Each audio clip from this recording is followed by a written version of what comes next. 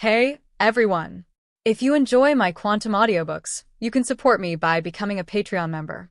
Your support helps me keep creating, and you'll get exclusive perks. You can also access my audiobooks directly through Google Drive. Check out the link in the description. Now, let's get started. Seeing Marn's wary gaze, Shurabi abruptly stopped in front of Marn and began gesturing anxiously to him. Rodum, translate. Although Maen didn't want to get involved with Celibi, seeing Celibi's anxious look, he finally had no choice but to listen to what Celibi wanted to do. Maen, the Silva wants you to help Lotham. Lotham listened to the Silva's words and then translated them completely for Maen. Upon hearing this, Maen couldn't help but rub his head. He knew that trouble was coming again. He had only been resting for a short while and now trouble had arrived. Moreover, it involved a celibi, so he guessed that another time travel was about to occur. Rodum, ask it what's the favor. The celibi wants Maen to save one of their kind. In another dimension, their kind is about to be controlled by evil people. Rodum heard the celibi's words and his face showed anxiety. He then translated for Maen.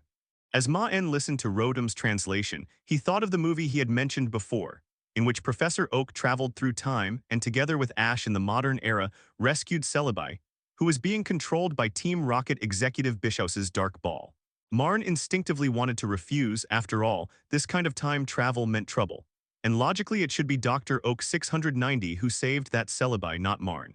Wait a minute, Maen suddenly realized something and looked at the GS ball in his pocket with an ugly expression. Thinking about this, Maen finally understood why the rabbi said he was special, and only in this world. Before setting off, Maen temporarily put Vectini and Jirachi into piquet balls, and even temporarily put Marshadow Maen into a piquet ball to take with him. Thinking of this, Maen felt that even if it wasn't for Grandma Kikuko's sake, he had to be the bad guy and beat up Professor Oak for his own sake.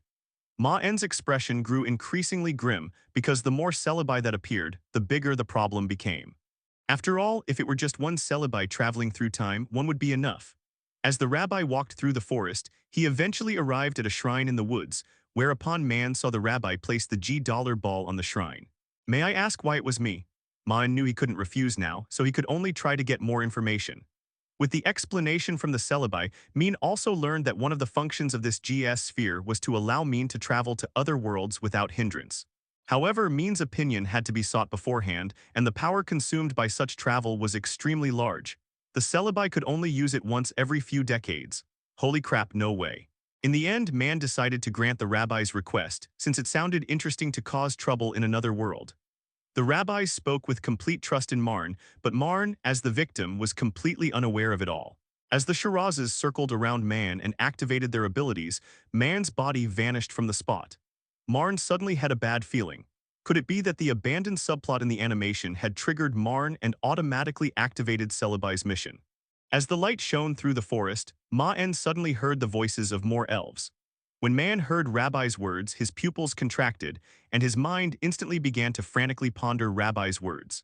Sure enough, as soon as Maen's gaze fell on the GS ball, Celibi stretched out his hands toward Maen, and at the same time the GS ball slowly floated out of Maen's pocket. Because Marn is a special hero in this world.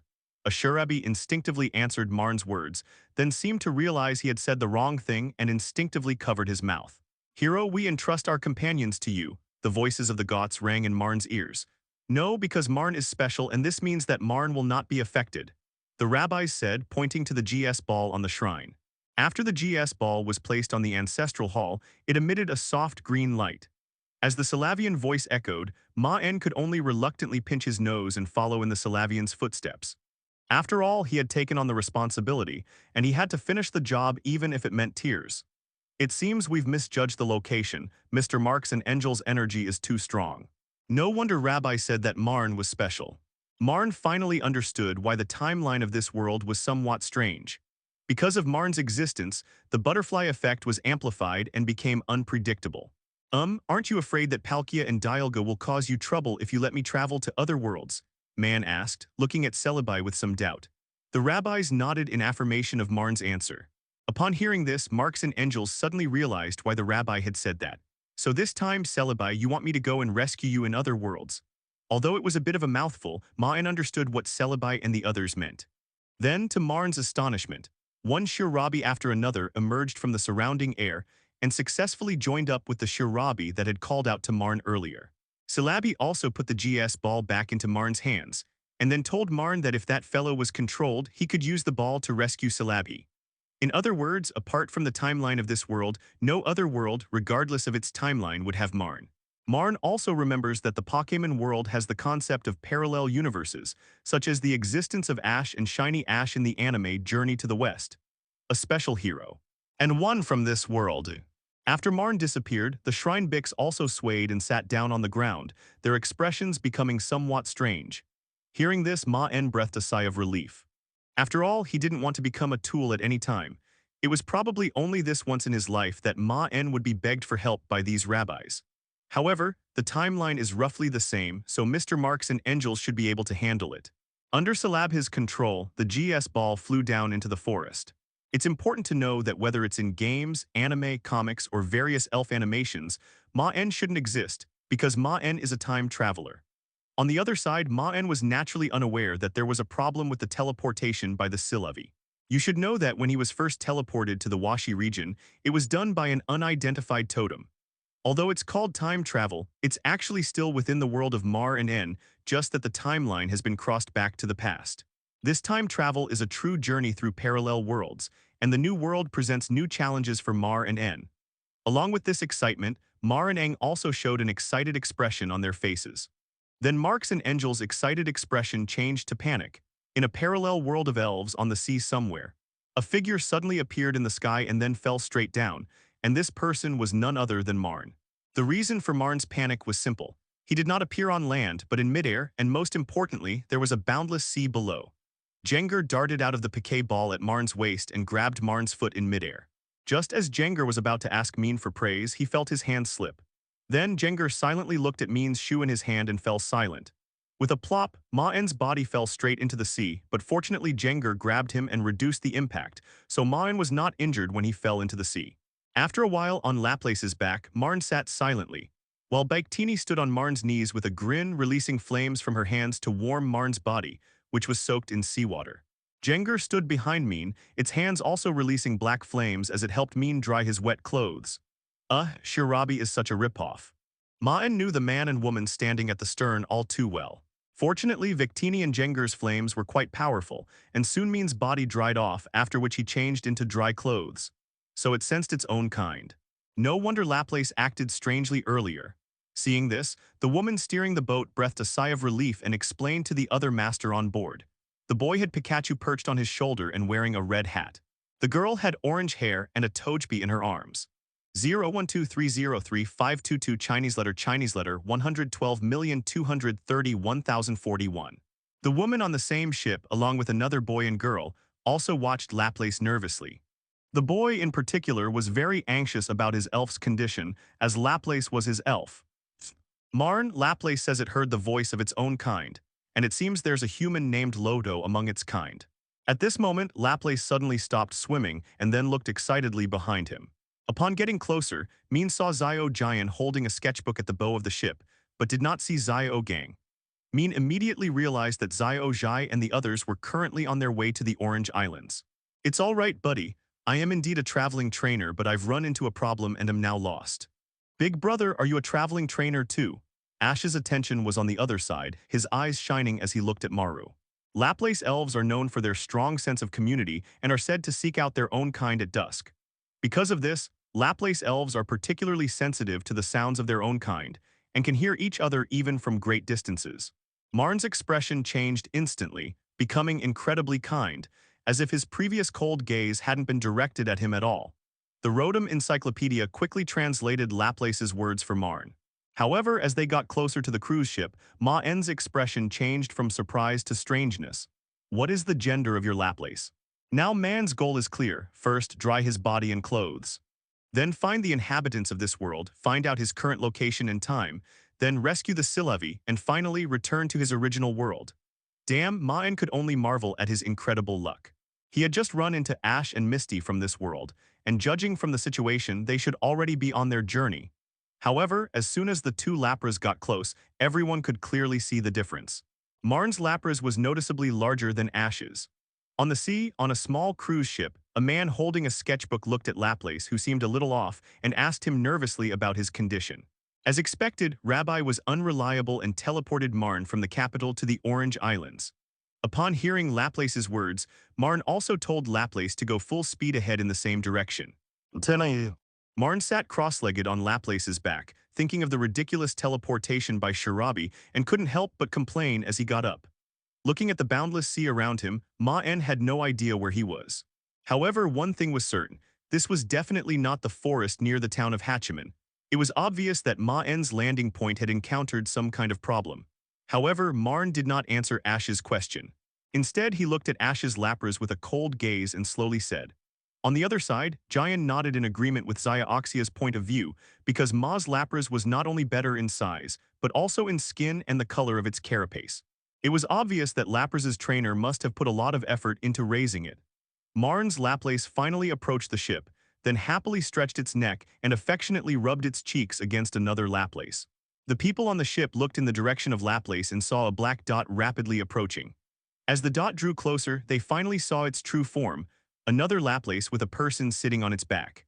Meanwhile, Maen finally spotted the small cruise ship and exclaimed that he had finally encountered humans so he could ask for directions. Kujai. A female, what's wrong, big brother? Ash was also a little confused when he heard Maren's words, but he still told him the answer. Wow, big brother, your Lapras is so well trained. As a trainer who aspires to become a water-type specialist, Xayooxia is naturally very familiar with water-type Pokémon. Her eyes lit up when she saw Maen's Lapras. The reason for Mark's and Angel's change of attitude is quite clear. They couldn't let others take advantage of their own little cabbage. If the genders were the same, then there would be no problem. Seeing his Lapras and Ash's Lapras being affectionate, Marn couldn't help but feel a surge of fatherly love which quickly subsided. On the other hand, Ash didn't pay much attention to Marn's change in expression. Upon hearing that Marn was a trainer, he eagerly said to Marn, "Big brother, let's have a match." Ouch! As soon as Xayooxia finished speaking, he clutched his head and let out a painful wail before squatting down on the ground. It turned out that Misty, who was standing next to Ash, punched him hard on the head, then roared with an angry expression. 7, you're such a battle idiot. If you're going to battle, at least choose your time wisely. Didn't you hear your older brother say he's lost? After Xayooxia finished yelling, she seemed to realize that it had damaged her ladylike image, and then looked at Maen softly with a smile and said, "Oh right, big brother, I haven't asked your name yet. My name is Maen and I'm from the Kanto region. What about you?" Although he knew the names of the people in front of him, Maen pretended not to know and asked with a smile. "Brother Maen, you're from Kanto too. I'm Misty from Cerulean City, this is Tracy, the one piloting the boat over there is May, and this battle maniac is Ash. He's from the Kanto region just like the other 3 of us." Xayooxia showed a happy expression when she heard that it was Mark's and Angel's hometown. After all, it is always a happy thing to meet a fellow villager. "By the way, brother Maen, you said you got lost, so where was your original destination?" The kind-hearted Zia also wanted to help Maen find his way. I originally planned to go to the Johto region, but due to some unexpected events, I ended up here." "The Johto regions? That's quite far. Brother Maen, if you don't have a flying Pokémon, it's better to use transportation." Xayooxia was also a little surprised when she heard where Maen was going, and a look of concern for him appeared on her face. Only Ash, that silly goose, asked where the city was and then got punched by Misty again. Even Pikachu next to Ash was shocked by its trainer and couldn't help but cover its face. "I have a flying sprite, but I've decided to hold off for now since Laplace rarely meets a companion," Maen said, smiling as he patted his Laplace's neck. Maen originally wanted to ask for directions and leave quickly, since following Ash meant getting into trouble, so it was better to leave sooner. However, seeing how happy his Lapras was, Maen had no choice but to postpone his trip to Johto. After all, Ash being here proves that there's a problem with the timeline, and it's not yet time for Celibi to be in danger. In that case, it doesn't matter if Marn is delayed a little, as long as his Pokémon is happy. Laplace naturally knew why Marn had stayed, and happily nuzzled Marn gently with his head. This heartwarming scene of the human and the Pokémon bringing smiles to Ash's face. Finally, at the invitation of Ash and the others, Maen also boarded the ship, ready to travel with them to their next destination. "By the way, brother Maen Ash, this is such a beautiful day, the Pokémon can enjoy a sunbath," Xayooxia said with a smile, looking at the bright sun in the sky. "That's a great idea anyway, we still have some time before we reach the next island." Xayooxia, who was steering the boat, smiled and agreed with Xayooxia's idea. Ash and Misty, upon hearing this, had no more reservations and immediately released their Pokémon. Needless to say, Misty and Giant's Pokémon are quite different, and Maen finally saw Ash's Bulbasaur and Turbot. Brother Maen, aren't you going to let your Pokémon come out and play? Ash looked at Maen expectantly after releasing his Pokémon, clearly eager to see Maren's Pokémon. The same goes for Zio Giant and Zio Zia on the other side. After all, Maen had previously introduced them as traveling trainers. Well, my Pokémon are all a bit big, so I only released a portion of them. Maen certainly won't let Ash down. At that moment, Jengar, with a grin on its face, emerged from the shadow beneath Marn's feet. At the same time, Maen also threw out several Piquet balls. The three-headed dragon appeared directly in the sky, and Zorora and Doraki also appeared above the stern of the ship, along with the martial arts master Kuma. As for the larger mean creatures like Bangilas and Sand Eater, we won't call them out, since the small cruise ship is really too small for them to land on. Ash's eyes lit up as soon as Maru's Pokémon appeared, and he then took out his Pokédex and pointed it at Hydreigon and the others. Aside from Jengar, none of the other characters were shown in Ash's Pokédex, which made Ash even more curious. Brother Maen, what kind of Pokémon are these? Why aren't they in the Pokédex? It's amazing. Ash looked at Maen with undisguised curiosity. Zio Giant, a knowledgeable Pokémon observer, was also astonished by Maen's Pokémon. Not only were these types of Pokémon unfamiliar to him, but more importantly, his keen observation clearly showed that several of Maen's Pokémon were incredibly powerful. Ash, that Hydreigon is a Pokémon from the Unova region, and it's extremely rare level 2.3. As for the one Brother Maru has, it seems to be the mythical Pokémon Zoror, but the color and appearance don't match at all, so I'm not entirely sure. As for the other two, I have absolutely no idea. Despite his best efforts to answer, Brock could only confirm one Hydreigon, which made Maru seem even more mysterious. Seeing the expectant expressions on Ash's and the others' faces, Maen didn't hide anything and directly explained the identities of the remaining Pokémon. Especially when they heard about the regions of Shire and Galar, not only Ash but even Tracy showed surprise. Because according to Marn, Shire is the ancient Sinnoh region, and the Galar region is a completely undiscovered place. Just as Marn and the others were sailing on the ship, a periscope secretly peeked out from the sea behind the ship. Below the periscope was a giant Magikarp. As for Magikarp's internal members, without a doubt, it's the true protagonists, Team Rocket. The three of them struggled to pedal, maneuvering the mechanical Magikarp to follow behind the cruise ship. Upon seeing the spirit released by Maen, the two people and the cat's eyes shone brightly. Meow, look. It's a Pokémon we've never seen before. Musashi and Kajiro couldn't contain their excitement as they watched the Pokémon released by Maen. That's right, Meow, if we could offer these Pokémon to Boss Giovanni then. As Meow Meow spoke, she and Musashi and Kajiro involuntarily raised their heads, their minds filled with fantasies. She fantasizes about being noticed by Giovanni, getting promoted, receiving a raise, and reaching the pinnacle of her life. Thinking of point 22, the Rockets trio pushed off the pedals even harder. The martial arts master, who was sitting cross-legged on the boat, suddenly revealed a sharp look and looked at the sea behind him, only to find that there was nothing there. What's wrong, martial arts master Xing? Maen asked, puzzled, as he watched martial arts master Xing's actions. Akatsuki and Mean are about the same age, but Akatsuki became the champion of the Kanto region 2 years ago and has been training on MT Shirogane ever since. Even Maen thought it was too outrageous. Becoming a champion in just 1 year was something only someone with cheat codes could do. For someone like Maen, who had special abilities, reaching the king level in just 1 year was already considered cheating. Zobs. Brother Maen, my dream is to become a Pokémon master, and my goal is to become a trainer like my idol brother Kai. Ash clenched his fist, a look of longing on his face. Well, as a trainer, I think everyone has this dream. But I also hope to travel to every corner of the Pokémon world and see all kinds of scenery. Ash and his friends looked at Rotom carefully. Clearly, they had never seen such a peculiar Pokémon before, and it even had the function of serving as a Pokédex entry. Jengar, it's up to you. Martial arts master Xing scratched his head and then told Maen that he felt someone was spying on them from the sea behind them. But when he looked over, he found nothing. These shadows then quickly extended, grabbing directly onto the legs of Marn, Ash, and the others.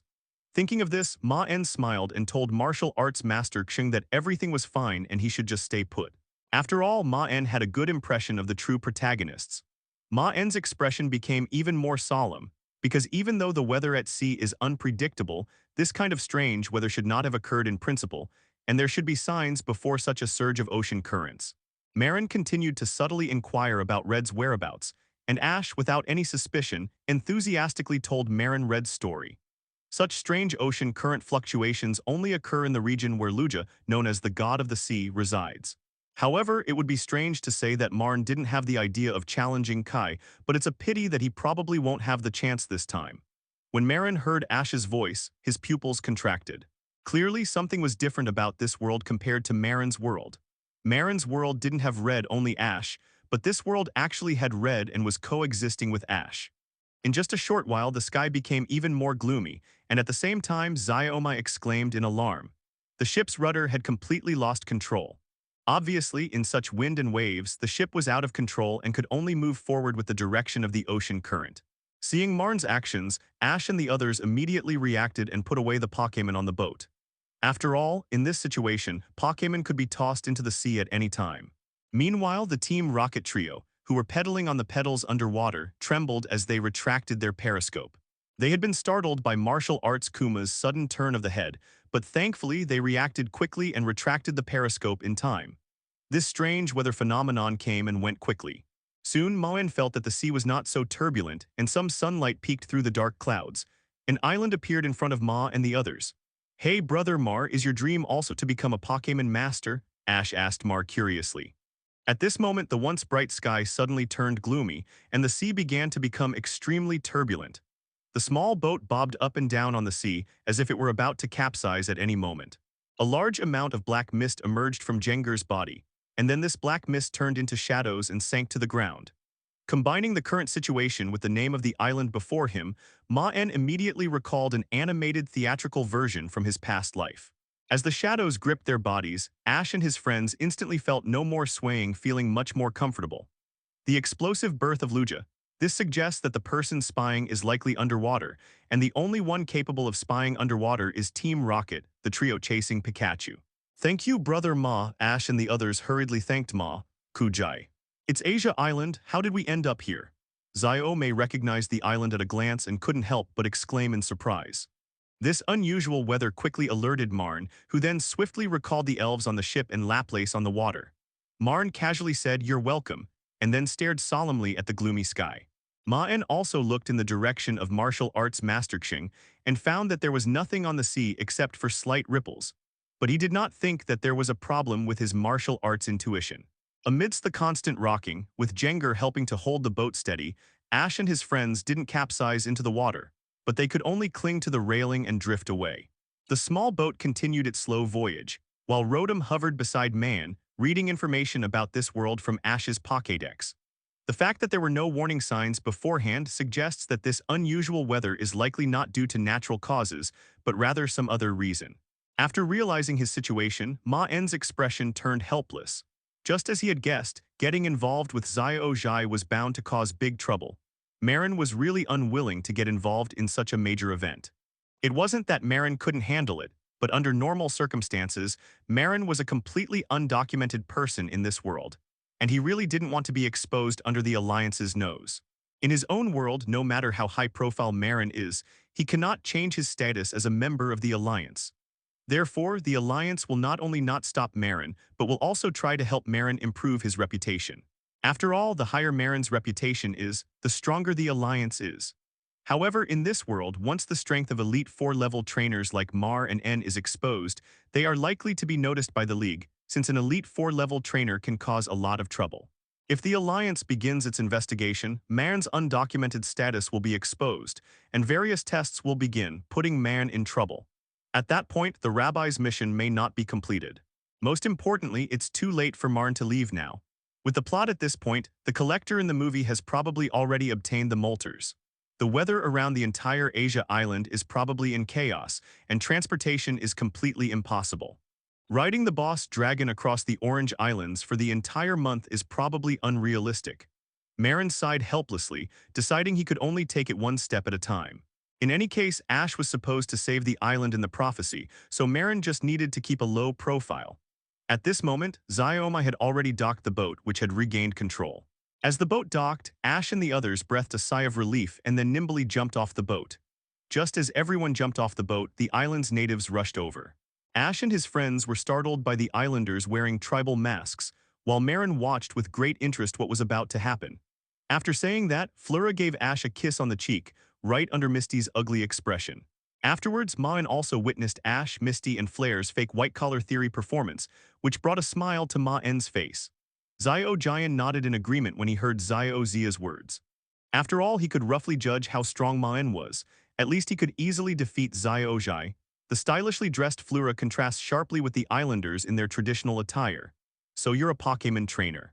Well fine, here's a welcome kiss for you. Sure enough, when Captain May introduced Ash as a Pokémon trainer, the island's residents gasped in surprise. As the music played, Maen felt his agitation dissipate.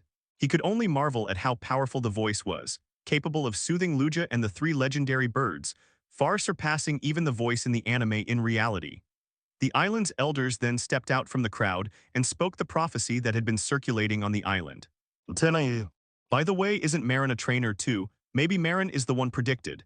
Compared to Ash, Maen is clearly more in line with the prophecy. Misty, who was sulking, suddenly thought of this while watching Maren's departing figure and said to Ash beside her. While walking down the bustling street, Maen suddenly heard Bikatini's voice and then realized that the little guy was craving the food on the street. What happened next was the same as in Maen's memories of his previous life. After the islanders recognized Captain Zio May, everyone chatted happily. Rotom, did you get the picture? Flora then came down the steps, looking at Ash with a curious expression and said, Zio Jai, you guys go with the elder first. I plan to explore this night market. For Maen, there was really no need to join in the fun. Although the girl's kiss was nice, Maen didn't want it. If it were Naz, it would be fine. As the elder shouted that the celebration was about to begin, the island's residents began playing musical instruments and leading Maen and the others to the island's town. Meanwhile, after leaving Ash, Maen started strolling around the night market Li Lijiao. Fortunately, the money in both worlds is interchangeable, so Maen didn't end up eating and dashing. The main problem is that accepting this kiss means becoming the person the prophecy has chosen, and trouble will definitely come to Ash. This is the only way to make it easier for Mar to act discreetly. Ash looked at the two of them with a helpless expression and said, Marn also met the new festival saint, Flura, from the theatrical version. Maen grinned mischievously at Rotom's words, thinking that it might be an interesting photo when he returned to his own world.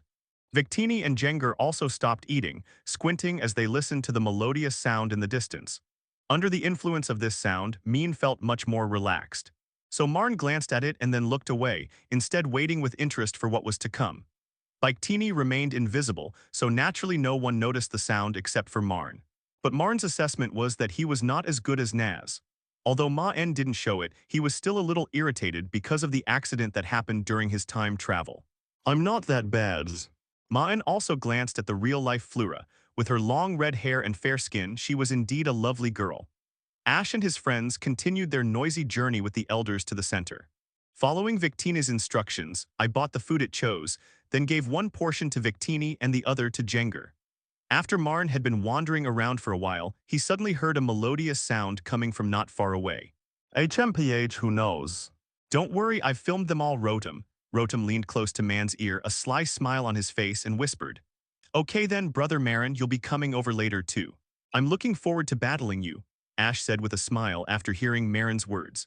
Not long after the melodious flute music stopped, Maen saw Ash running out of a building not far away with Pikachu, seemingly on their way to find the treasure according to the prophecy. Maen didn't say anything, just quietly watched Zio Jai leave. Things unfolded as Maen had predicted, so he kept a low profile and didn't deliberately interfere with the plot. Not long after Ash left, a storm began to break out, and the campfire on the island was extinguished by the wind and rain.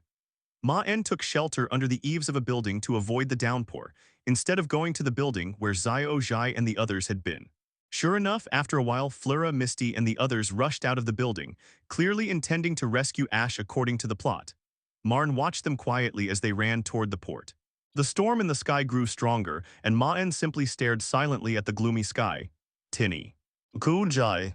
Jengar and Victini just looked at Maen with confusion, noticing that Maen's emotions were a bit strange.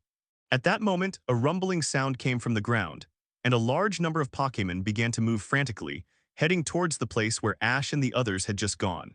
As a large number of elves crossed the street, the surrounding residents also showed unease on their faces at the unusual weather and the restless elves.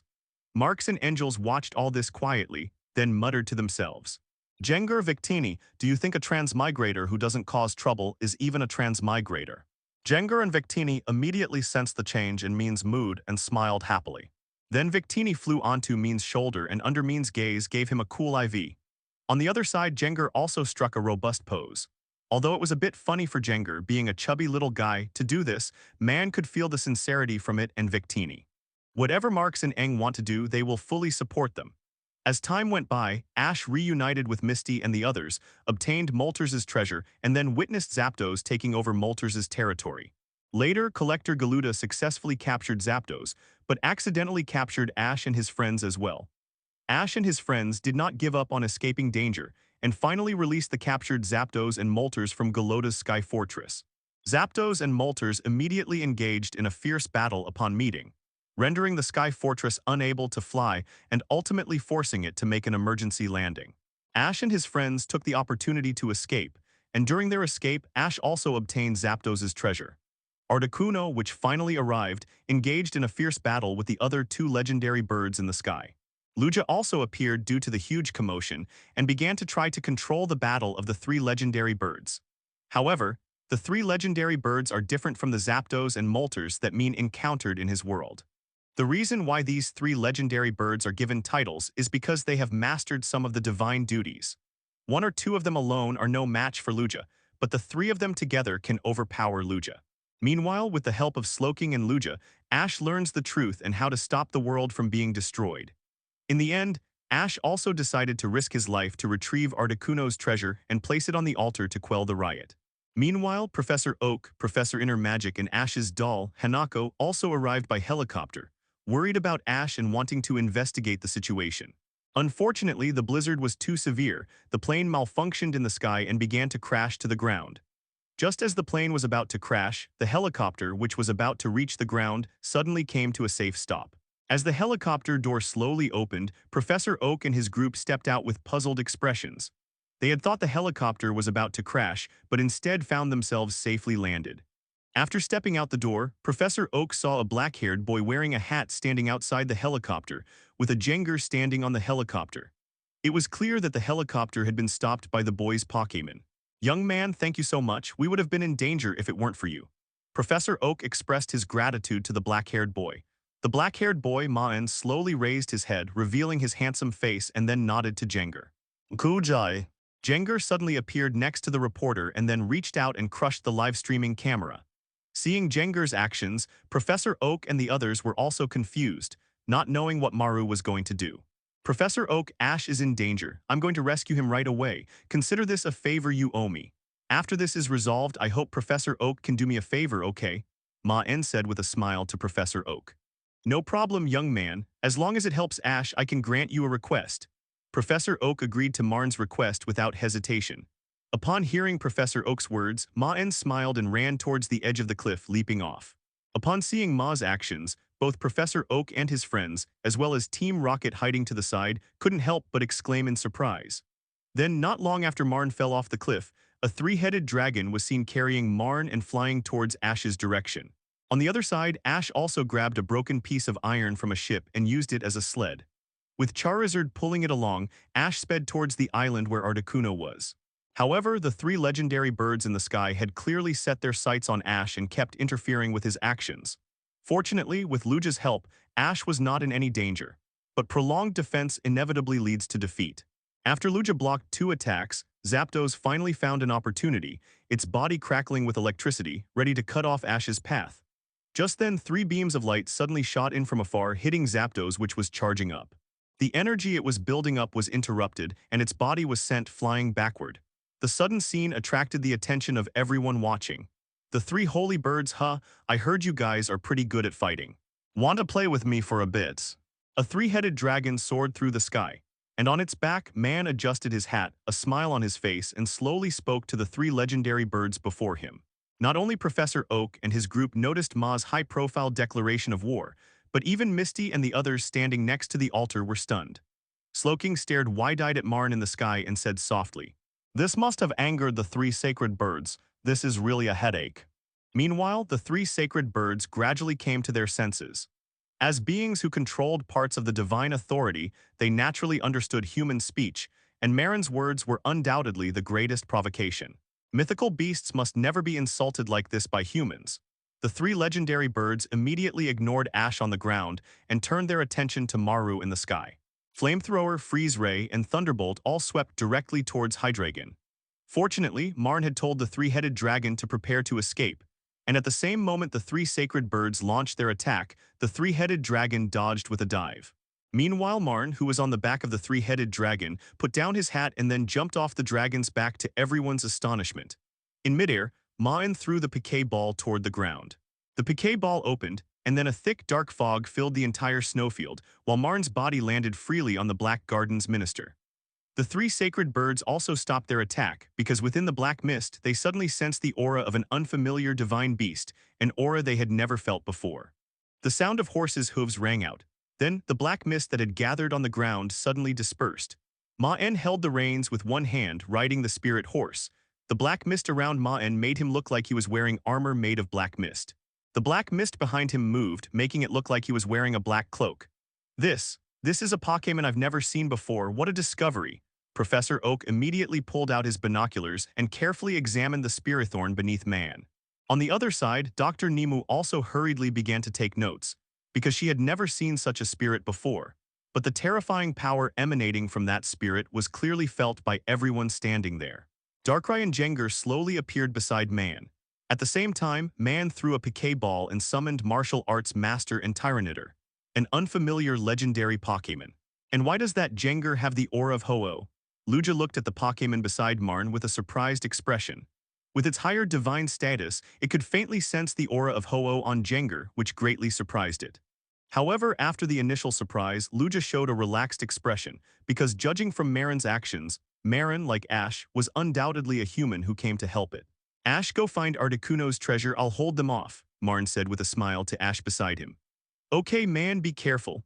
Xiaozhai paused for a moment, preparing to step on the iron plate from before to continue, but found that after the ripples, the iron plate under my feet was long gone. Just then, the sound of an engine came from afar. The three main characters reappeared, shouting their classic lines, and then used the engine on their tail fins and a hovercraft to pull Ash up, heading towards Articuno's treasure location. With Ash gone, the fighting spirit between Maren and the three legendary birds had long since become uncontrollable. Cry. The first to launch an attack was the ferocious Zapdos. A dazzling bolt of lightning swept directly towards Maen on the ground, shattering the ice surface as it struck, demonstrating the power of the skill. Run the Ghost Horse, then use Shadow Ball. With a flick of the reins, Maen's Spirit Horse began to gallop rapidly across the ice and snow, dodging the attack of 100,000 volts. During a brief moment of evasion, Ghost Horse unleashed several Shadow Balls at the Zapdos in the sky. Faced with the incoming Shadow Ball, Zapdos dared not take it head-on, abandoning its attack and dodging instead. Just as Zapdos dodged, Articuno immediately took over Zapdos' attack, arriving directly in front of Maen, its mouth brimming with ice-type energy. But just then, a Shadow Ball burning with black flames struck Articuno's body directly. The Shadow Ball, imbued with Ho-Oh's flames, caused Articuno to feel a burning pain, halting its attack and causing it to stagger.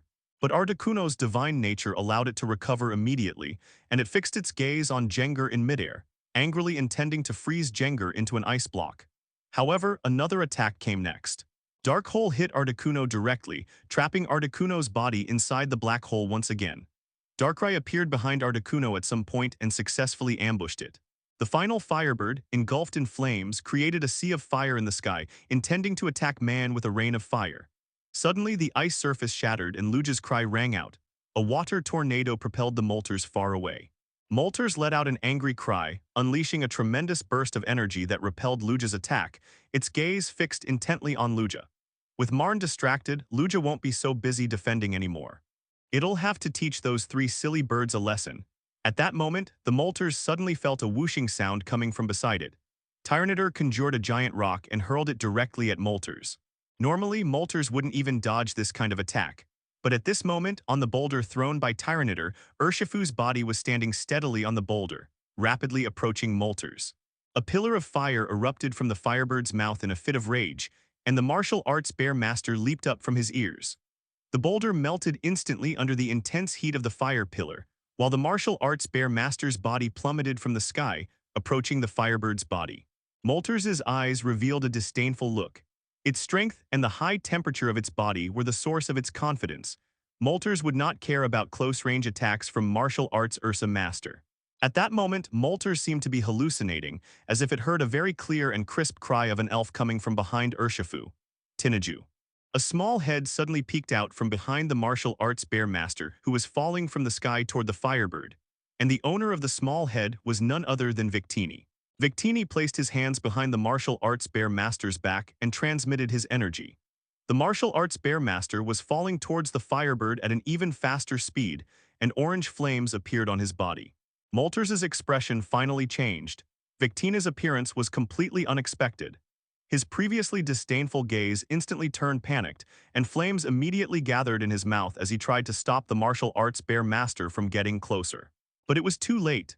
The martial arts bear master, who had transformed into a fireball in the sky, had arrived in front of the firebird, and his right fist was already in a charging stance. Darkstrike 253 Victini Enhanced Version. This punch brought a powerful gust of wind and a tremendous sound. With Moltres in a panic state, the punch landed heavily on Moltres' head. A loud bang. The impact then brought with it strong winds that spread outwards, even scattering the snowflakes drifting in the sky. Moltres' body plummeted to the ground like a meteorite, with a loud boom. Seeing Lugia appear, the three legendary birds stopped arguing, knowing that if they argued any longer, it would be over. They immediately exchanged glances and decided to join forces to fight the enemy. This shows just how amazing the power of this punch from a martial arts master is. The three divine birds were exchanging opinions fiercely in the air, and it looked like they were about to start fighting amongst themselves, as they were already at odds with each other. At this moment, the ice shattered again, and Lugia's figure reappeared, then slowly floated beside Maen. Lugia remembers perfectly how those three silly birds teamed up to deal with it. Now that Moltres has fallen into the sea, that's Lugia's home turf. Moltres' body pierced through the ice, its immense force propelling it into the sea beneath. Simultaneously, a wave several meters high erupted from the ice hole. Articuno and Zapdos exchanged a glance, knowing that this was no longer the time for civil war. They had to find a way to defeat Maen in front of them first, otherwise, let alone fight for territory, they would probably be defeated. But Moltres' condition is understandable, considering it was hit by a punch from the combined attack of the martial arts master and Victini, which sent it crashing into the sea. However, thanks to the protection of Spirithorn and Darkrai, Maen steadily withstood the attacks of Articuno and Zapdos. Articuno and Zapdos were also confused by Moltres' expression and quickly responded with their eyes. Not only did Maen withstand the combined attack of the legendary Pokémon, but he also occasionally launched a counterattack, which surprised Professor Oak and the others even more. Faced with the combined attack of the three legendary birds, Lugia stood in front of Maen, activating its psychic powers to create a transparent membrane in front of it, firmly blocking the combined attack of the three legendary birds. However, Lugia was in battle at the moment. If it weren't battling, the observant Lugia would surely have been able to sense even more legendary Pokémon auras. On the other side, Maen quickly commanded the elves to launch a counterattack. While its mind was still reeling, Moltres saw Lugia swimming menacingly towards it from the sea. After all, although Victini's boosted moves can damage Articuno and Zapdos, they are not stupid. Once they realize something is wrong, they will deliberately avoid the attack and will not be hit by the boosted moves. Lugia was stunned by this scene. It didn't expect Victini to be here. The aura of Ho-Oh, the unknown legendary Pokémon, and the image of Victini, this human, instantly stirred up a mysterious feeling in Lugia's mind. Just then, a tremor came from the ice layer.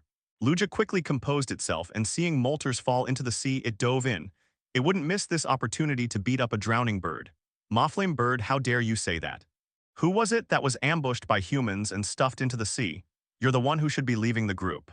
Articuno and Zapdos became extremely wary of Maen, abandoning their previous arrogant demeanor and cautiously engaging in battle with him. Brothers, I managed to hold off Lugia just now, and you two can't even handle this human. You're a disgrace to the divine bird. You two should leave the group right now, hand over the territory to me for management. Articuno and Zapdos on the other side were also stunned. They felt pain just watching the punch that Urshifu and Victini threw together. They never expected that the humans they had always underestimated would actually deliver such a powerful blow. However, Moltres was clearly in poor condition at this time, with various wounds on its body, which were much more serious than those of Zapdos and Articuno. Suddenly, a pillar of fire shot out from beneath the ice, and the firebird's body flew out from beneath the ocean along with the pillar of fire.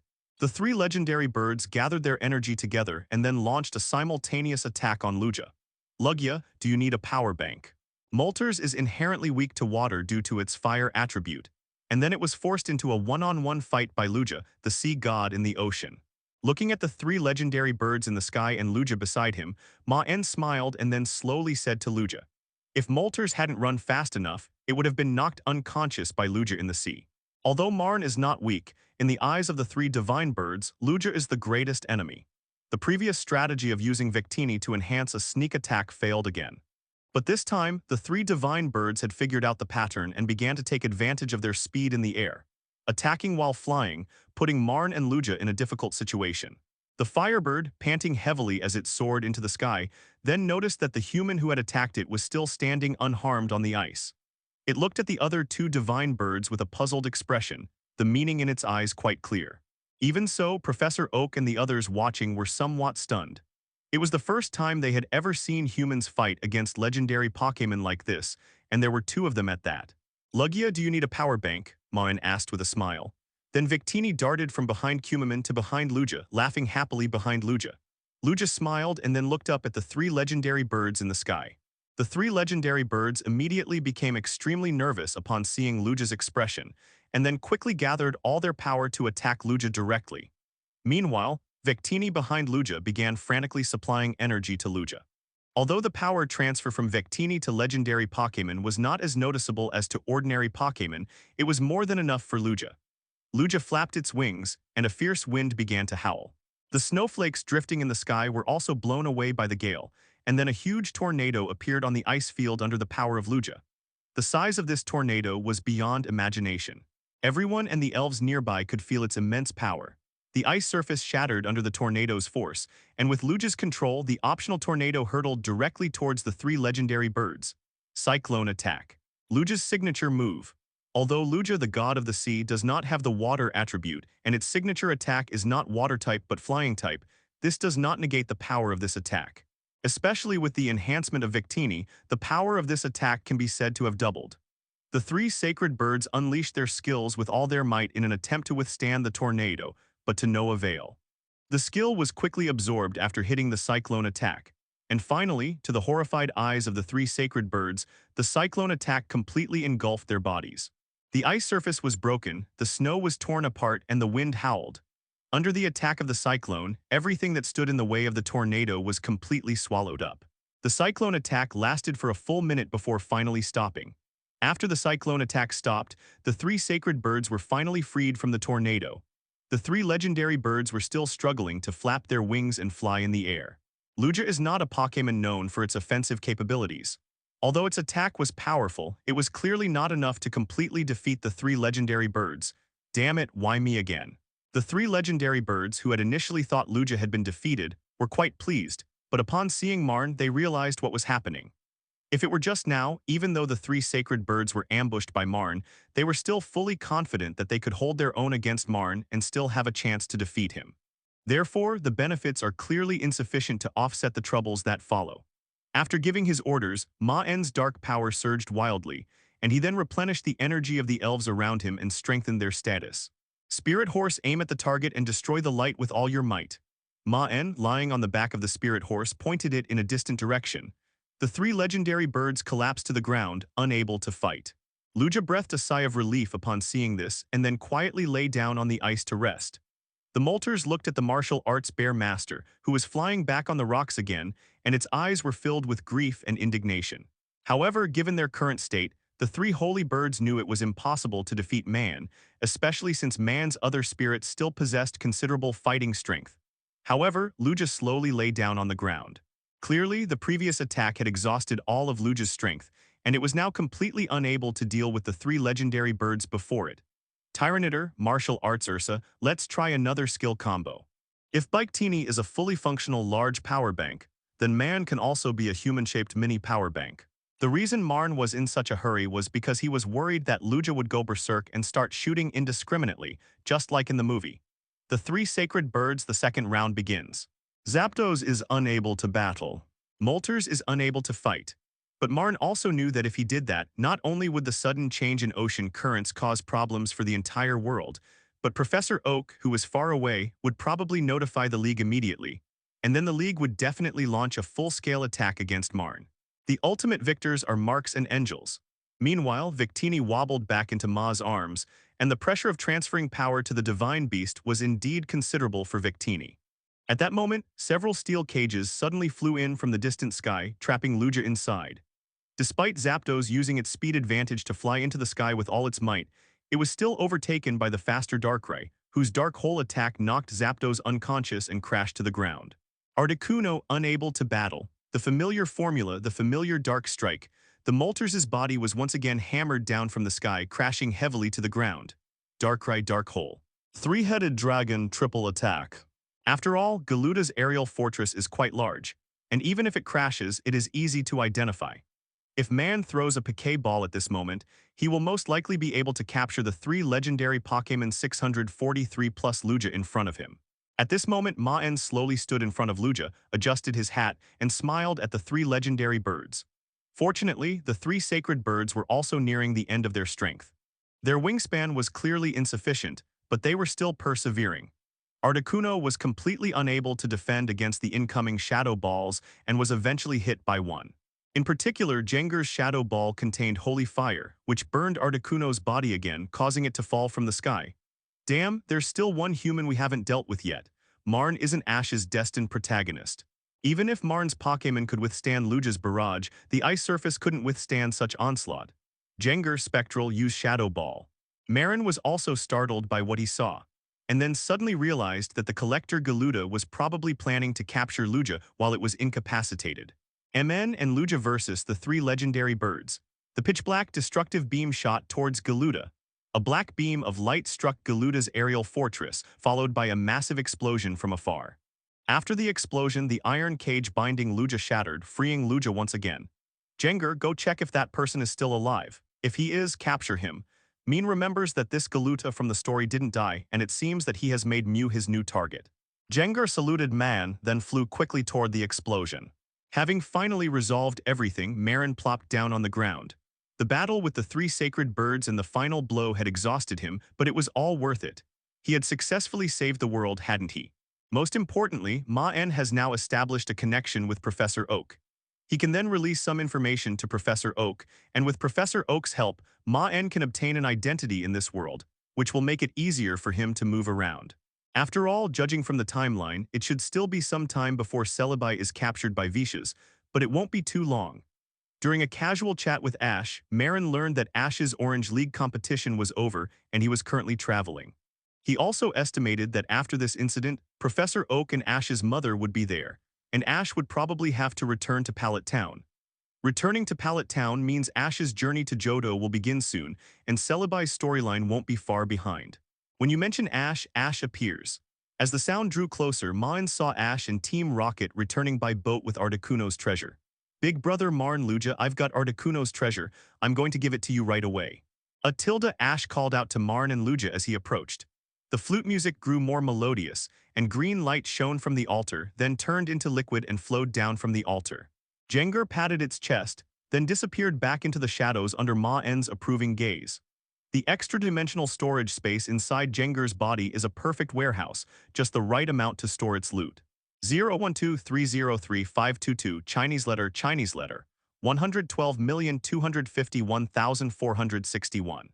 Unfortunately, with Maen involved this time, the story of Xayah saving the hero as in the original plot was no longer included. Ash put Articuno's treasure up there, otherwise these 3 will cause trouble again when they wake up. Lugia was quite surprised to see the mark left by the divine beast on Maen's body, but considering Maen's previous strength, it made perfect sense. How's it going, Jenger? Any discoveries? The moment Lugia spread its wings, all the dark clouds in the sky dispersed and the sunlight returned to the earth once more. After responding to Xayah and the others' concern, Maen found a place to sit down and looked at Lugia flying in the sky. In the ocean below the 3 legendary birds, Lugia surged into the sky once more, its wings spreading high above. However, now is not the time to inspect the spoils Kayan Lihao. After leaving the island, Maen will have plenty of time to inspect Jai. After carrying Maen through the sky for a while, Lugia returned Maen to the altar and then flew into the sky again with Ash. Ku Jai. The snow and ice that had covered the grassland melted away instantly, and lush green grass and flowers bloomed again. The three sacred birds then flew into the sky and circled above the sea. In the end, the three legendary birds returned to their respective homes. However, before leaving, the three legendary birds looked at Maen with some apprehension in their eyes. Although the three legendary birds had been in a state of rage before, they still remembered the battle with Maen, especially Moltres, who was still shaken by the martial arts master's 2 punches. The three sacred birds lying on the ground slowly opened their eyes to the sound of the flute, their violent emotions dissipating and their strength rapidly recovering. When Ash got closer, he found that the three legendary birds that had been rampaging had already fallen to the ground, and the crisis had obviously been temporarily averted. Previously, when Maen sent Jengar to find Galuda, it wasn't just to capture him, but also to collect some of the loot that Galuda had dropped. After seeing Maen put away the pendant, Lugia flapped its wings and eventually returned to the sea. Afterwards, Maen also enjoyed riding the legendary beast Lugia, which was a perk Lugia gave to Maen in gratitude. Maen knew that when the flute sounded, the three sacred birds should regain their senses, and then the weather would return to normal, and the ice beneath their feet would turn back into the ocean, so they had to leave the ice as soon as possible. While on Lugia's back, Lugia finally sensed the special aura emanating from Maen, including Ho-Oh, Reshiram, and sometimes even Lavi and Arceus. Meanwhile, Jengar slowly emerged from Maen's shadow and quietly tapped Maen's arm. A burst of white light erupted from Lugia, which then condensed into a wing-shaped pendant that appeared in front of Maen. Upon hearing Maen's words, Ash finally realized what was happening and hurriedly ran towards the altar with Articuno's treasure in his arms. Before leaving, Lugia came to Maen. As the green light flowed into the distance, the ice surface began to melt gradually. At Lugia's signal, Maen also caught the pendant. Finally, Articuno's treasure was embedded in the altar, and then a melodious flute sound resounded through the sky. At this moment, Maen also put away the elf, then flipped over and rode on the back of the three-headed dragon. After all, the fact that this collector could build such a large aerial fortress meant that there must be something valuable inside, which was why Maen sent Jengar there. Ash stared at the treasure Articuno in his hand and fell silent, unsure of what to do. The matter was ultimately resolved satisfactorily. The moment Maen caught the pendant, he understood its power and a happy expression appeared on his face. Maen watched Lugia enter the sea, then looked at the wing pendant in his hand. The purpose of this pendant is to allow you to communicate with nearby Lugia and seek their help. It's worth noting that Lugia has appeared in groups in the anime, such as 2 Lugia, 1 large and 1 small, which proves that this legendary Pokémon is not a single individual. However, only the Lugia that just entered the sea possesses the function of a sea god. If something happens to this Lugia, the ocean currents of half the world will be disrupted, and then the weather will begin to become abnormal. This is why no one has thought of capturing Lugia and the legendary birds in the Orange Islands for so many years. To be honest, Lugia and the legendary birds are not considered top tier among legendary Pokémon. Some villainous organizations can successfully capture them by gathering their forces. The collector Galuda, who appeared this time, was captured using only technological means, which showed the strength of the main bird and Lugia here. However, the problem is that the divine duties held by these mythical beasts correspond to climate and ocean currents. If something goes wrong, it could lead to a huge disaster like what happened this time. Then Professor Oak patted his body while Maen looked at him like he was a monster, and his body returned to normal. Then Maen asked Professor Oak for help with something, proof of identity in this world. "Thank you for the compliment, Professor. In my world, Professor Oak from a parallel universe is also my friend. Your name is Maen, right? Thank you for saving Ash. Although your name and identity are not registered in the League, I'd like to hear what you need my help with," Professor Oak said with a smile as he sat in his chair and spoke to Maen across from him. Although Ash successfully collected all the treasures and saved the world, he was still scolded by his mother, Hanako. Afterwards, Ash prepared to set off to participate in the Orange League tournament. Maen didn't keep her in suspense and directly told Professor Oak about the time travel incident. After all, Professor Oak had met Celibi before and naturally knew something about this kind of thing. Then the Rotom Pokédex flew out of Maen's pocket and floated in front of Professor Oak, showing a picture of Maen with Professor Oak and a picture of Maen with Grandma Akiko. But given that Maen is strong enough to contend with the 3 legendary birds, it's impossible for him to be unknown, which aroused Professor Oak's curiosity. Hearing Professor Oak's surprised words, Maen recounted his story of being adopted by Kikuko. The villainous organization is also human. If they want to rule the world, at least this world has to be preserved. That's why Lugia and the 3 legendary birds have always been safe here. Only Galuda, who doesn't understand anything, would come to capture them. After spending the night at Professor Oak's lab, Maen approached Professor Oak the next morning after his morning exercise. Maen just watched as Professor Oak was electrocuted by 100,000 volts, turning his entire body gray and his hair into an afro. What a wondrous sprite. After all, for a PhD like Oki Yukanari, acquiring an identity would be incredibly easy. After returning with Maen, Professor Oak investigated Maen's identity overnight, only to find that there was nothing there. Maen's name and records had not been left in the league. Maen knew that Ash would soon win the Orange League, at which point Ash would return to Pallet Town and retrieve the GS ball, after which the Johto saga would begin. Grandma Kikuko. You call Kikuko's grandma? Oh right, Professor Oak, this is a group photo of us, you can take a look. After saying that, Maen patted his chest. Professor Oak was deeply moved as he listened. He never expected that Kikuko would adopt a child. It truly showed him the wonders of the world. Instead of staying in the Orange Islands with Ash, Maen returned to Pallet Town with Professor Oak. Really? But look at Professor Oak in front of you, he just dusts himself off and nothing happens. Given Maen's current physical condition, if he hadn't used dark power to defend himself beforehand, this 100,000 volt attack would definitely have kept him in the hospital for 2 days. That's right, for example, I even know about Professor Oak and Grandma Kiku. Hearing Maren's words, Professor Oak breathed a sigh of relief. After all, he had agreed to Maren's request before, and he was worried that there might be some requests that he couldn't fulfill. But when he heard that it was just to get an identity document, Professor Oak patted his chest and said that it would be easy to do. Kanto Region, Shinichi Town. After exhaling a puff of black smoke from his throat, Dr. Tian said, "This grab startled the Rotom Pokédex, which then instinctively unleashed a thunderbolt." Maen found a thin string and hung the pendant around his neck, placing it together with the pendant Arceus had given him before leaving as well. However, this was also because Professor Oak had rescued Ash before, which is why he was willing to trust Maen and listen to what kind of help Maen needed. Wait, does this Pokémon have a Pokédex function? Professor Oak finally discovered the blind spot and grabbed the Rotom Pokédex to examine it closely. Oh, I see, no wonder I couldn't find any information about you, Maen. You're a trainer from a parallel world. But Maen, your talent and strength are really impressive. The only person I've seen who can rival you is Red, Professor Oak said, looking at Maen with a surprised expression. Upon hearing Sika Mean's words, Professor Oak was so frightened that he immediately covered Mean's mouth, his face showing a look of lingering fear. Then, as if suddenly realizing something, he stared wide-eyed at Mean and said, "Damn, this world really does have super-realistic human physiques." Maen felt something was off when Ash was in the snow, and now it's finally confirmed. The physiques of humans in this world are definitely closer to those in the anime. Seeing all this, Professor Oak finally believed what Maen said. After all, Professor Oak felt that Maen could still fake the photo with him, but the photo with Kikuko and the fact that Kikuko did not show any resistance meant that what Maen said must be true. In no time, Professor Oak had prepared identification for Maen. Then Maen had Rotom receive it from Professor Oak's computer. Maen, hometown Pallet Town, set off to become a trainer 3 years ago, but suddenly lost contact a year ago, so his identity document was temporarily cancelled. He returned to Pallet Town on XX Day, so his identity document was reinstated. Pallet Town Professor Oak Certificate.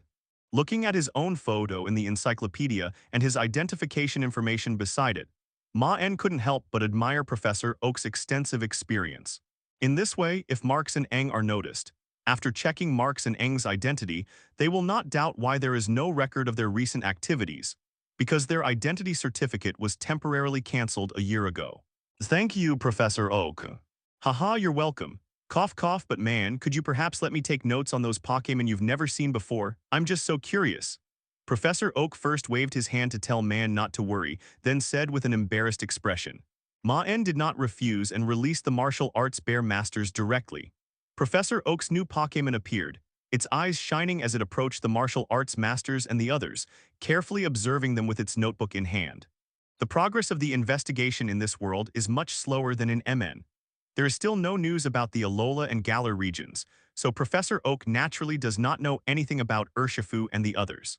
Most of the above are records of things Galuda kept to deal with the 3 legendary birds and Lugia, as well as Galuda's daily schedule. Maen tore off the diary entry, then noted down the coordinates, intending to investigate the situation there. In addition to these, there is also information about the 3 legendary birds and Lugia's actions. as well as their weaknesses, which was part of Galuda's preparations before capturing them. Seeing that Professor Oak was still immersed in the joy of his research, Maen did not disturb him and returned to the room that Professor Oak had temporarily prepared. Watching Professor Oak enthusiastically examining the martial arts masters, Maen found a place to sit down and began to think about his next plan. Maen knew that Jengar wasn't hungry. It was telling Maen it was time to divide the spoils. When Maen entered, Jengar emerged from Maen's shadow and pointed to its own mouth. The island's coordinates were also left at the end of this diary entry. Damn it, what kind of collector is he? He's a penniless wretch. Maen tossed the items aside one by one, muttering helplessly. As Jengar dumped out the items like trash, Maen began to examine them carefully. According to the movie's plot, even without Maru, Celibi would at most suffer a little, but Ash would still save it. It wouldn't need Maru's help at all. Black fog, an isolated island, and it's even undetectable by Gilruda's aerial fortress. Prepared, we set off for the Orange Islands. However, while passing over the coast of the Johto region, we discovered a strange island. My machine couldn't detect anything on the island. How interesting. The island seems to be shrouded in black mist. I plan to explore it. Regardless of the type, it was enough to pique Maren's curiosity, since ghost-type Pokémon rarely gather in groups, unless in a place with abundant yin energy like a graveyard. Therefore, there must be something on that island that makes these ghost-type Pokémon willingly stay there. Thinking of this, Maen couldn't help but rub his forehead and then stopped thinking about these troublesome things. Damn it, there are just too many ghost-type Pokémon here. Even my aerial fortress can't completely stop them, and these Pokémon are all so powerful. I have no choice but to retreat for now. HMPH, whatever, my goal is Lugia anyway. I won't waste any more time here, but I'll still make a note of it. I'll come back after I get Lugia, maybe I'll find some collectibles. At that moment, Marks and Angels suddenly noticed something that looked like a diary, and then opened it. Most of them are just ornate decorations from the Galuda fortress, only good for making money. There's always a way out. If you're strong enough, just charge straight through. The fact that the island's magnetic field could still interfere with this situation suggests that either there are a large number of ghost-type Pokémon on the island, or there is a powerful ghost-type Pokémon on the island capable of achieving this. The above are some things that Gilruda recorded, somewhat similar to Gilruda's diary. After reading through the diary, Marks and Angels found nothing of note. However, Marks and Angels were unsure what specific unknown situations might arise. Maen slapped his forehead, realizing he'd forgotten about Lugia and Professor Oak and hadn't checked the things he'd taken from Galuda yet. Unless something happens in this world that Maen is unaware of, causing an unknown situation in the Gatti event, then Maen's help would be needed. But there was one question that Maen had been pondering. Why did the rabbis go to such great lengths to bring Maen into this world? The island is home to a large number of ghost-type Pokémon, and these Pokémon are also quite powerful. Who keeps a diary? It's worth noting that Maen is considered an expert in ghost-type Pokémon. While some of the energy fields on ghost-type Pokémon can indeed interfere with some investigations, it's important to remember that Galuda's Sky Fortress possesses artificial intelligence and can even capture the legendary birds and Lugia. At this point, Marks and Angels noticed one of the entries in the diary. Now that they have their identification, Maen can at least move between regions without any problems. Next, they just need to wait for Ash to return and then head to the Johto region to rescue Celibi. Although Maen felt helpless, he still started flipping through the contents, just in case there was something special inside. This series of words also aroused Marks and Angel's great curiosity. Based on the coordinates in the diary, and combined with Rotom's map, it was roughly determined that the location was somewhere in the sea between Johto and the Orange Islands. Because it was an isolated island at sea, no one noticed the strange phenomena on that island. It was only because of the aerial fortress that Galuda noticed the strange sight there. After determining the coordinates, Maen returned to Dr. Oki's lab. Professor Oak was eating instant noodles while looking at the statistics of Pokémon like Urshifu. Maen didn't tell Professor Oak the approximate locations of the Galar and Alola regions in order to prevent a butterfly effect. After all, without Maen's knowledge, the Alola and Galar regions would likely be discovered by the League within the next 2 years. Professor, I'm planning to go out for a while. Could you let me know when Ash returns? Maen was unsure how long this trip would take, so he asked Professor Oak for help in advance, which would also make it easier for Maen to adjust the time. Professor Oak readily agreed and nodded in consent to Maen's request. Professor Oak didn't ask Maen what he wanted to do after arriving in the world, which showed his trust in Maen and that he believed Maen wouldn't do anything to harm the world. When Professor Oak heard that Maen still needed to confirm Ash's location, He was puzzled but could understand, since he knew all too well about Ash's troublesome nature. After saying goodbye to Professor Oak, Maen set off towards the location indicated on the coordinates. As Maen sat on Laplace's back, looking at the isolated island before him, his expression grew somewhat solemn. Using the coordinates on the map, Maen easily located the island. Even before setting foot on the isolated island before him, Maen, who possessed the Dark Calendar, could sense the dense ghost-type energy zone within. As Jengar exerted increasing pressure, the surrounding spying Pokémon grew more and more frightened. Masha. As Maen continued walking, he suddenly felt the gazes of those watching him from all around, and there were quite a few of them. However, this temperature had no effect on Maen since they were already used to it. Kuja, Jengar nodded quickly upon hearing Maen's words. Jengar, Maen whispered to Jengar in the shadows. A series of explosions rang out from the island, while at the same time, in areas farther from the explosion's epicenter, more and more ghost-type Pokémon began to rush towards the blast. Maen became even more curious about the thing inside the island, jumped off Laplace, and then retrieved it. Maen also released other Pokémon and found that Doranchi, Zoroya, and Sandstorm Lord were also attracted, while the other Pokémon did not feel anything. But when Maen looked around, he found that there were no elves or people at all. Maen looked at Marshall with some surprise and said, "You know, Marshall doesn't usually come out of Maen's shadow. Obviously, the things inside the island must be very strange. Otherwise, it wouldn't be possible for even Marshall to be affected." Marshall slowly emerged from Maen's shadow and looked curiously into the interior of the island. "Even you, Marshall, feel that something inside is attracting you." At this moment, Jengar also emerged from Maen's shadow and gestured to Maen. This made Maen even more curious about what was on the island, what could make these elves tremble with fear and still attack him. Just as Maen predicted, they were all ghost-type Pokémon, but fear did not deter the elves. They shouted and simultaneously unleashed their skills in the direction of Maen. This allowed Maen to deduce the general information about the things inside the island. Obviously, this attraction only applies to ghost-type Pokémon, while other types are unaffected.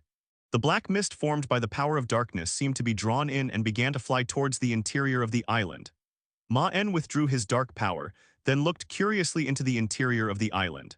It should be known that Maen possesses the power of darkness, which gives him a favorable affinity towards ghost-type Pokémon.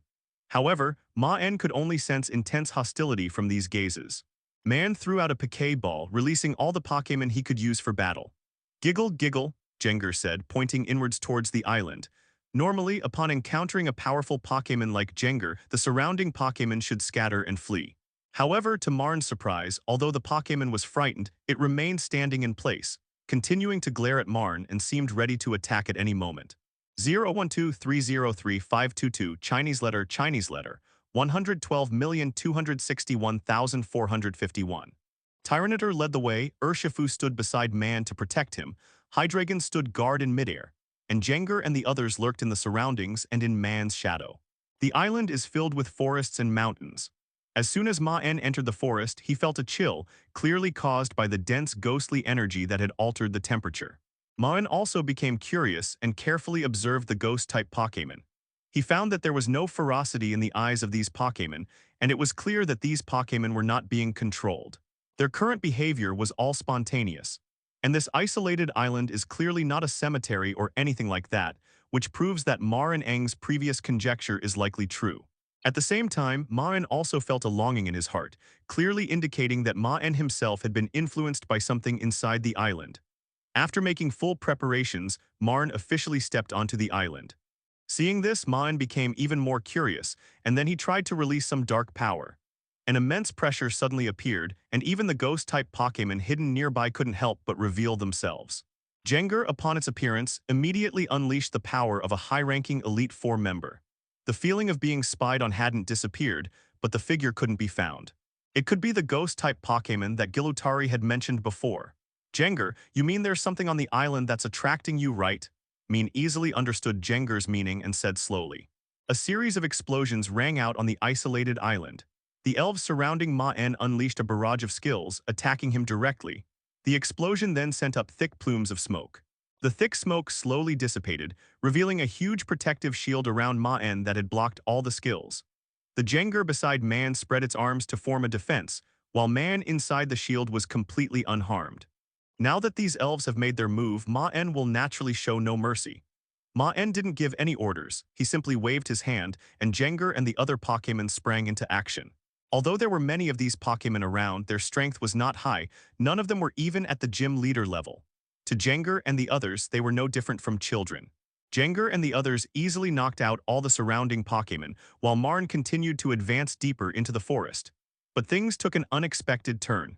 Although the initial wave of sprites was dealt with, the feeling of being spied on did not decrease. On the contrary, it increased. As Maen continued deeper into the forest, the number of watchful eyes around him increased, and the elves constantly unleashed their skills to hinder his progress. Although it still couldn't stop Maen's progress, Maen clearly felt that the Pokémon blocking his way were getting stronger and stronger. Before, there were only some senior and elite-level Pokémon, but now there were gym leaders and near-elite 4-level Pokémon. While they can still handle Jengar, it takes them increasingly longer and more time. A loud boom echoed once again from the island's forest. Black mist filled the open space, and Maen also felt a dense ghost-type energy, which seemed to be about to turn into liquid.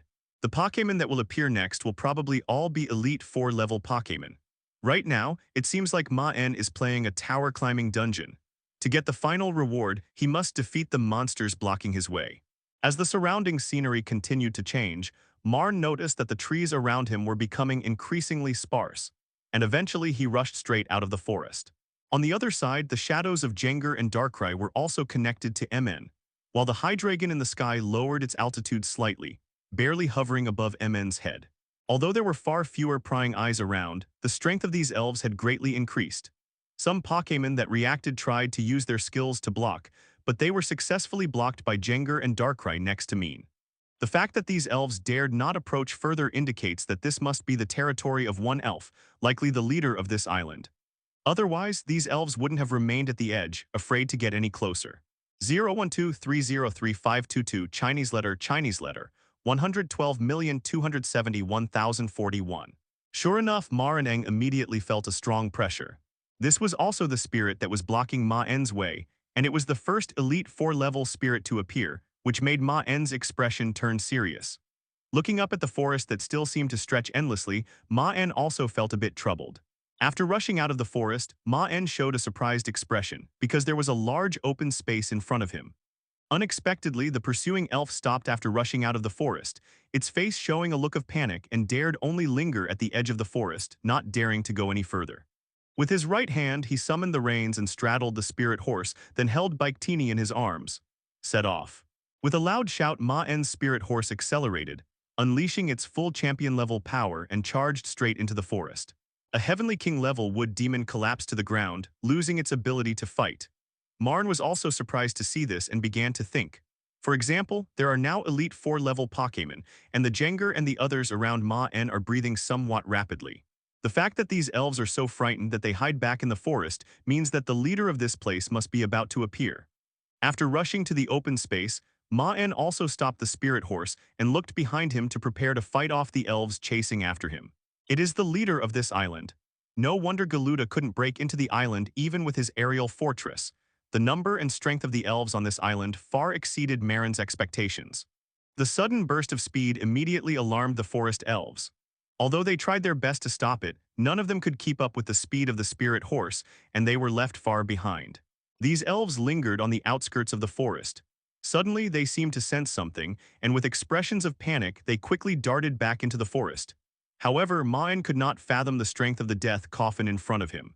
Judging from the pressure exerted by the death coffin, it should have reached at least the champion level or even surpassed it. The coffin of death stared intently at Maen with its crimson eyes, emitting a sickening sound, clearly indicating that it had locked onto Maen and was preparing to crush the enemy that had invaded its territory. Maen took out a piquet ball from his waist, then released Grimmer, and then recalled Urshifu and Tyranitar.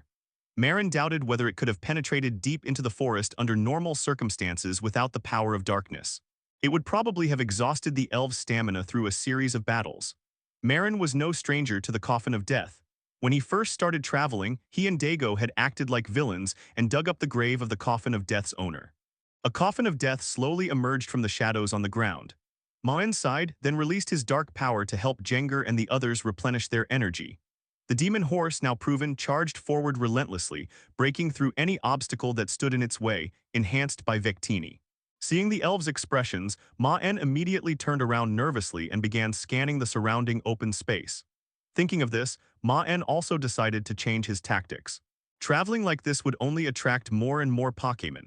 After all, Maen's battle was quite noisy, and it was clear that more Pokémon would continue to arrive, so he had to make a slight change. The surrounding temperature instantly turned frigid, and Maen's expression became extremely solemn, because Maen had only ever felt this kind of pressure from divine beasts. Maen looked at the coffin of death not far away, his expression somewhat solemn, but at the same time there was a hint of doubt. The power of the death coffin is undeniable. Its strength comparable to that of a divine beast made it the overlord of this island. However, one question remains unresolved. The question of the dense ghost-type energy on this island remains unanswered.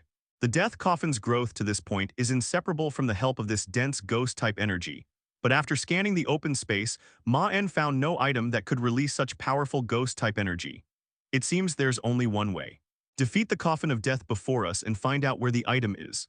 The coffin of death let out a strange cry in the air, and then its 4 black arms instantly gathered energy, directly throwing out 4 huge shadow balls that crashed down towards Maen. The pitch-black shadow ball, carrying powerful ghost-type energy, hurtled towards Maen, who hurriedly commanded his ghost horse to defend itself. Jengar Mega Evolve. Shadow Ball. Darkrai Shadow Ball. The 3-headed dragon Dragon Pulse. Several shadow orbs also gathered in front of Lingyaoma, colliding with the shadow orbs of the death coffin in midair, directly negating the death coffin's attack. On the other side, Jengar and other Pokémon's moves flew towards coffin, about to hit its body. Maen had dealt with the divine beast before, and although the death god's coffin was a bit stronger, Maen didn't think he couldn't deal with it. However, upon seeing what happened next, Maren's face showed a shocked expression. Maen only saw that Jengar's Shadow Ball and Darkrai's Shadow Ball disappeared the moment they touched Coffin's body, seemingly being sucked into Coffin's body without causing any harm. Only the Dragon Pulse of the 3-headed dragon hit Coffin, but it only blasted a few black marks on Coffin's body and did not cause much damage. What happened? Prepare to bombard us.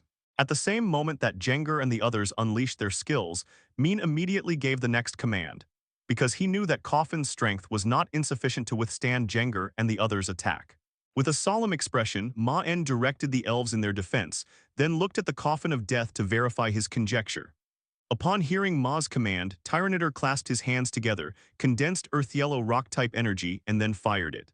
Abangira's Rock Blockade. Several huge rocks crashed directly towards the coffin of death, but instead of landing on its body, they completely surrounded it, blocking the view of the coffin of death inside the rocks. Martial arts master Xing leaped off the ground with a powerful stride, then rapidly descended towards Death Coffin's body. Simultaneously, to Death Coffin's astonishment, his right fist gathered immense power. Martial arts bear master Tyranitar come out. Jengar Dusknoir. With ghost-type moves completely ineffective, Marn will have to use other moves to attack Coffin. Jengar's Nightshade was instantly absorbed by Coffin the moment it touched Coffin's body, causing absolutely no damage. Really, because Jengar and Darkrai, who were just next to Maen, have disappeared. A phantom formed from ghost-type energy on Jengar rushed out and flew eerily towards Coffin. The death coffin, its view blocked, let out a strange cry, and then a powerful ghost-type energy erupted from its body, instantly turning all the rocks around it into dust. Jengar Darkrai Dark Pulse. Thinking of this, Maen released 2 more elves. At that moment, Coffin suddenly sensed energy fluctuations on its left and right sides. Then, it glanced to the side and saw that Darkrai and Jengar were both gathering power before launching an attack. 2 enormous brown-black ripples rushed directly toward the coffin of death, which had no time to dodge. It stretched out 2 black arms and placed them on its sides, forming a ghost-type energy shield that firmly blocked the attack of the evil wave. Darkrai Darkhole. Coffin showed no intention of defending against Jengar's Nightshade. Instead, its 4 black arms blocked Darkrai's Dark Hole and then actually blocked the Dark Hole completely. At this moment, Maen thought of something that had puzzled him before, the dense ghost-like energy on this island. After discovering that Coffin is immune to ghost-type moves, Marn changed his coverage to Dark-type, which still has a double weakness. The reason why Coffin ignored Jengar's ghost-type attack and blocked the Dark-type move Dark Hole was probably the same. For some reason, this Coffin of Death is completely immune to ghost-type attacks. It might be able to work against ghost-type attacks that are powerful enough, but that's not something Maen can be sure of. The Death Coffin, as the lord of this island, should reside near this treasure, but Maen had previously scanned the surroundings and found nothing. The fact that such a dense concentration of ghost-type energy lingers on the island indicates that there must be a precious ghost-type treasure here. Cofagrigus, being a ghost-type Pokémon, should take double damage from ghost-type attacks, and Jengar and Darkrai with their high-level Elite Four power shouldn't be completely ineffective.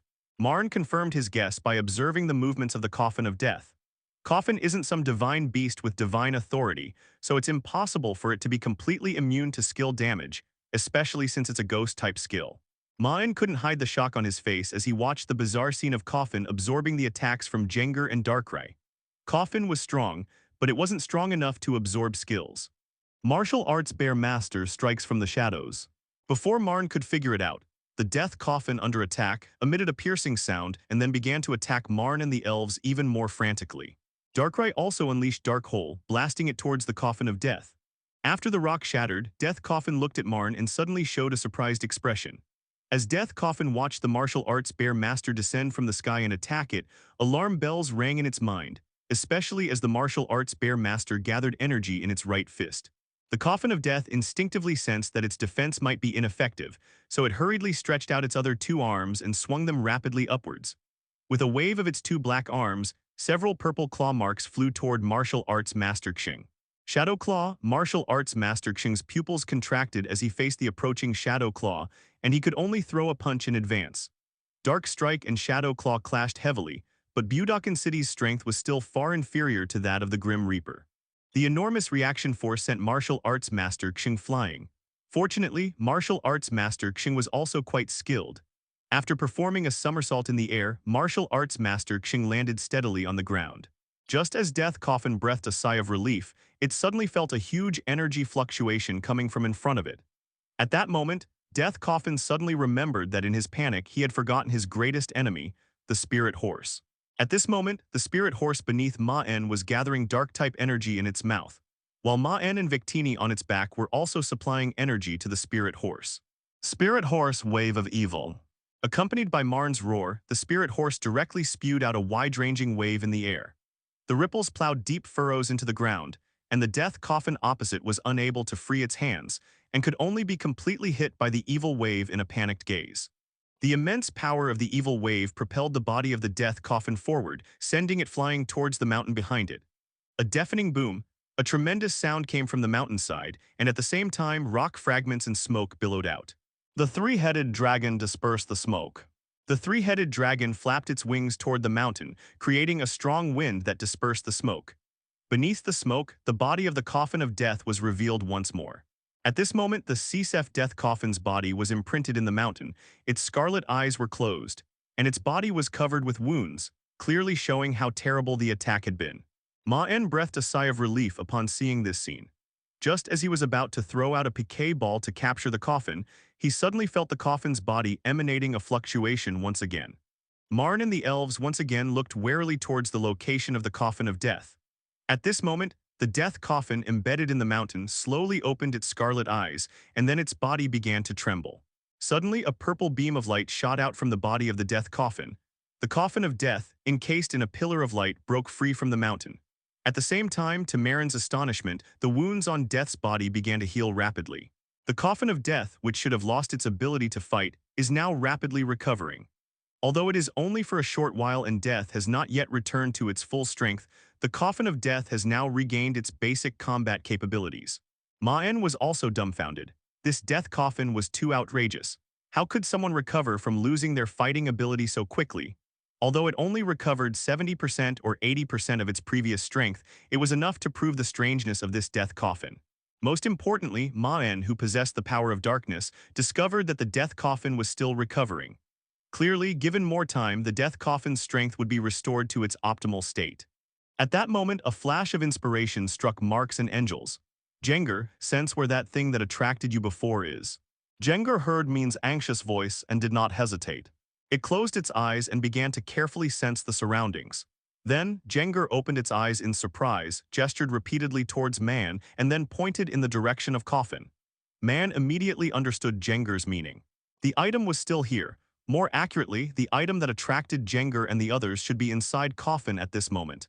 Maen had never considered this situation before. If it weren't for the Grim Reaper's strange state and bizarre recovery speed, Maen would never have thought of it in this direction. This also explains some of the doubts that arose during the battle between Maen and the Coffin of Death. Why is this death coffin so powerful, and why is the ghost-type energy here so concentrated? Clearly, there was some kind of ghost-type treasure here before, and the death coffin stuffed this treasure into the coffin inside its belly. When Maen was fighting the Coffin of Death, he noticed a detail. Although the Coffin of Death had considerable combat experience, it seemed somewhat rusty in its use of energy. It gave Maen the feeling that the Coffin of Death was using energy that wasn't its own.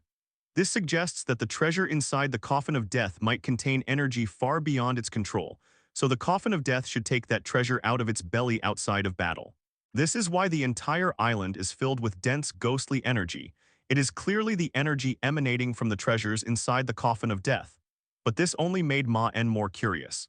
What kind of thing could have such powerful energy that it could not only change the ecology of the entire island, but also make the Coffin of Death so powerful?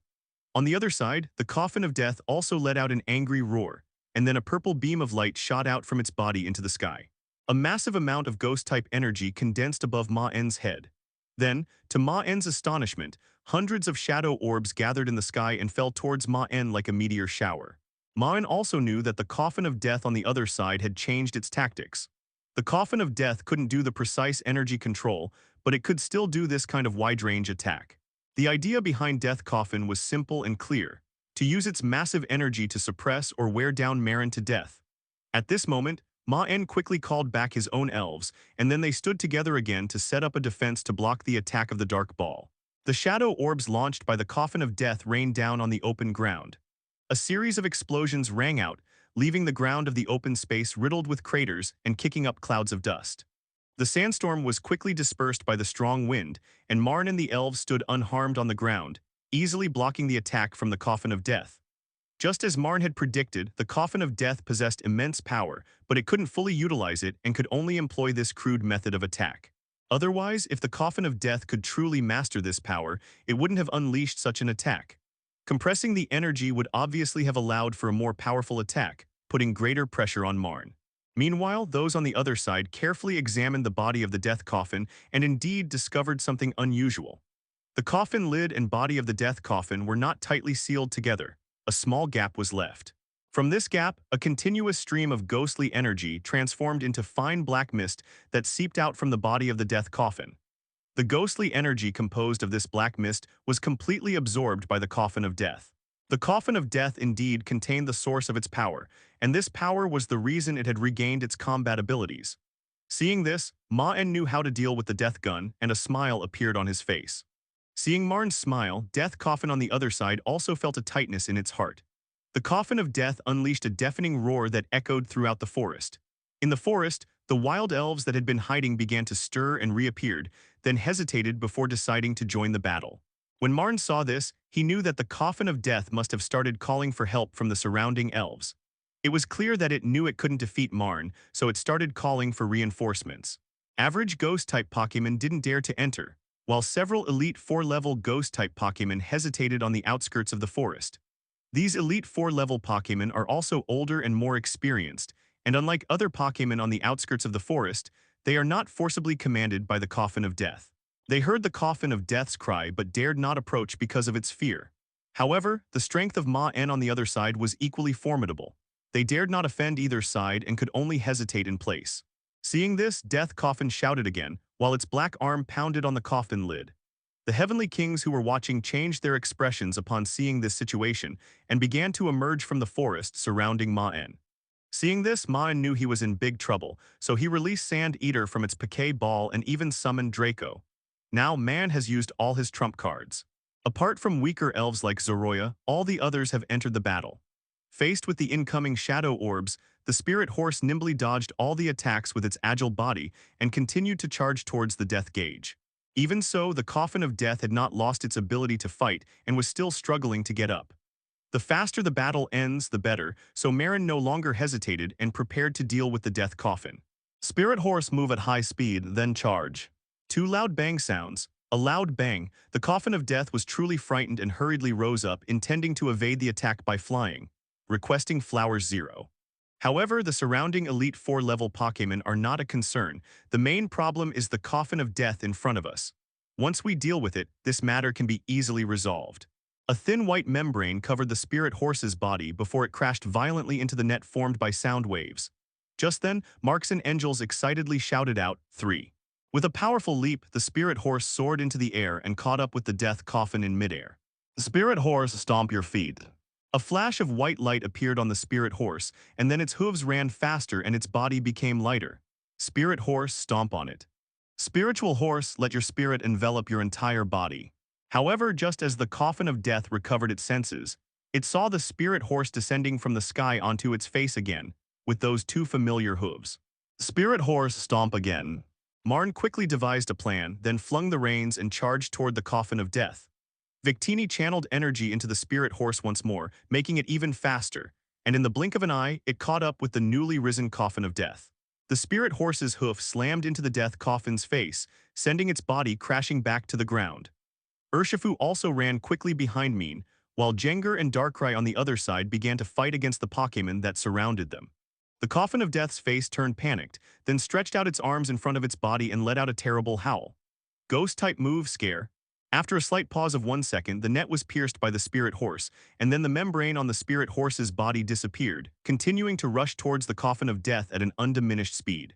The harsh, piercing howls rippled towards the spirit horse like waves, forming a massive net that left it no room to dodge. Then in Death Coffin's vision, he saw two horse hooves stomping towards his face. Ushio, Victini, and Grimmsnarl will deal with Coffin in front of us. The rest is up to you, Jengar.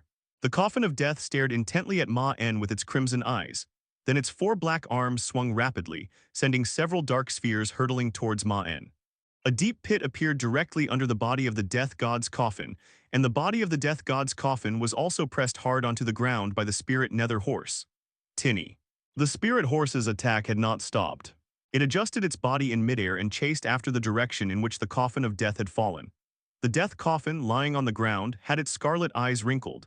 It had just been hit by the enhanced attack from the spirit horse, especially since it had struck its face directly, leaving the death coffin still somewhat dazed. Victini enhanced the spirit horse. As soon as Maen gave the command, the spirit horse's two forelegs stepped directly onto the death coffin's two arms, firmly fixing the death coffin's body in place. If it were a normal elf, the coffin of death could easily evade this suppression by becoming a spirit. But the ghost horse is different. Having mastered a small part of the divine power, it is extremely sensitive to ghost-type energy. Moreover, the ghost horse's hooves can kick out even souls, so suppressing a ghost-type Pokémon is easy for it. The coffin of death struggled incessantly, trying to stand up from the ground, but the spirit horse's front hooves were like two steel nails, firmly pinning the coffin of death to the ground. Martial Arts Bear Master, pry open its coffin lid.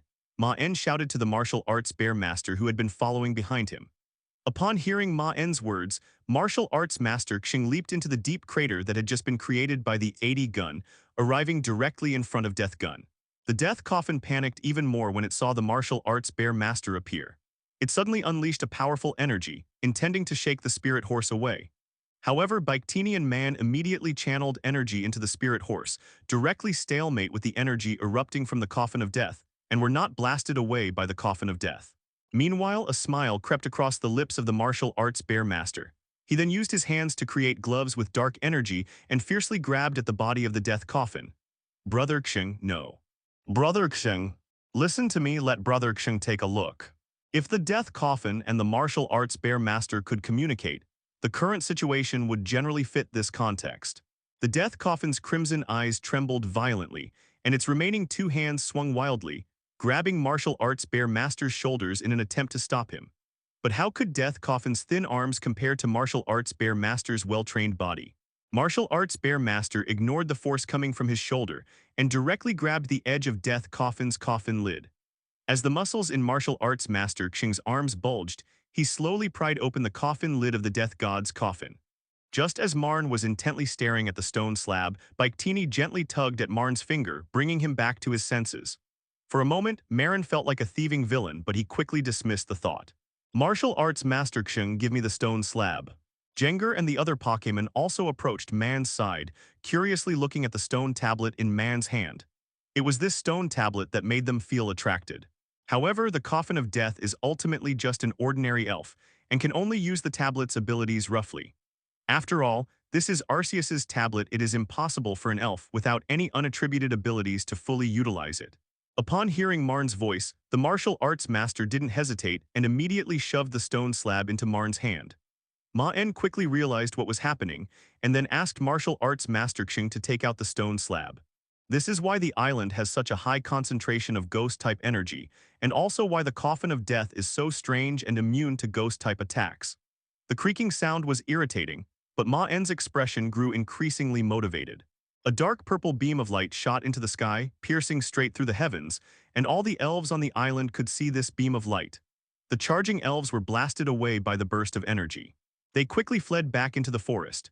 Martial arts master Xing unleashed all his strength in his arms, forcefully breaking open the coffin lid of the death god's coffin, revealing the secret inside. The moment Maen received the stone tablet, he suddenly felt a powerful force surge into his body, and the Arceus pendant around his neck began to shine. Without hesitation, martial arts master Xing reached deep into the coffin of the Grim Reaper with both hands and pulled out the stone slab. The ghost-type Pokémon besieging Jengar turned bloodshot, and their breathing became rapid when they saw the stone tablet in Urshifu's hand. A dark purple stone slab lay quietly inside the coffin of death, constantly emitting purple ghost-like energy.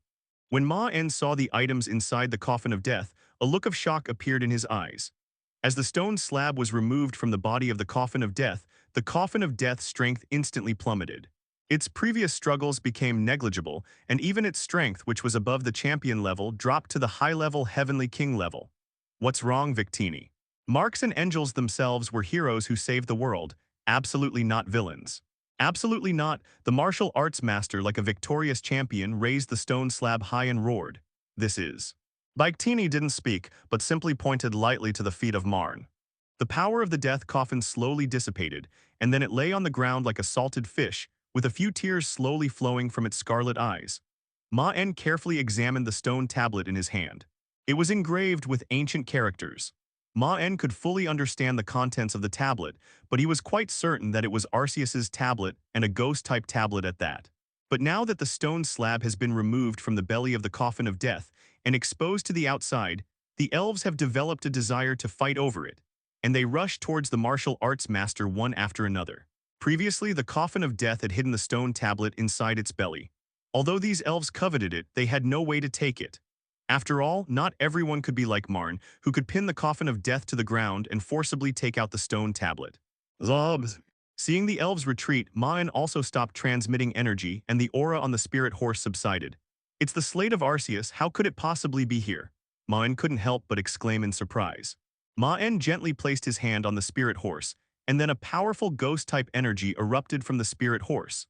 After being knocked away by the ghost horse, these wild ghost-type Pokémon regained their senses. Seeing the ghost horse's aura, which was even more terrifying than coffin, they immediately suppressed their greedy thoughts. Meanwhile, the situation on Maen's side also attracted the attention of all the Pokémon. Jengar and the others smiled, knowing that the matter had been resolved. As the stone slab was revealed, the coffin of death struggled with unprecedented force, clearly indicating that the coffin of death, whose secrets had been exposed, was prepared to fight desperately. Maen looked at Victini's strange movements, then looked down at himself, a look of bewilderment on his face. Just now, the spirit horse unleashed a powerful burst of energy that sent the surrounding spirits flying, causing them to retreat in fear.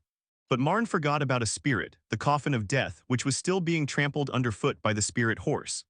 The energy burst just now left Death Coffin with nowhere to hide, and it took a direct hit from a max-level ultimate move, before gloriously passing out. Without the stone slab, the Coffin of Death has truly lost its ability to fight. Maen also felt sorry for the Death Coffin. First, it was forcibly examined by the martial arts bear master, and then it was directly knocked unconscious by the spirit horse. This island leader has probably never suffered such torment before. As Lingyama left the body of the death god's coffin, Maen also stepped out of the pit. Jengar, could you try stuffing the stone slab into your belly? Maen thought of how to use coffin, so he planned to ask Jengar 22 if it was possible. This would not only allow him to perfectly take the stone tablet away, but also indirectly enhance Jengar's strength. Hearing what Maen said, Jengar was also unsure, but still took the stone tablet and gave it a try. A stone slab quietly stuck in the ground, releasing energy. Maen and Jengar sat around the slab, absorbing its power and slowly converting the ghost-type energy emanating from it. Maen paused slightly upon hearing Rotom's translation and began to ponder. However, since he was going to train, Maen 43 also planned to find a small island with few Pokémon, so that he could avoid being harassed by other ghost-type Pokémon. 2 weeks later, on an island in the ocean between the city and the Orange Alliance. However, Jengar couldn't help but spit out the stone slab as soon as it was halfway into its mouth. Connect me, Rotom. Thinking of this, Maen sighed slightly. Since the method of storing Jengar couldn't be used, Maen decided to try other methods. Maen, it's Professor Oak from this world calling. The black mist formed by the power of darkness slowly enveloped the stone slab. But as soon as the envelope was completed, Maen felt a repulsive force coming from the stone slab, as if it wanted to shake the black mist around the stone slab apart. Seeing this, Maen breathed a sigh of relief and then touched the pendant around his neck. Although Maen doesn't know why the Arceus tablets are scattered in this world, the most likely explanation is that Arceus is currently asleep, so the tablets have been scattered to various corners of the world. Once Arceus awakens, it will summon the tablet's power back. Jengar says it can't fit this stone slab into its stomach. As soon as it's put in, Jengar feels like its stomach is about to burst open. And Jengar says there's a resistance on the slab preventing it from entering its body. Jengar's belly is essentially a different dimension, which is why it can store a large number of items. But the stone tablet belongs to Arceus and has Arceus's imprint on it. In the end, Marks and Angels could only arrive at one answer that was highly probable. After making the plan, Maen carried the stone slab on his back and left the island with the elves. The moment the black mist finished enveloping it, it vanished completely, and the stone slab calmed down completely, its energy no longer leaking out, as if it were just an ordinary stone. Since the stone slab had returned to calm, it meant that it was already under Maen's control. Maen then had Jengar take out the stored backpack and put the stone slab in the backpack, carrying it on his back. After all, this stone slab constantly emits ghost-type energy, an ability that is incredibly attractive to ghost-type Pokémon. He then gestured toward Maen with a pained expression, and the dedicated Rotom began to translate. Upon hearing Professor Oak's notification, Maen expressed his gratitude, then hung up the phone and slowly stood up from the ground. Given this situation, Maen probably won't be able to take the stone tablet with him when he leaves the world, but at least for now, the stone tablet belongs to Maen temporarily. At that moment, the Rotom compendium popped out of Maen's pocket and then rang. With this stone tablet, Maen can properly train his own elves and use its power to grow quickly. Maen didn't want to keep guarding against these elves, so he had to at least find a way to hide the energy exposed on the stone slab. Maen also lost his temper and directly increased the transmission of power, resulting in a stalemate with the repulsive force of the stone slab. Maen stretched out his hands and placed them on the stone slab, then released the dark power within his body. Everyone, let's prepare to head back. We've absorbed enough power. Use the remaining time to convert this energy. We'll put the stone slab away for now. After Maen finished speaking, the surrounding elves opened their eyes, and at that moment, Lonki began to emit light. The pendant around her neck was made by Arceus using the power of the stone tablet. It was clear that the aura of Arceus on the pendant reacted with the stone tablet, since the two are considered to be from the same source, which is why the stone tablet was able to calm down. Jengar generally cannot swallow items that have been marked on them. For example, it cannot put a Piquet ball containing a Pokémon into its stomach. This stone slab may be based on the same principle. Weak ghost-type Pokémon simply cannot resist this temptation and will definitely chase after the stone slab one after another. But the Coffin of Death is different. The stomach of the Coffin of Death is just an ordinary enclosed space, and it does not involve any other dimensions. This is why the Coffin of Death can put the stone tablet in its stomach and still use it. Professor Oak's face appeared on Rotom's Pokédex, and he then told Ash that he was ready to return to Pallet Town. Just as Maen was about to give up, the pendant around his neck suddenly flashed with light, and then the stone slab, which had been extremely repulsed, suddenly calmed down, allowing Maen's dark power to envelop it. But Maen had a feeling that as long as he activated the power of darkness, the stone slab would start working again. The dazzling white light emanating from Doranchi was quite eye-catching, causing an excited expression to appear on Maen's face. Because Draco embodies the light of evolution, Doraki had already experienced several battles before, so he had no problem with experience. However, he still lacked sufficient foundation, since the energy required for a pseudo-legendary Pokémon to evolve far exceeded that of an ordinary Pokémon. Moreover, Doraki wasn't raised by Maen from a young age, but rather captured halfway through. Although its talent is equally amazing, wild Pokémon, if not raised from a young age, will definitely not have the solid foundation that Maen raised. After all, wild Pokémon don't get to enjoy energy cubes to strengthen themselves every day. In order to survive, wild Pokémon tend to develop rapidly while neglecting their basic abilities. Because they need to compete for food and territory in the wild, so Pokémon need to evolve quickly. The same goes for Doraki of Maen. Although there is no problem with its strength, its foundation is slightly weaker than that of Jengar and others. This kind of problem may not be apparent in the short term, but once you reach the final form, the disadvantages of a weak foundation will become apparent. The first thing that will happen is that the growth of strength will become slower, and talent will also be basically limited. Doranch's strength was actually enough to evolve long ago, but Maen kept suppressing Doranch's evolution progress. The remaining void can only be filled when Maen returns to his original world. The two little ones simply plugged their noses, then showed relaxed expressions on their faces. After Dragapult evolved, Zoror, the youngest member of the team, looked at Dragapult with envy. Kanto region, Pallet Town, Professor Oak's lab. Soroya, nestled in Ma's arms, couldn't help but stretch out her little paws to cover her nose. Victini even revealed herself from stealth mode and then covered her nose in discomfort. I pressed the button on the Piquet ball and a red light flashed, pulling Muck back into the Piquet ball. Maen himself also made a fuss in his nose and then quickly walked over to the place where the stench had just emanated. Maen rushed back to Professor Oak's lab overnight, only to find that the lab's door was not closed. Curious, Maen went inside. As a mythical spirit, Zoro requires far more energy than a pseudo-legendary spirit. Moreover, Zoro is the youngest, so its development time is naturally longer. This is also the benefit of a solid foundation. After evolution, Chalongbalu can skip the initial stage of Heavenly King and directly reach the Ming stage of Heavenly King. Maen naturally noticed the sad look in Zoroya's eyes, smiled, gently picked Zoroya up, stroked Zoroya's fluffy head, and softly comforted the little guy. Today, Doranchi has finally completed its basic work and can no longer compress energy, so it has begun to evolve. Seeing the two little ones looking uncomfortable, Maen used his dark power to make a few small nose plugs and handed them to Zoroya and Victini. Unfortunately, there is only one Doromesia in the hole on Dormbarudo's head, which prevents Dormbarudo from unleashing its full power. Maen told Doranchi that after each training session, he should compress the energy in his body and then actively stop the evolution process until he could no longer compress it before evolving again. This way, Doranch's strength and talent would be maximized after evolution. Maen also feeds Draco energy cubes to supplement its nutrition every day, but Draco, being a pseudo-legendary, needs a huge amount of energy, so it takes even longer to replenish its basic energy. However, in the past 2 weeks, Doranchi has absorbed a great deal of power from the stone slab, completely filling in the gaps in Doranch's already somewhat weak foundation. Professor Oak, who was lying on the ground, suddenly felt the slime on his body disappear and finally breathed a sigh of relief. Then he looked up and saw Maru smiling at him and scratched his head sheepishly.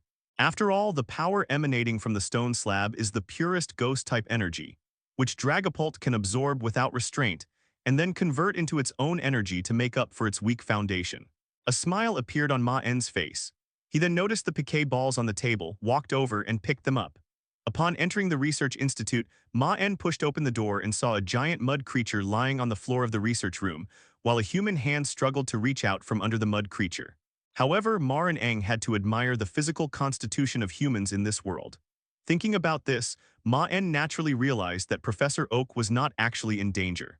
Grimer just had an unusual fondness for being close to humans. With its streamlined body resembling a stealth fighter and strength already at the mid-level of the Elite Four, Draco's pseudo-legendary talent was fully displayed. Previously, there was also Doraki, who was also his younger brother, but now only Zoroa is left that hasn't been able to evolve yet. And this Grimer is naturally Ash's Grimer leader. At this moment, Muck also noticed the unfamiliar Maru. Muck had not seen Maru when Maru came last time, but seeing that Maru could enter and leave the research institute, it was obviously a friend of Professor Oak. So Muck did not launch an attack, but instead continued to express its closeness to Professor Oak. However, not long after Maen entered the research institute, he suddenly smelled an unpleasant stench which made him frown. Sorya, being a child at heart, quickly recovered from her earlier sadness with Marn's comforting words and smiled again. During this time, Zoroa's strength has also developed, and he can now reach the gym leader level, but he is still a bit weaker than the other brothers in the team. Fortunately, Dormbalto didn't feel uncomfortable and quickly adapted. Seeing the white lab coat visible on the human's arm, Maen naturally knew that the human beneath him was Professor Oak. As the light of evolution flashed, the figure of Drulong Balto floated in front of Maen. You know, Muck is a poison-type Pokémon and its body is full of toxins. Professor Oak was almost devoured by Muck, but he was completely unharmed. It seems that a newbie's physical constitution is the biggest advantage. Professor Oak patted his lab coat, then stood up from the ground, scratched his face with his fingers, and said with an embarrassed expression, "Haha, thank goodness you arrived just in time, Maen, otherwise I would have been in trouble." "Professor Oak, I have a question. Won't Muck suffocate or poison you?" Maen couldn't help but ask, looking at Professor Oak's unharmed body. "Huh, no way, Muck was just playing with me. It's how it shows affection towards humans. But speaking of which, Mar, you came back really quickly. Ash won't be back until tomorrow. And I have some good news for you. Ash won the Orange League." Professor Oak was also somewhat puzzled by Muck's confusion. In his opinion, Muck was just a bit enthusiastic and there was nothing strange about it. When Maen heard Professor Oak's words, he only slightly twitched the corner of his mouth. Hearing Ash's news, Maen knew that Ash should be returning to Pallet Town now and that he had brought back the GS ball. Next, Ash should head to the City League 82. The Celibi storyline seems to be approaching soon. After Ash returns, Maen plans to head to the Johto League together. Whether he will travel with Ash after that depends on the situation. The room that had been reserved for Maen at the Research Institute was still there. And Maen, who had rushed back overnight, chatted with Professor Oak for a few words before going back to his room to rest. The next morning, Maen got up early. Years of habit have made Maen accustomed to getting up early and exercising in the morning. After all, he is not a super young man, so appropriate exercise is necessary. Maen wanted to greet Professor Oak, but found that Professor Oak was still in bed because he was working too late. After eating the energy cube, Snorlax let out a satisfied sound, then leaned back and continued to nap on the ground. After that, the two little guys started playing in the courtyard. After all, there were so many elves in the courtyard. The two elves, who liked to make friends, naturally started to make friends enthusiastically. When Maen saw that Snorlax had woken up, he immediately took out a box of power cubes from his pocket. Maen had always wanted to try resting against Snorlax's body and see what it felt like, and today he finally had the chance. Comfortable. The moment the box was opened, Snorlax unleashed a speed beyond its massive size, snatching the energy cube and stuffing it into its mouth.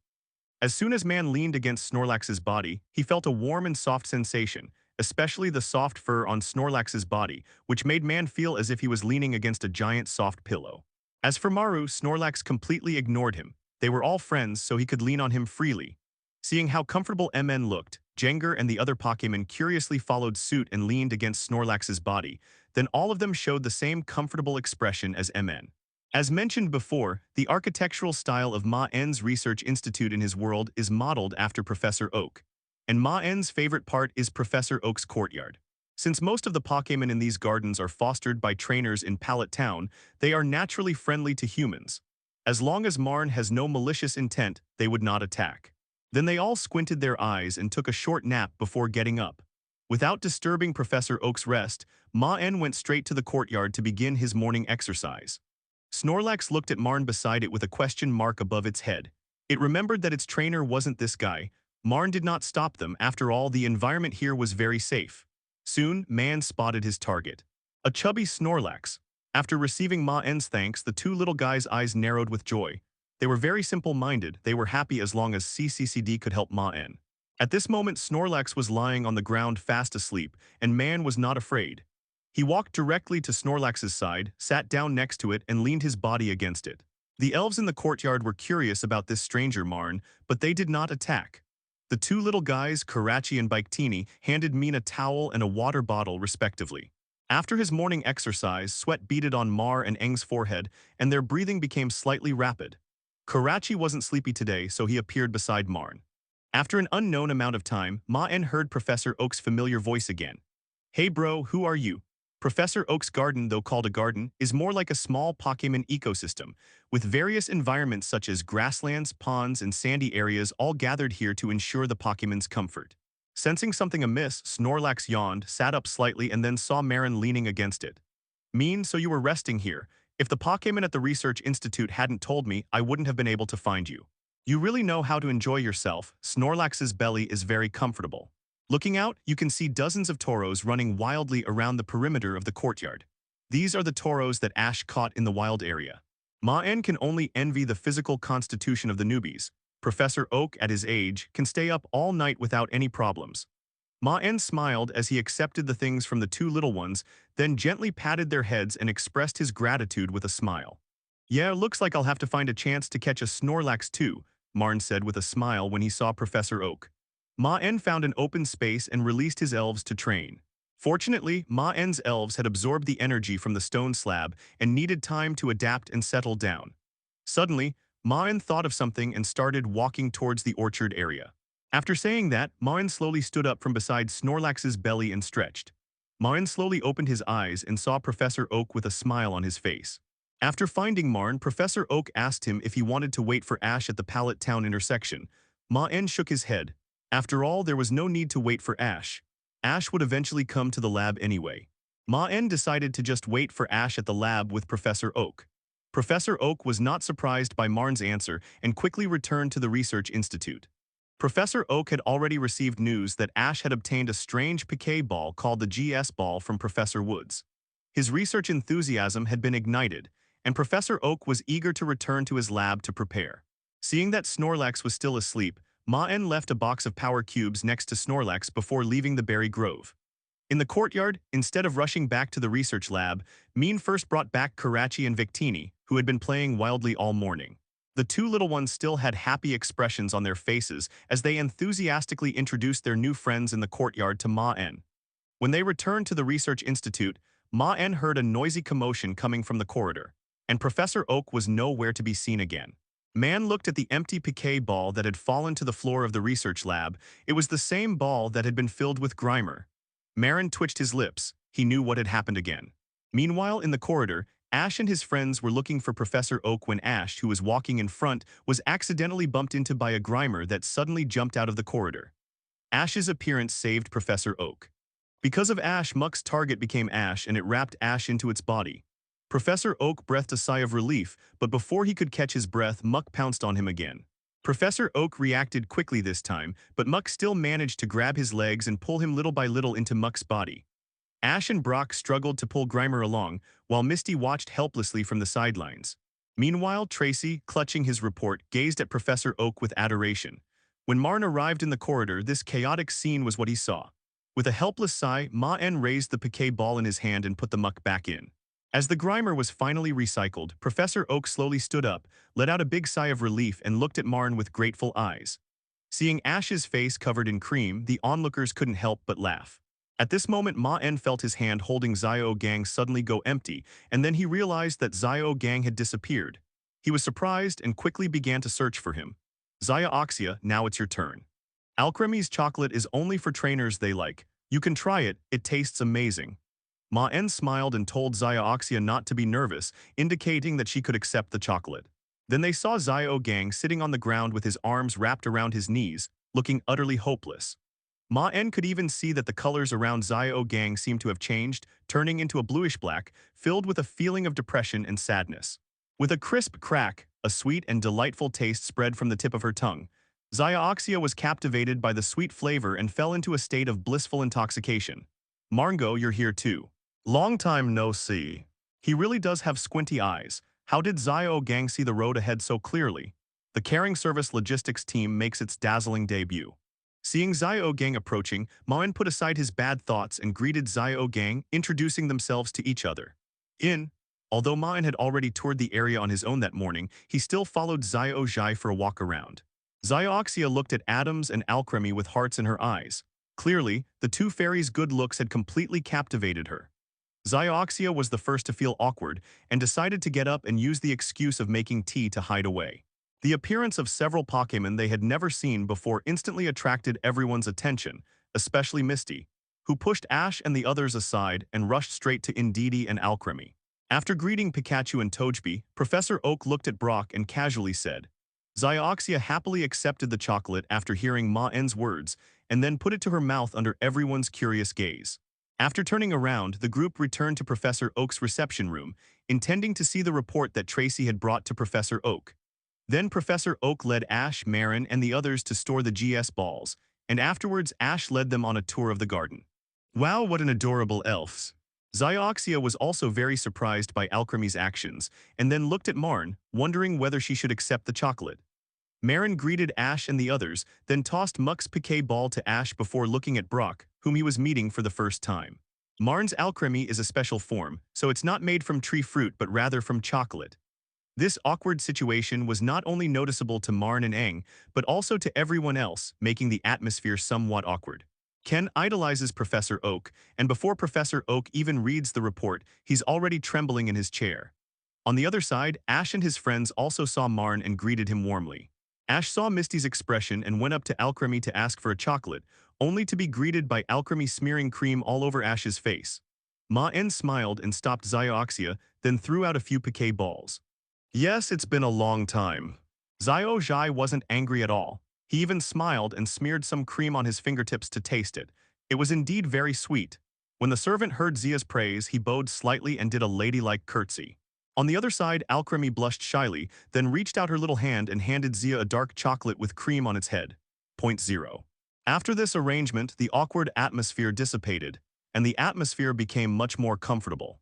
Fortunately, Marks and Angels were already used to the various novel behaviors of people in this world, so they were mentally prepared. Ash then took out the GS ball, and Maen took the opportunity to look at it. Sure enough, it was exactly the same as the one he was carrying, so he put away his thunder ball. Zio Gang, Dr. Ni Mu asked me to give you her regards. Zio Jian sat on one side of the sofa, his body trembling slightly, while Professor Oak opposite him carefully read Zio Jian's report. This was after the atmosphere had been lightened. Otherwise, Maen would have worried that Zio Jian would have vomited while trembling. Professor Oak nodded occasionally as he looked at Ken's report, clearly indicating that he also highly approved of it. Marks and Angels also picked up a book at random and browsed through it briefly. For Maen, who had become a researcher, the report was still understandable. It contained Zio Jian's observations of some Pokémon, which were very detailed. There were also some Pokémon details that few people would notice, and some information was even more detailed than what was recorded in the Pokédex. In addition, there were also illustrations drawn by Zio Jian.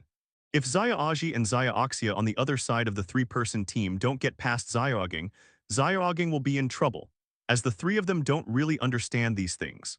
Especially Ash, who is naturally impatient, finally couldn't help but say something when he saw Maen. Marngo, let's have a match. Upon hearing Ash's words, both Tracy and Professor Oak looked at him with strange expressions, clearly wondering if he wanted to get beaten up. After all, they had witnessed the battle between Maen and the three legendary birds, and they didn't know why Ash would challenge Maen again. Zio Gang, unaware of Maen's strength, was puzzled by their strange looks, while Zio Zia helplessly covered her forehead with her hand and said, Zio Zhai, you are no match for Maen Jie. The gap between you two is too big. So what? Trainers should strive to reach the top. How can we back down just because the opponent is strong? Ash's words stunned everyone. Then everyone smiled, since Ash's words were indeed very much in line with his personality. Maen also admired Ash somewhat. Perhaps it was because of this personality that Ash was able to continuously grow and eventually win the Masters tournament. Seeing Ash's fighting spirit in his eyes, Maen decided not to refuse and was about to agree. Just then, a tremor suddenly came from outside the research institute, accompanied by a loud noise. Team Rocket on the other side finally noticed Maen, and their faces instantly turned panicked. They had personally witnessed Maen's strength as a trainer, and they had no idea that Maen was here. This includes but is not limited to Muck attacking Musashi directly, ignoring Muck's big tongue. Amidst the proud introductions of the three members of Team Rocket, Maen learned that they planned to use this pipe to suck up all of everyone's piquet balls.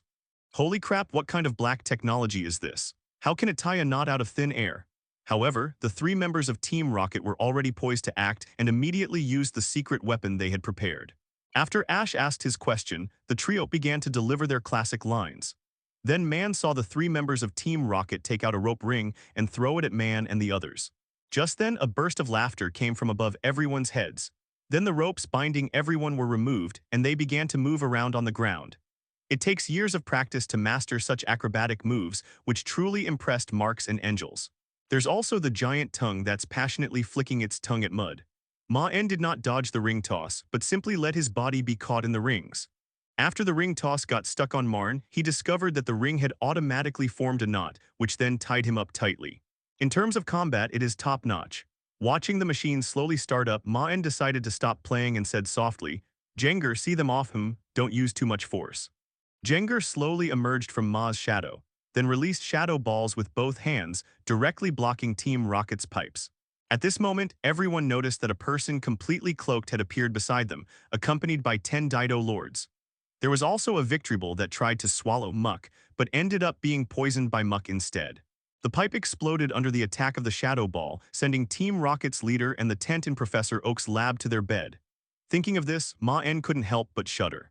He then decided to quickly resolve the matter with the rabbi and return home. He didn't want to be assimilated like that. At that moment, a large pipe descended from the sky from who knows where and was aimed at Maen and the others. The giant carnivorous plant that swallowed Kajiro first. That's great, Brother Maen, thank goodness you're here. Xiaoxia and the others couldn't help but praise Maen after seeing that they had been rescued. After that, Marn didn't interfere, just watched Team Rocket and Ash start acting silly and then watched a classic special battle. What exactly happened here? Ash and the others asked, puzzled. When Maen looked up, he discovered that a steel wire had somehow appeared above his head, and Kajiro and Musashi from Team Rocket were standing on the wire on a unicycle, performing a perfect circus act. Everyone looked out the window and saw that something seemed to be covering the outside. They then rushed out of the research institute to see what was going on. Upon arriving outside the research institute, Maen saw that the entire institute was covered by a huge cloth. Then Maen suddenly realized something was wrong. Why was he suddenly drinking black tea? He had never done anything so absurd before. Was he also being assimilated by this world? First, Zio Gang was once again struck down by Dr. Uchiki's name, and in a second he was on the steel wire above his head, in a state of suicidal despair. Maen even asked for a cup of black tea from the potter's box, and then watched the show while drinking his tea. Maen watched from below, his lips twitching. He could only marvel at how Team Rocket seemed to know every skill imaginable except for catching Pokémon. That feels so good. Marn finally heard another classic line from the Rockets trio. The cloaked man was also a little stiff at this point. He had originally planned to put on a perfect performance to save Professor Oak and the others, but he found that the matter had already been resolved. However, the cloaked figure didn't care and simply pulled down his cloak. The person who arrived was Ash's real girlfriend, not really Gary. Then Maen saw Ash and Gary start arguing again, a scene he witnessed every time he visited Oak's lab. But seeing it now gave him a strange feeling. Ash and Gary were seen setting up their battle formation in the open space, seemingly ready to start a fight. At that moment, Ash suddenly remembered something and immediately stopped the battle. "What's wrong, Ash? Are you scared?" Gary asked, looking at Ash's actions with some confusion. "Of course not, I'm not afraid of you. I'm the one who wants to fight Marn first because we already agreed on that," Ash said to Gary, baring his teeth. Gary looked puzzled when he heard Ash's words. He then looked in the direction of Maru. This was the first time he had seen Maru, so he didn't recognize him, but after hearing Ash's words, he clearly knew that Maru was also a trainer. "Grandpa, who is this?" Shydrew looked at Marn curiously, then asked Professor Oak. Although it would be more convenient to ask Ash, Gary instinctively resists asking Ash, and the relationship between the two is currently irreconcilable.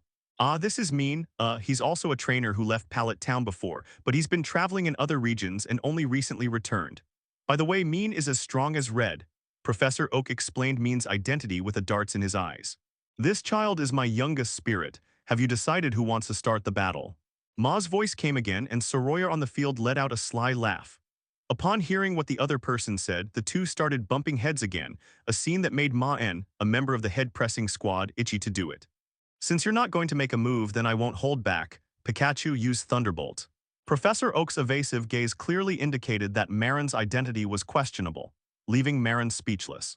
Although Maen struck first, the skill that Soroya used was one he had never heard of before, and so far he hadn't discovered anything special about it, as if Soroya hadn't done anything at all. "HMPH, I'll go first. Ibrahimovic, just use the rocket header."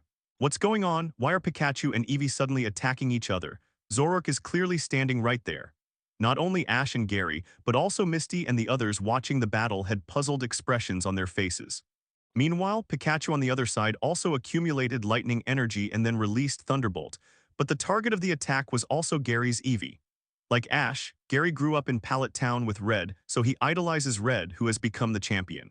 Now that he hears that someone can be compared to Red, it is obviously unacceptable to Gary. Only Professor Oak showed a thoughtful expression. He was also curious about what had happened. Seeing the two locked in a standoff, Maen was somewhat helpless. He then took out a Piquet ball from his waist, released Zoro, and said, "Go Pikachu." Pikachu and Eevee, who were staring at Zoro, instinctively felt a momentary blurring of consciousness, but quickly recovered and did not feel anything wrong with their bodies afterwards. Ibrahimovic sprinted forward, a faint white light flashing above his head before unleashing a rocket-shaped headbutt. With a fighting spirit on his face, Xiao Mao looked at Maen and then issued a challenge in return, wanting to see if Maen was as strong as Xiao Kai. However, the others clearly didn't pay attention to Professor Oak's gaze and instead looked at Maen in shock. Before Maen could react to what Gary had said, Ash disagreed and started arguing with Gary, saying that he had booked the challenge first, so he should go first. "Why don't you two come at me together?" Maen said helplessly, looking at the two of them. Ash and Gary simultaneously commanded their Pokémon to unleash their skills, but neither noticed the smile on Maru's lips. This is the second lesson. Your opponent will never do anything pointless, so always stay alert on the battlefield. What's going on, Pikachu Eevee, X2? Ash and Gary were also shocked by their Pokémon's actions and hurriedly shouted. Upon hearing Maen's voice, the two finally realized what was happening and then planned to instruct Pikachu and Eevee to dodge. Suddenly, Professor Oak slammed his fist on his hand and then let out a sound of sudden realization. "Go, Bianxi." "Of course it's me, X2, Gary and Ash said in unison. "Ash, Gary, this is your first lesson. When a battle begins, don't let anything distract you." Zoroark illusion. Maen ignored their argument and immediately had Zoroark unleash its move. Not only Pikachu and Eevee, but everyone else was also puzzled by Maen's command just now. Impossible. Brother Kai can never be surpassed. This left Pikachu and Eevee on the field with helpless expressions on their faces. But it was clearly too late. Suo Yeali's eyes gleamed crimson. Ash and Gary sent out Pikachu and Eevee, and after the two Pokémon appeared, the two started arguing again, telling each other not to interfere with their battle. Eevee's head slammed into Pikachu's body, and at the same time it was hit by Thunderbolt. Both Pokémon were sent flying backward. But to everyone's surprise, Eevee attacked not Zoryo on the other side, but Pikachu on the other side. Upon hearing Maren's words, Ash and Gary were taken aback and instinctively did not intend to do so. However, seeing the other party's unwillingness to yield, they snorted coldly together and then acquiesced to Maren's suggestion. Upon hearing Professor Oak's voice, everyone looked over curiously, then waited expectantly for his answer. Since you all want to know, I'll tell you. Zoroark, the Pokémon of the Zikui region, is a Ghost-type Pokémon. Ghost-type Pokémon are best at attacking with illusions. The illusion that Maen just commanded to release must have been such a move. Pikachu and Eevee were probably pulled into the illusion by Zoroark at the same time, which is why they couldn't tell Zoroark's location. Upon hearing Professor Oak's explanation, everyone else present exclaimed, "Oh," in unison. On the other side, Eevee and Pikachu also rolled over and stood up from the ground, then shook their heads at the same time before turning towards Zorua. The two elves had just been injured, so the illusion they were under was automatically dispelled, and then they saw Zoro standing there laughing. "Pikachu, quick attack." Ash immediately commanded Pikachu to launch an attack after realizing that Pikachu had broken free from its illusion. On the other side, Shidrew was much more cautious, not launching an attack immediately, but carefully observing Maen and Zoroya. It has to be said that Gary is much more mature than Ash right now. Ash has just received the title of Honorary Trainer of the Orange Islands, and even if no one says it, everyone can still vaguely feel Ash's pride. Xiao Mao, you seized the opportunity well, but it's not enough. Maen also felt that Xiao Mao had seized the opportunity well this time. He knew to use Pikachu's attack to block Zoryua's movement advantage. "Ash and Gary, you two are both very talented, but the battle should end now."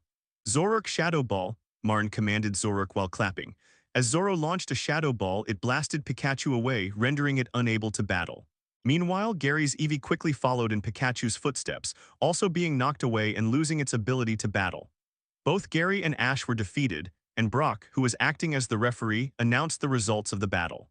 Ash and Gary weren't upset about it. Even someone as oblivious as Ash could tell that Maen wasn't taking the battle very seriously. This battle, though called a battle, was more like a training battle between Mar and Gary and Ash, with more emphasis on guidance. Ash and Gary both bowed slightly to express their gratitude to Maen. Meanwhile, Maen released Assassin to heal Pikachu and Eevee. As Abbott released a healing wave, Pikachu and Eevee, who were initially injured and weak, had their injuries brought under control and slowly stood up from the ground. "Oh, this Pokémon can even use Healing Pulse. It seems to be a healing Pokémon like Chansey." Professor Oak's face showed excitement when he saw Maen's Excalibur release Healing Pulse. After all, Chansey is considered the exclusive Pokémon of the Nurse Joy family here, and basically 90% of the Chansey you see are bred within the Nurse Joy family. However, the Chansey from Maen is clearly a Chansey from other regions, which made Professor Oak curious. After healing Chansey, Maen took out 2 power cubes and held them out to Pikachu and Eevee. Smelling the energy cubes, Pikachu and Eevee couldn't wait to eat them, and then showed expressions of bliss on their faces. Pikachu, in particular, couldn't help but put its 2 little hands on the red electric pouches on its cheeks and made a comfortable pika sound. With the energy cube taking effect, the 2 sprites, CCAD, recovered to about 80 to 90% of their original condition, and only needed to rest for a while longer to fully recover. Although it was only for a short while, Xiao Gang noticed the energy cube that Maen had just taken out, and immediately ran up to Maen and excitedly said, "Maenja, what you just took out was an energy cube, right? Can I take a closer look?" Xiao Gang is 1 year younger than Maen, so he also calls Maen brother. Seeing Xiao Gang's excited expression, Maen guessed that Xiao Gang's nurturing spirit had activated, so he also took out the energy cube he had made to show Xiao Gang. Ever since he learned how to make energy cubes, Maen usually makes some and stores them on his person or in Jenger's alternate dimension during his free time.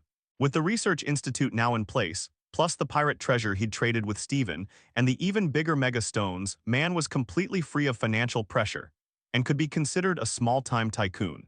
So he had the confidence to make more energy cubes since he could afford to produce as many Pokémon as he wanted. Xiao Gang carefully took the energy cube box from Maen, then opened the lid. Inside, energy cubes of various attributes were neatly arranged together. Wow, amazing, these energy cubes are all of such high quality. Xiao Gang carefully examined each energy cube. The crystal-clear appearance and minimal impurities of the energy cubes proved just how high their quality was. "Is that energy cube really that powerful? Why is Brock so excited?" Ash asked, looking completely bewildered. Sure enough, as soon as Ash spoke, everyone looked at him like he was an idiot. Gary, in particular, wouldn't miss the chance to tease Ash, saying, "Ash is such an idiot, don't you know about energy cubes? They're the best food for raising Pokémon. They not only replenish a Pokémon's stamina, but they also greatly help with a Pokémon's growth and strength. However, energy cubes are already very difficult to make, and making high-quality energy cubes is even more difficult. With Ash's intelligence, you definitely can't make them." As expected, upon hearing what Gary said, Ash started bickering with Gary. "Marngo, did you make all these energy cubes?" Yes." Marn looked at Xiao Gang's face as if he could see a gleam in those narrowed eyes. "That's amazing, Marngo. Wait, what's that black energy cube?" Xiao Gang then saw the special energy cube made by Mar and Aang, and couldn't resist taking it out of the box and placing it in the sun.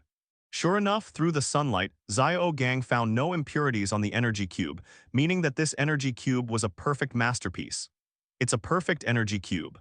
And I've never seen its appearance on any energy cube blueprint before. Could this be your own secret recipe, Marngo? Hearing Brock's words, Gary couldn't sit still any longer. He stopped arguing with Ash and came over to look at the power cube in Brock's hand. Even Professor Oak on the other side showed a surprised expression and came over to take a look. "It's my own secret recipe, but it's all based on experience from other seniors, and then I remixed it myself. As you know, most of the Pokémon in my lineup are Ghost and Dark types, so I need to make special energy cubes for them." Maen also smiled and gave a Versailles-like remark. "Brother Ma is amazing. Not only is he strong, but his training ability is also incredible. He even carries a healing Pokémon with him. He's a true trainer." Xiaoxia hugged Tojbi and looked at Ma with admiration. After Xiaoxia finished speaking, she looked at Xiaoji and saw that he had a completely bewildered expression. Xiaoxia couldn't help but cover her forehead and sighed that the difference between trainers could be so great. Seeing Xiao Gang reluctantly put the energy cube back into the box, Marin thought for a moment, then took a notebook out of his backpack and handed it to Xiao Gang. Maen took out a notebook, then handed it to Xiao Gang amidst his puzzled gaze, smiling as he said, "Xiao Gang, you're a cultivator, right? Here are some of my tips on making energy blocks. You can take a look. They might be of some help to you." But Maen did it anyway, helping not only Xiaoxi and Xiaozhai, but also Xiao Gang on the other side. "Thank you, Marin. It's a pity I can't help you with anything. Ash today is nothing like the future Master 8. Now, Ash sometimes directly engages in type reversal battles, like just now when he used Quick Attack on a Ghost-type Pokémon. Moreover, there are many problems with his move usage. But..." Hearing Maen's words, Xiao Mao also showed a thoughtful expression. "Haha, it's nothing serious, just some surprised comments from me. If you need help, Xiao Gang, you know a bit about Pokémon cooking, right? Just give me a recipe. These Pokémon are getting more and more picky eaters, so we need to research some new dishes." Maen said with a smile, waving his hand at Xiao Gang. Xiao Mao didn't think Maen was spouting nonsense. The battle just now had already demonstrated that Maen was more than capable of being his mentor. Oh yes. As for Ash, there are many problems. First of all, he needs to understand the type advantage-disadvantage table a little. Although it is possible to win in a type-adverse battle, it often requires more effort. He also needs to carefully consider the choice of which moves to use and stay calm during the battle. Seeing Ash's grayed-out appearance, Maen changed the subject and said, Eevee didn't resist being petted by Maen, since Maen had been fed an energy cube, so Maen had a pretty good impression of Eevee. In fact, Eevee is one of the Pokémon selected by Maen in his second team. Eevee's evolution is the Dark-type Umbreon, which has good looks, feel, and talent, and can be trained as a main force. On the other side, seeing his own Eevee's appearance and Maru's eyes, Xiao Mao guessed that Maru also wanted to catch Eevee, and then said. Upon hearing Maen's words, Xiao Mao told Maen about the place where he had captured Eevee, hoping to help Maen find Eevee more effectively. After Maen finished speaking, Xiao Zhai on the other side also showed an excited expression again, and then decided to study the knowledge of battle properly. As Marn listed Ash's faults one by one, Ash looked quite discouraged because compared to Gary, who had almost no flaws, he made far too many mistakes. Fortunately, Xiao Gang knew this wasn't the time to look at his notes, so he quickly closed them, carefully put them in his backpack, and then bowed deeply to Ma and Eng to express his gratitude. Man bent down and picked up Shidru's Eevee from the ground, stroking it. He then told Professor Oak not to worry about it, as it was just a small matter. Thinking about this, Jengar felt that he and Marn were indeed a perfect pair. Touching Eevee's little paw pads and gently massaging its body, Eevee comfortably collapsed into Mean's arms. Meanwhile, Maen also started talking to Ash and Gary, mentioning some problems they had encountered in their battle. Professor Oak had actually watched Ash and Gary grow up, and he was well aware of their flaws. However, because their relationship was so close, Ash and Gary wouldn't take some of his words to heart even if he said them. On the other hand, his words were more effective with Maen, a slightly less familiar but still peer figure. Seeing Ash and Gary's expressions, Maen knew that his words might change their future and help them grow up faster. There's nothing wrong with what Xiao, she said. As long as he continues to develop at this pace, becoming an excellent trainer won't be a problem. But if he wants to go further, he needs to try to break the rules a little in battle, because battles are not like classes. Depending on the situation, the release of some skills may have a greater impact. Xiao Gang's tone was full of sincerity, because as a breeder, he naturally knew how precious Maen's notes were. If they were put up for auction, they would definitely fetch a high price. After all, every top breeder has unique insights and skills in elf training, and this knowledge is only taught to apprentices or family members. Outsiders simply cannot obtain it. Seeing that Xiao Mao had taken his words to heart, Maen didn't say anything more, and then looked at Xiao Zhai, who had a hopeful expression on his face. Upon hearing Maen's words, Xiao Gang hurriedly took out his own recipe from his bag and handed it to Maen. After all, compared to Maen's notes, his recipe was not as valuable, but it would at least make Xiao Gang feel a little better. Mingo, do you also want to capture an Eevee? Upon hearing Maren's words, Xiao Gang's face flushed with excitement. He then eagerly flipped through the book and was captivated by the various energy cube making experiences and the handwritten comments by Maen. Now that Marks and Angels have actually handed over this notebook to Marks and Angels, it's as if Xiao Gang is half a teacher, so it's not surprising that Xiao Gang respects Marks and Angels. However, Ash's passion for battle and his unexpected fighting style are great strengths. Sometimes, when trainers of similar strength are battling, his quick thinking can often achieve good results. Maen took the recipe from Xiao Gang and threw it into the shadow. Jengar immediately came out of the shadow, opened its big mouth, and put the recipe into the alternate dimension. After all, Jengar, who prides itself on being a gourmet, is very particular about food. Jengar plans to take a good look at the new recipe first, and then let Maen cook it while it takes the tasting. Professor Oak quietly came to Maen's side, gently patted Maen's shoulder, and whispered his thanks to Maen.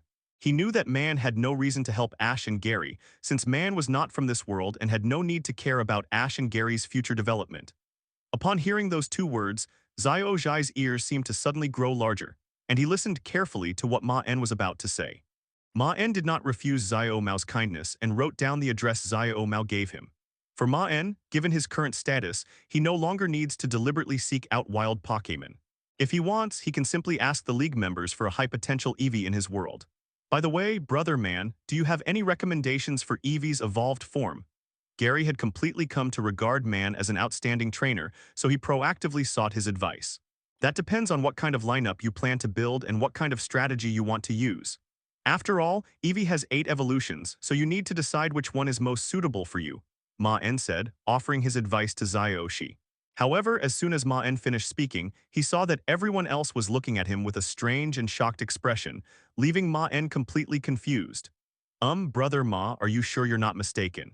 Doesn't Eevee only have 3 evolutions, Jolteon, Flareon, and Vaporeon? Xiaoxia explained, looking at Ma's puzzled expression. Ash and Gary were both impressed, realizing that Maen wasn't all-powerful after all, since even Ash knew that Eevee only had 3 evolutions. When Maen heard Xiaoxia's words, he knew that he had made another common-sense mistake. However, in this parallel world, Eevee's evolutionary forms are clearly still in the early stages of exploration and have not yet been fully discovered. The most famous ones are the original 3. When Maen looked through the data, he discovered that the evolution of Eevee in his world had already been fully discovered, leaving Maen with no chance to copy it. Originally, when Maen obtained the researcher, his first thought was not to use the Mega Stone, but to obtain the evolved form of Eevee. Hearing Professor Oak and Maru's conversation, Ash and his friends realized that what Maru said might be true, and that Eevee really should have multiple evolution paths, which made Ash and his friends look at them with even more admiration. Ash and the others didn't suspect anything, since they knew that research shouldn't be disturbed, so they stayed put. The reason for staying in place is simple. The battle between Ash and Gary hasn't even started yet, and now it's time for them to start fighting. It's all right, Professor Oak, it's nothing. Meanwhile, Professor Oak, who had returned to the Research Institute, breathed a sigh of relief, and Maen had the Rotom Pokédex transmit the data on Eevee's evolutions to Professor Oak. Thank you so much, Maen. This gives trainers more options for Eevee's future. Professor Oak stopped speaking there and looked at Maen with expectant eyes. Maen gestured to Professor Oak with his eyes to find a chance for him to escape, because if Ash and the others continued to question him, his identity would be exposed in a little while. After all, the identity of a transmigrator could not be known by too many people. Upon hearing Professor Oak's words, Maen was taken aback at first, then reacted and pointed to the Eevee information on the computer. However, there are only 4 ways Eevee can evolve so far, and you man know 8, could it be that? In his world, the evolutions of Eevee have been fully discovered. At least all 8 forms have been found and their evolutionary patterns have been summarized. It truly broadened Professor Oak's horizons. That's right, this Eevee information is enough to get you a doctor title or at least an Eevee expert title. What do you think of my suggestion? Upon hearing Professor Oak's words, Maen really didn't know what he needed 4.5 for, since he wasn't even from this world. Noticing Maen's gaze, Professor Oak casually pulled Maen aside, saying he needed to study Eevee's data and asked Ash and the others not to disturb him. He then dragged Maen back to the lab. Well, I wouldn't call myself an expert, I'm just a researcher. Maen thought it sounded good, but he didn't know what the special meaning of doing it was. After all, he didn't plan to live in this world, so his identity didn't matter. Actually, a new evolution of Eevee has been discovered, which has been named Umbreon by the League. The discoverer is in Eden City of the Johto League. It is also Eevee's 4th evolution form. Oh, that's right. We have indeed discovered 8 evolutionary paths. Professor Oak, if you need the data, I can send it to you. At that moment, Professor Oak also noticed that his sleeve had been slightly tugged, and upon closer inspection, he realized that it was Maen who had done it. Seeing the surprised looks on everyone's faces, Professor Oak provided an explanation, but then his tone became excited, and he rushed to Maen, saying, Maen, are you interested in becoming a doctor? Just then, Professor Oak's voice came, attracting the attention of Ash and the others, who then showed surprised expressions. Margot, are you some kind of elf research expert? That's fantastic, Maen. Upon hearing Maen's words, Ash and the others exclaimed in surprise. They hadn't expected Maen to be such an all-around trainer, proficient in both battling and breeding, and now even skilled in Pokémon research. It's normal for you to look like that, since the League hasn't officially announced this yet, because the way it evolves is still unknown, and so far only one individual Umbreon has been discovered. Professor Oak was also slightly taken aback. He only knew that Maen was from another world, but he did not expect that Maen would also have the status of a researcher. As a professor, he knew that the status of a researcher was not easy to obtain. One had to have certain achievements to be recognized by the League. Professor Oak stared at the data on the computer screen, exclaiming in amazement. The data not only listed Eevee's 8 evolutions, but also their corresponding evolution methods. No, no, no, it's a small matter for you, Maen, but it's a big deal for us. By the way, Maen, is there anything you need? After all, your information is so detailed and its value is immeasurable. It can really answer the questions of many researchers and may even lead to new directions. At that moment, Professor Oak suddenly had an idea and then smiled and said to Maen. Seeing Marn's nonchalant expression, Professor Oak guessed what Maen was thinking and coughed twice before saying, "That's right, I've discovered something interesting, so I plan to investigate it." Although Maren's expert status has not been officially announced, his access to some Alliance documents has been granted. Maen immediately began searching for clues that might be related to the stone tablet, and surprisingly, he discovered some interesting things. Therefore, Maen couldn't wait to set off to investigate. With the 8 forms revealed to the public, countless trainers thanked Professor Maen and Professor Oak for their help in the comments section of the article, while many other professors from other regions also applied to exchange their research experiences. The paper caused a huge stir as soon as it was published, and countless trainers came to read it. Although people were unfamiliar with the name Maen, Professor Oak was a true authority, which proved the authenticity of the paper. Professor Oak smiled and answered Maen's question. Marks and Angels then took their leave. "So Ash lost the battle with Gary?" Professor Oak asked Misty and the others curiously. "Oh, well then, see you in the city. Take care on your journey." Although Ash and the others were disappointed to hear Maren's words, they still gave him their blessings. Of course there's no need to worry about that. After all, your Eevee evolution data is extremely detailed, and it can definitely be published as research findings. The identity might be confirmed tomorrow. What you need to do now is think of an author's name and submit it, and then you and I can work together to finish the paper right now. The two finished everything in a short time and then uploaded it to the League's forum. Seeing Maren's expression, the two knew that Maen completely distrusted Ash's carefree personality, so they agreed to Maren's request. "I will go, but I won't be traveling with you. I might have some things to do there. Professor Oak, I want to go to the Johto League too." Ash had already learned that Gary had set off on his journey, so he was ready to catch up quickly and not fall behind Gary. However, the Alliance ignored this, because no matter what Maen's identity was or where he suddenly appeared, Maen had brought tangible benefits to the Alliance and contributed to the development of the elf world. So as long as Maen did not openly oppose the Alliance, they simply turned a blind eye to him. Upon hearing Professor Oak's words, Maen was stunned for a moment, then slowly came to his senses. After all, there were Arceus's tablets scattered all over the world. If he could use the official channels of the League, he might be able to find some clues about the tablets in a short time. If he could find the evil tablet, then Maen would be in luck. Seeing that Professor Oak had made all the arrangements, Maen naturally wouldn't refuse and prepared to start working with Professor Oak. Maen also didn't plan to change the author's name and would just use his own. Thinking this through, Maen nodded in agreement with Professor Oak's suggestion, but then a look of doubt appeared on his face as he said.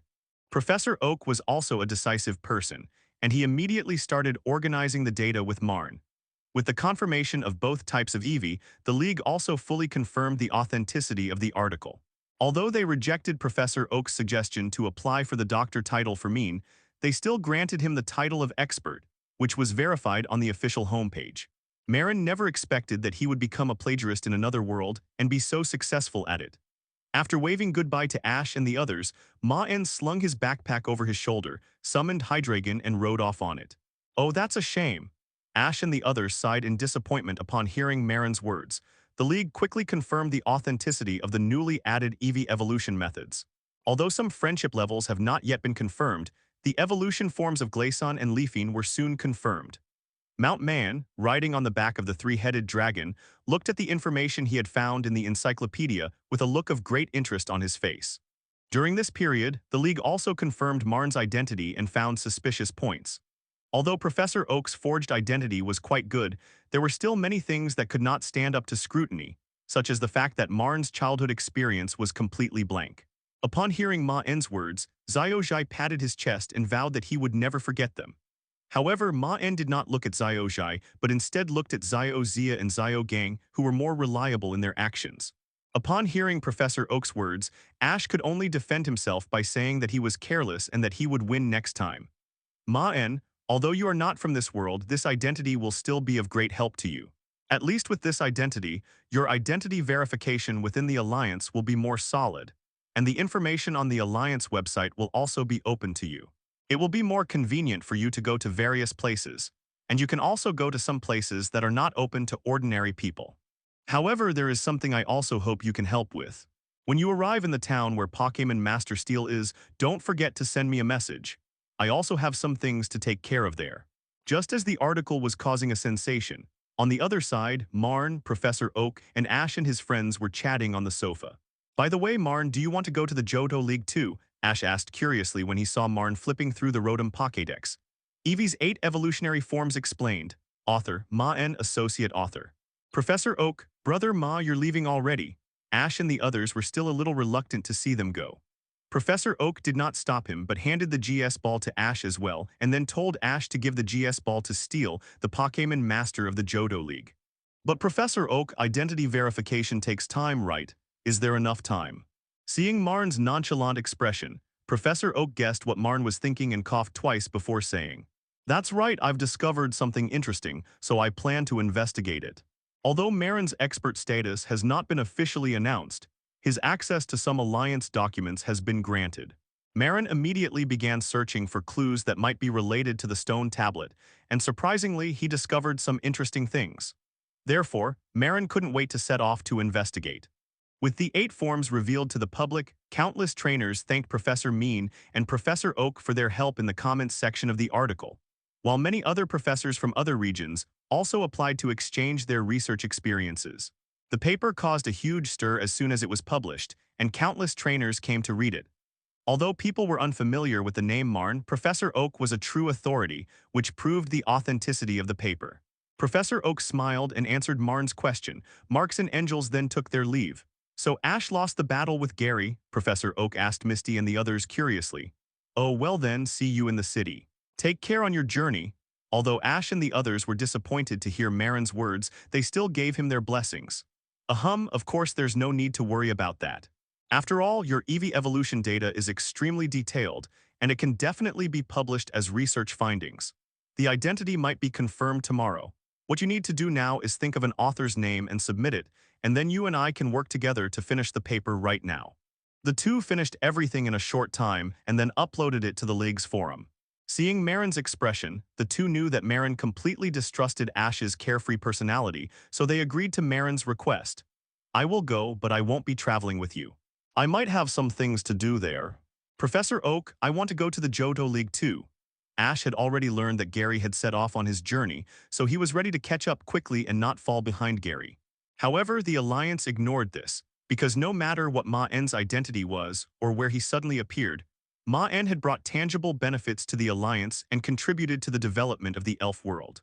So as long as Maen did not openly oppose the Alliance, they simply turned a blind eye to him. Upon hearing Professor Oak's words, Maen was stunned for a moment, then slowly came to his senses.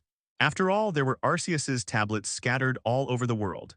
If he could use the official channels of the League, he might be able to find some clues about the tablets in a short time. If he could find the evil tablet, then Maen would be in luck.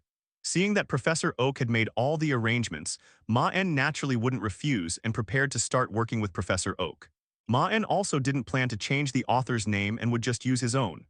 Thinking this through, Maen nodded in agreement with Professor Oak's suggestion, but then a look of doubt appeared on his face as he said. Professor Oak was also a decisive person, and he immediately started organizing the data with Maen. With the confirmation of both types of Eevee, the League also fully confirmed the authenticity of the article.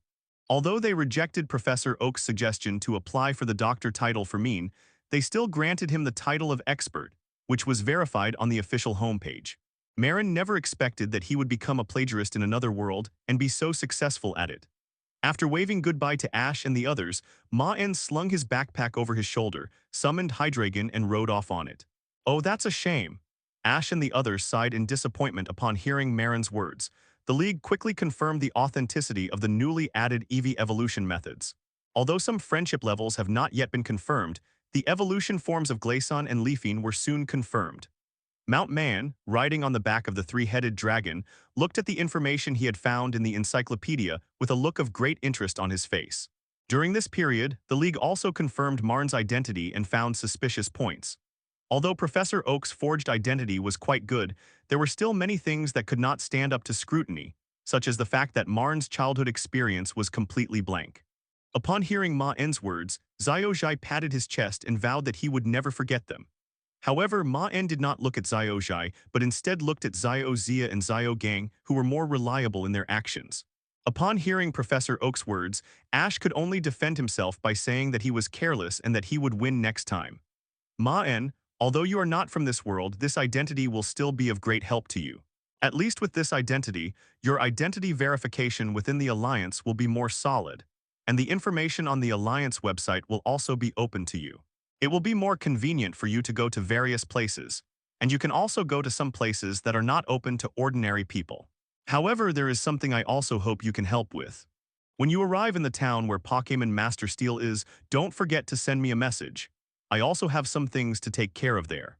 Just as the article was causing a sensation, on the other side, Maen, Professor Oak, and Ash and his friends were chatting on the sofa. By the way, Maen, do you want to go to the Johto League too? Ash asked curiously when he saw Maen flipping through the Rotom Pokédex.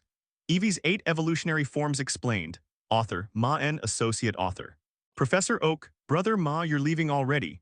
Ash and the others were still a little reluctant to see them go. Professor Oak did not stop him but handed the GS ball to Ash as well and then told Ash to give the GS ball to Steel, the Pokémon Master of the Johto League. But Professor Oak, identity verification takes time, right? Is there enough time? After logging into the Alliance's internal website, Maen began searching for information about the stone tablet. But he only found a handful of results, some of which had already been resolved and had nothing to do with the stone tablet. What intrigued Maen was the news released in the last 2 days. An unusual situation has occurred around Enju City in the Johto region. Eden City is the ancient capital of the Johto region and a city that represents the culture of the Johto region. It is also home to the Bell Tower and the Burnt Tower, which are said to have been inhabited by Ho-Oh and Luja. The problems that arose in this century-old city naturally caught the attention of the Alliance, which then launched an investigation. The reason for the investigation was that a huge noise suddenly occurred in the forest outside Eden City, and then a deep pit appeared somewhere in the forest. Most importantly, the pit was obviously the result of Pokémon destruction. However, this situation had never occurred in Yuanju City in the previous 100 years. This sudden energy fluctuation naturally attracted the attention of the Alliance, which quickly dispatched personnel to the scene. Seeing this, Maen knew things were going to get bad. He quickly pulled his hat down to cover his face as much as possible and put his finger to his mouth to signal the girl not to make a sound. After all, Yuanju City is a thriving tourist destination with a large number of people coming and going from various regions. If the cause cannot be found out in time, it would be a big problem if such an attack occurred in Yuanju City again. The girl quickly covered her mouth upon seeing Maen's actions, but the excitement in her eyes was still undeniable. 012303522 Chinese letter 112,321,241. But there was one thing Maen couldn't understand. If the stone slab had been there all along, this situation should have occurred much earlier, not just recently. Marks and Angels have 2 guesses as to why this happened. Instead of answering the girl's question, Maen looked at her with a strange expression. Isn't that Sakura, the youngest of the 5 Enju sisters? The girl seemed to realize how strange her words had been, her face instantly turning red, and she hurriedly explained.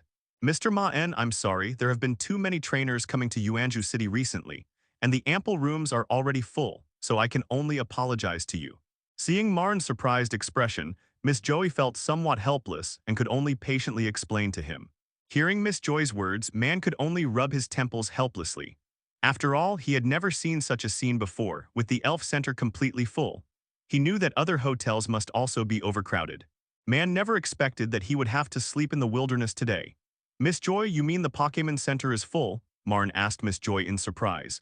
Seeing this, Maen speculated that the psychic stone tablets might have appeared. It should be noted that psychic spirits are usually very rare in the wild, but this time they have appeared in groups, which is very likely related to the stone tablets. However, he didn't mind being in the wild. Maen simply wanted to be as comfortable as possible, rather than resisting sleeping outdoors. These details weren't the key factors that attracted Maen. The most crucial thing was that Maen discovered, according to the investigation, that after this energy fluctuation, a large number of psychic-type Pokémon seemed to have gathered. Mr. Maen, are you looking for a place to stay? You can come to my house if you don't mind. The girl had just witnessed Maen questioning Miss Joey, so she spoke up. The reason why Maen had such a deep impression of it was because he had watched the animated series Pokémon Evolutions in his previous life. That's wonderful. It really is Mr. Maen. I thought I had mistaken him for someone else. I've read all of your Eevee paper, and it's truly amazing. It has given me so many ideas. The girl became even more excited when she heard Maen acknowledge her identity, and the people around her obviously noticed what was happening and couldn't help but look over. Meanwhile, Maen finally arrived at Yuanju City and then landed in the town of Shu. It's obvious that the news of a large number of psychic-type Pokémon appearing in the vicinity has attracted a lot of trainers. After all, psychic-type Pokémon are rare, and these trainers would naturally not miss this once-in-a-lifetime opportunity to catch them. Wait, are you Mr. Marks and Eng? At that moment, a pleasant female voice came from behind Marks and Eng. Well, we're having a tea party at my house right now. Besides myself, there are many other guests and my sister. Our house is quite large, so we can book a room for Mr. Ma. Hearing the sound, Maen turned around and saw a pink-haired girl holding an Eevee and looking at him with an excited expression. Between the two possibilities, Maen leans more towards the second, because he doesn't believe that in such a long time, no one in the world would have noticed the power of the stone tablet. It was as if something was attracting them. However, Maen believes this possibility is low. As darkness fell, Maen didn't rush to the wilderness. Instead, he planned to find a Pokémon Center to stay at first. However, a situation that Maen had never expected occurred. Listening to the girl's explanation, Maen understood her good intentions. Moreover, looking at the girl's face and listening to her talk about the tea party, Maen realized that she was also very kind.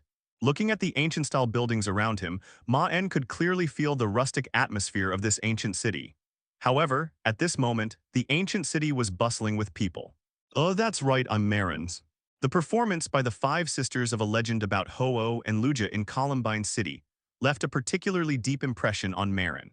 The second possibility is that someone else also had their eye on the stone slab, and there were two or more groups of people who happened to be passing by Yuanju City. They then began to fight over the stone slab, and the commotion they caused was discovered by the Alliance. After everyone around realized that nothing was strange, they went back to their own business. Maen also took a breather and told the girl not to worry, that he was happy to help her. After saying goodbye to Miss Joey, Maen planned to head out into the wilderness. The first possibility is that the psychic stone tablet was hidden underground or in a remote corner, so it hadn't been found until recently when a Pokémon accidentally discovered it and activated its power. In the end, Maen could not refuse the girl named Sakura's enthusiastic invitation and went with her to a huge old mansion. After entering, Maen could still see a few guests leaving, indicating that today's tea party had ended and the guests who had experienced the tea party had left. No wonder Maen saw cherry blossoms near the elf center. It's obvious that the cherry blossoms went there by chance after the tea party ended. Otherwise, the cherry blossoms should still be at the tea party now. Sakura. Did you sneak out to slack off again? At that moment, several girls dressed in kimonos walked over and surrounded Sakura. These girls in kimonos are Sakura's four older sisters, Mei, Momo, Tamao, and Kokoro. No, I didn't slack off. And look, sisters, who is this? Sakura was surrounded by her sisters, and a look of panic immediately appeared on her face. Sakura did sneak out early since the tea party had already ended, so she wanted to go out for a stroll. However, Sakura reacted quickly, realizing she'd been caught slacking off, and immediately turned her attention to Maen. 157. Sure enough, Mei and the others noticed Maen next to Sakura and immediately recognized him, their faces showing surprise and delight. Back to Genie, how are you feeling? Maen tilted his head slightly and then spoke softly to the air beside him. The fact that all five sisters used Eevee and Mei shows their love for Eevee. Moreover, the first Umbreon to appear was owned by one of them, Tamao, although the evolution method is unknown. The purpose of doing this is probably to make people overlook the unusual situation here. With Miss Officer Jenny's permission, Maen easily entered the deep pit CSEF. Hearing Victini's voice, Maen knew that Victini had found some clues. After all, as a fellow psychic-type Pokémon, Victini was naturally sensitive to fluctuations in psychic abilities. Afterwards, Maen explained some breeding methods and information about Eevee to them, and then they took several group photos together. In the words of the five sisters, they would keep these photos safe. The area around the pit was now cordoned off, and inside the pit, some people in white coats were using machines to probe, while Miss Officer Jenny was on guard, clearly preventing outsiders from getting close. It wasn't until evening that Maen was finally able to get some rest. Maen looked at the dejected Victini, gently rubbed its little ears to comfort it, and then began to investigate the surrounding area. Upon seeing the identification card displayed on the Pokédex that Maen produced, Officer Jenny immediately recognized him as Maen. the Eevee expert who had become quite famous in the past 2 days. She promptly and warmly allowed him to enter and participate in the investigation. Victini flew stealthily with Maen, bypassing the surrounding trees. The forest, once sparsely populated, is now a place where trainers can be found in just a short walk in Maen. Clearly, a large number of trainers from the city have ventured out to search for psychic-type Pokémon. May and the others first straightened their kimonos, then gave Maen a ladylike bow before beginning their introductions. After leaving the pit and re-entering the forest, Maen immediately set off in the direction Victini had indicated. "Excuse me, trainer, this place is not open to the public right now." Officer Jenny instinctively reached out to stop Maen when she saw him approaching. Maen squeezed through the crowd and came to stand in front of Officer Jenny. Maen looked around and found nothing unusual. It was just an ordinary mountain, an ordinary ground, and an ordinary forest. Finally, Victini stopped in front of a high mountain, and then a look of confusion appeared on his face. But there must be a reason why Victini stopped. Maen called out the Rotom Dex to help translate Victini's words. However, Maen's target was not these elves. Unless he encountered an elf like Ralts, Maen had no interest in subduing them. However, none of these issues posed a problem for Mar and Aang.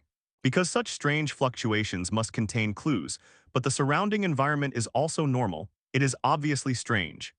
As soon as Maen entered the pit, he secretly used his dark power and indeed discovered energy fluctuations in the pit. Although he didn't know what type of energy it was, the possibility of it being supernatural was obviously the greatest. As they traveled, Maen discovered that his location was moving further and further away from Yuanju City, and instead was getting closer and closer to Labo Mountain. After going inside and pretending to do some research with his notebook, Maen said goodbye to Officer Jenny and left the pit. Along the way, Maen encountered fewer and fewer trainers, until he could hardly see any trainers at all when he got close to Mount Rabo. Soon, Maen noticed something amiss. He discovered that some of the trees nearby showed signs of replanting. Apparently, these trees had been broken or uprooted by immense force, but had been replanted by the elves, making the surrounding scenery appear perfectly normal.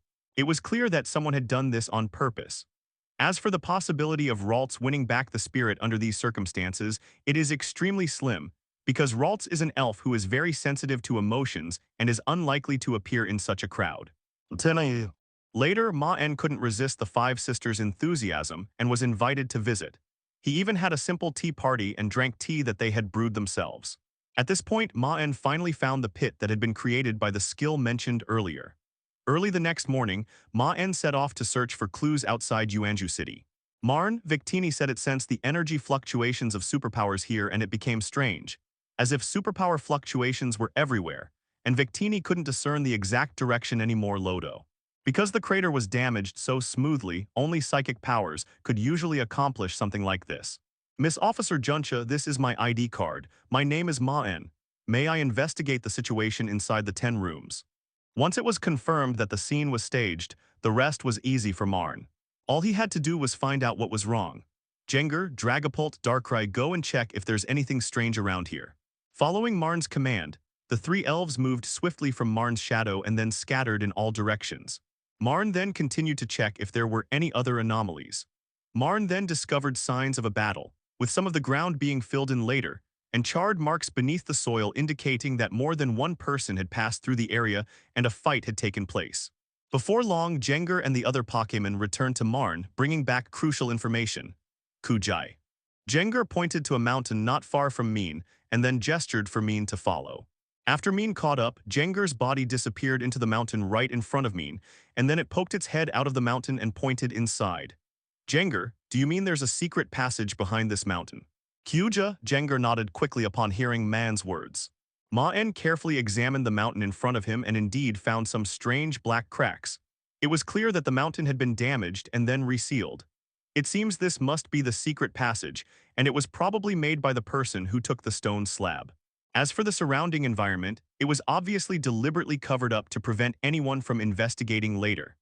Based on the evidence, it was clear that the person who took the stone slab was not alone, because if it were just one person, there would obviously not have been enough time to cover up the traces while evading pursuers. As for how many people were pursuing them, Maen had no way of knowing.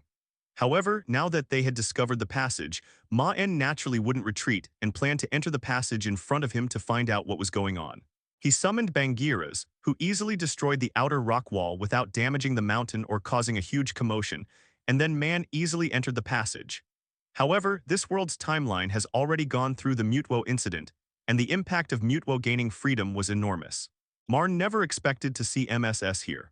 While looking through the information, Marn realized that MSSS had been exposed and had fled and gone into hiding.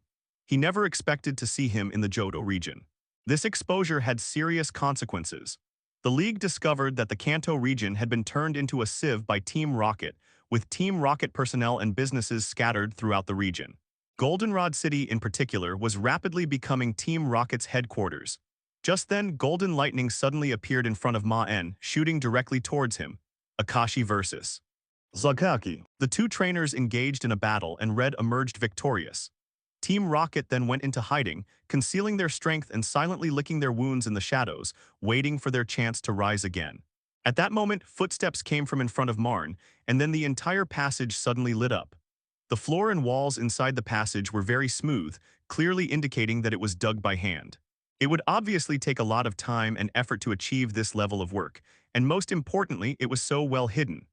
Upon hearing Mark's and Angel's words, Mazushi's face stiffened, then he revealed a cruel smile and said, "You should know that Little Red exists in this world." However, what intrigued Maen was that the male voice he heard earlier sounded somewhat familiar, as if he had heard it somewhere before. This struggle continued until one battle. The fact that Majishi, a member of the team, is here means that the Rockets are definitely up to something. Before that, could you please tell me one question? Did your Rockets team get the 10 stone tablets? Marn asked MT. Surge with a smile. Seeing the lights, Maen knew he had been exposed. These passageways were equipped with lighting, and naturally they also had surveillance devices. Clearly, the people ahead were already waiting for Maen. The owner of the voice finally revealed his true identity under the light. Team Rocket was completely exposed in the Mutwo incident, especially with Giovanni's identity being revealed. Subsequently, the League intensified its investigation and crackdown on Team Rocket in the Kanto and Johto regions. When Maen saw the person who came, he was not surprised, but his expression became a little strange. "Oh.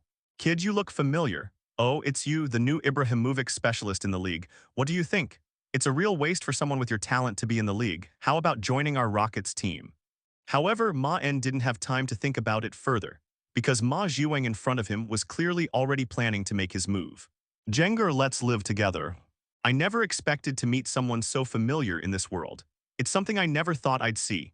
The person who came was wearing a dark green military uniform and military boots, and there was a big R painted on the shoulder of the uniform. The passage was very narrow and long. Maen moved slowly forward while keeping a watchful eye on his surroundings. "I didn't expect you to be here for this too. Looks like I can't let you go, otherwise if the news gets out, that mad dog from the Alliance will be chasing after us again."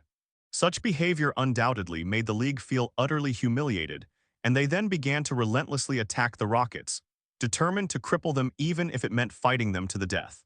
HMPH, sure enough, a mouse has sneaked in and it's a little mouse. The League's mad dog. Having been on guard for some time, Maen immediately commanded Jenger to stand in front of him, its black shield blocking the lightning. Subsequently, the identities of Mazushi and others were also fully exposed. Hearing what LT Surge said, Maen roughly figured out how things were going. Obviously, the Rockets got the stone tablet and the League was chasing them. This person was none other than Marn's old acquaintance, Rockets executive Majishi. Mazushi carefully examined Marn's face and quickly recognized him, then extended an invitation. LT Surge looked at Marn, who was already on guard, and smiled disdainfully. He then summoned Raichu and stood next to Raichu, who had just launched the sneak attack. In LT Surge's opinion, Marn was somewhat talented in research but useless in battle. Although that Jenger was quite strong, it was not enough to defeat him. This narrow passage is clearly not suitable for releasing multiple Pokémon to battle, and LT Surge felt that this environment was much more suitable for him to battle in. However, Maen's expression was a bit strange, because when it comes to battling in such narrow passages, Ghost-type Pokémon have a natural advantage. Jenger smiled, and then, amidst LT Surge's smile, Darkrai slowly rose from the ground. The moment Darkrai appeared, LT Surge's smug smile froze on his face. He hadn't expected that Marn would have a Pokémon like Darkrai. Instantly, he realized that he had misjudged Marn's strength. The other Jenger's strength is also increasing. Clearly, the Jenger from before was holding back. Upon realizing this, Maslow did not hesitate and immediately shouted, Mischievous grenade, great self-destruct. Suddenly, a dazzling white light emanated from the body of the mischievous Raichu, and at the same time, the energy in the entire Pokémon began to surge. Then the entire Pokémon turned towards the direction of Maen. Jengar used Shadow Ball to block, Darkrai go all out. Maen was also surprised by Ma Zushi's decisiveness, which led him to self-destruct. Therefore, Maen could only quickly organize a defense. As he gave the order, Maen grabbed the Piquet ball from his waist and threw it behind him. Jengar's Shadow Ball stopped Electrode's body in its tracks, preventing it from rolling to the side of Maen. After Marks and Eng came up, they dusted themselves off and then straightened their hats. At the same time, it also released its own spirits to attack Maen. His thinking was simple. He could deal with Maen's spirit, but only in an open space. In this narrow passage, he was no match for it. After entering the Iron Gate, the surrounding corridors became spacious and were all made of iron, with various cameras and lighting equipment installed above. With the help of Bangiras's digging, Maen, though somewhat disheveled, managed to escape the collapsed area and arrive at this safe place. Jengar's body disappeared into the wall, and then it set off to explore ahead. This time, Maen was much more cautious, because he didn't want to suffer another self-destruction. After defeating all the Team Rocket members who blocked his way, and then smashing down another iron gate, the scenery in front of Maen finally changed. It was no longer the previous passage, but a wide open space similar to a plaza. Ma Zushi finally escaped the blast radius, then glanced back at the collapsed passage with lingering fear, a smile appearing on his face. However, alarms are now blaring above the entire passageway, and all the lights have turned into a warning red glow. At that moment, Maen suddenly heard another explosion, which made everyone around him shudder. The entire mountain began to tremble, and cracks appeared in the rock passage before it began to collapse. To prevent problems, sacrificing a main Pokémon to kill Maen outright with explosions and rocks is worthwhile. Without hesitation, Maen had Jengar blast open the Iron Gate and then rushed inside. It's clear that the Rocket's organization has been infiltrated by others, most likely by people in the League. As for the explosion, it's very likely that it happened during a game. Just now, at the critical moment, Maen released Bangiras and quickly made it dig a large hole under its feet. Another location at the collapsed passageway. Meanwhile, LT. Surge, after causing Electrode to self-destruct, quickly stood on Magneton's body and left. Although the energy of the explosion was blocked by Jengar and Darkrai, a landslide would definitely occur under the explosion. Maen summoned Tyranitar immediately, otherwise he might have been buried in the landslide. On this plaza, two sides were engaged in a fierce battle, one of which was LT, Surge and his Team Rocket members. After passing a corner, Maen bumped into several Team Rocket members who looked hurried. The Team Rocket members then started shouting into their walkie-talkies when they saw Maen. A faint sound came from below the ground, and then the sound grew closer and closer. Finally, in the area outside the collapse zone, a Bangira emerged from the ground, looked around warily, and after finding no one else, slowly pulled Maen up from the hole. Jengar quickly returned to Maen's side, indicating that there was no danger ahead. Jengar, check ahead for anything unusual. You should consider yourself lucky to have my mischievous lightning bolt buried with you, you damned brat. But this time, the explosion came from inside the Iron Gate. However, the self-destruction was clearly unstoppable. With a flash of dazzling white light, a huge explosion was heard. The other side is more interesting. There's only one person fighting with a spirit, yet they're subtly suppressing LT. Surge's side. Thinking of this, Maen did not hesitate and immediately summoned the three-headed dragon, which flew towards the interior. The inside of the Iron Gate clearly connects to some space, most likely the rocket's base. Maen naturally wouldn't hold back, and immediately ordered the three 2.5 Hydras to begin their indiscriminate attack.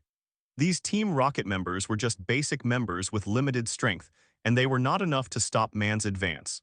Having received information about Jengar, Maen continued exploring forward and soon discovered an Iron Gate. And this person was also an acquaintance of Marks and Engel's, Yulongdu. After saying that, LT. Surge rode Magneto into the tunnel, where an Iron Gate could be vaguely seen at the end, leading to another space. Be careful, there are other intruders. Maen, riding a three-headed dragon, stormed into the square, immediately attracting the attention of both sides. Damn brat, the explosion didn't kill you, you're incredibly lucky.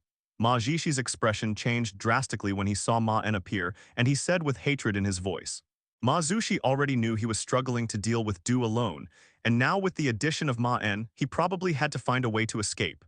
On the other side, when Lance saw Maen appear, he recognized Maen's identity.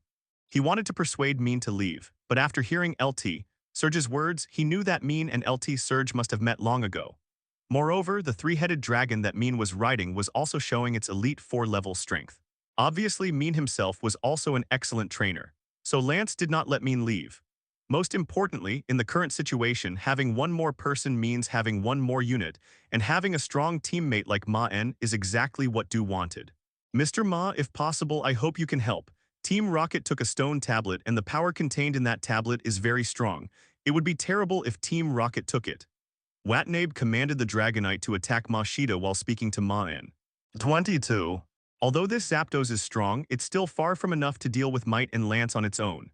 LT. Surge probably knew this, but he still sent out Zapdos, and judging from his actions, he didn't seem to want to run away.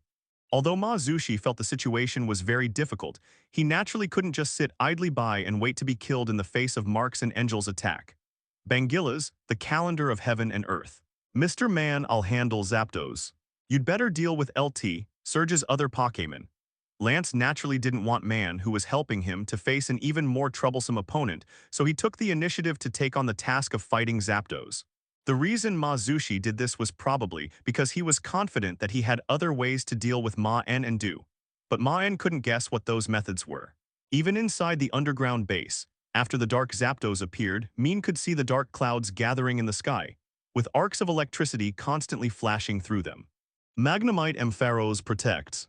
I'll help Lance, Maen said, throwing out a piquet ball. All of his Pokémon except Zoroark were on the field, and Tyranitar was also watching intently from the sidelines. Tyranitar stepped to the front and slammed his hands on the ground, sending ground-type energy through the ground to LT. Surge. On the other side, Darkrai and Jengar's Shadow Balls were successfully blocked by Jolteon and other Pokémon's Thunderbolt attacks. There is only one way to rescue the Pokémon captured by the Dark Sphere without harming them: destroy the Dark Sphere directly. Only then can the captured Pokémon be freed. LT. Surge gritted his teeth, then reached for his waist and threw out a black piquet ball. LT. Surge's expression also became very serious. All of his Pokémon were electric type, and he was completely helpless against ground-type moves. The most crucial thing was that Maen had two Pokémon that he had never seen before, leaving him with no idea how to deal with them. However, considering that this was a critical moment, Do naturally didn't ask any more questions and instead sent out his main lineup as well. Adu, Yulongdu was a little surprised to hear Maen address him by that name. He didn't seem to know Maen very well, so why was he being addressed by that name? The current challenge facing Man and Lance is to deal with the Zapdos in the sky and LT, Surge's Pokémon.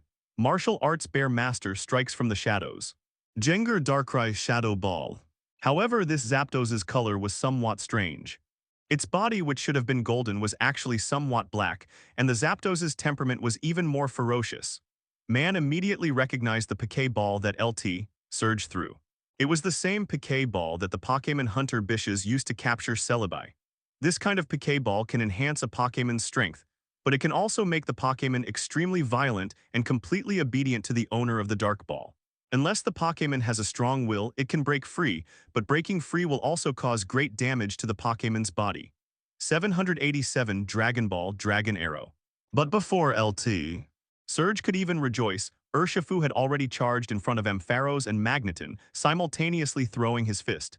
This Zapdos' strength has reached champion level.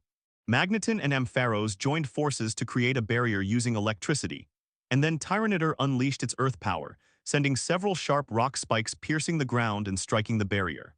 The Zapdos began to crackle with dazzling lightning, and then several bolts of lightning shot out from its body, attacking Maen and Lance respectively.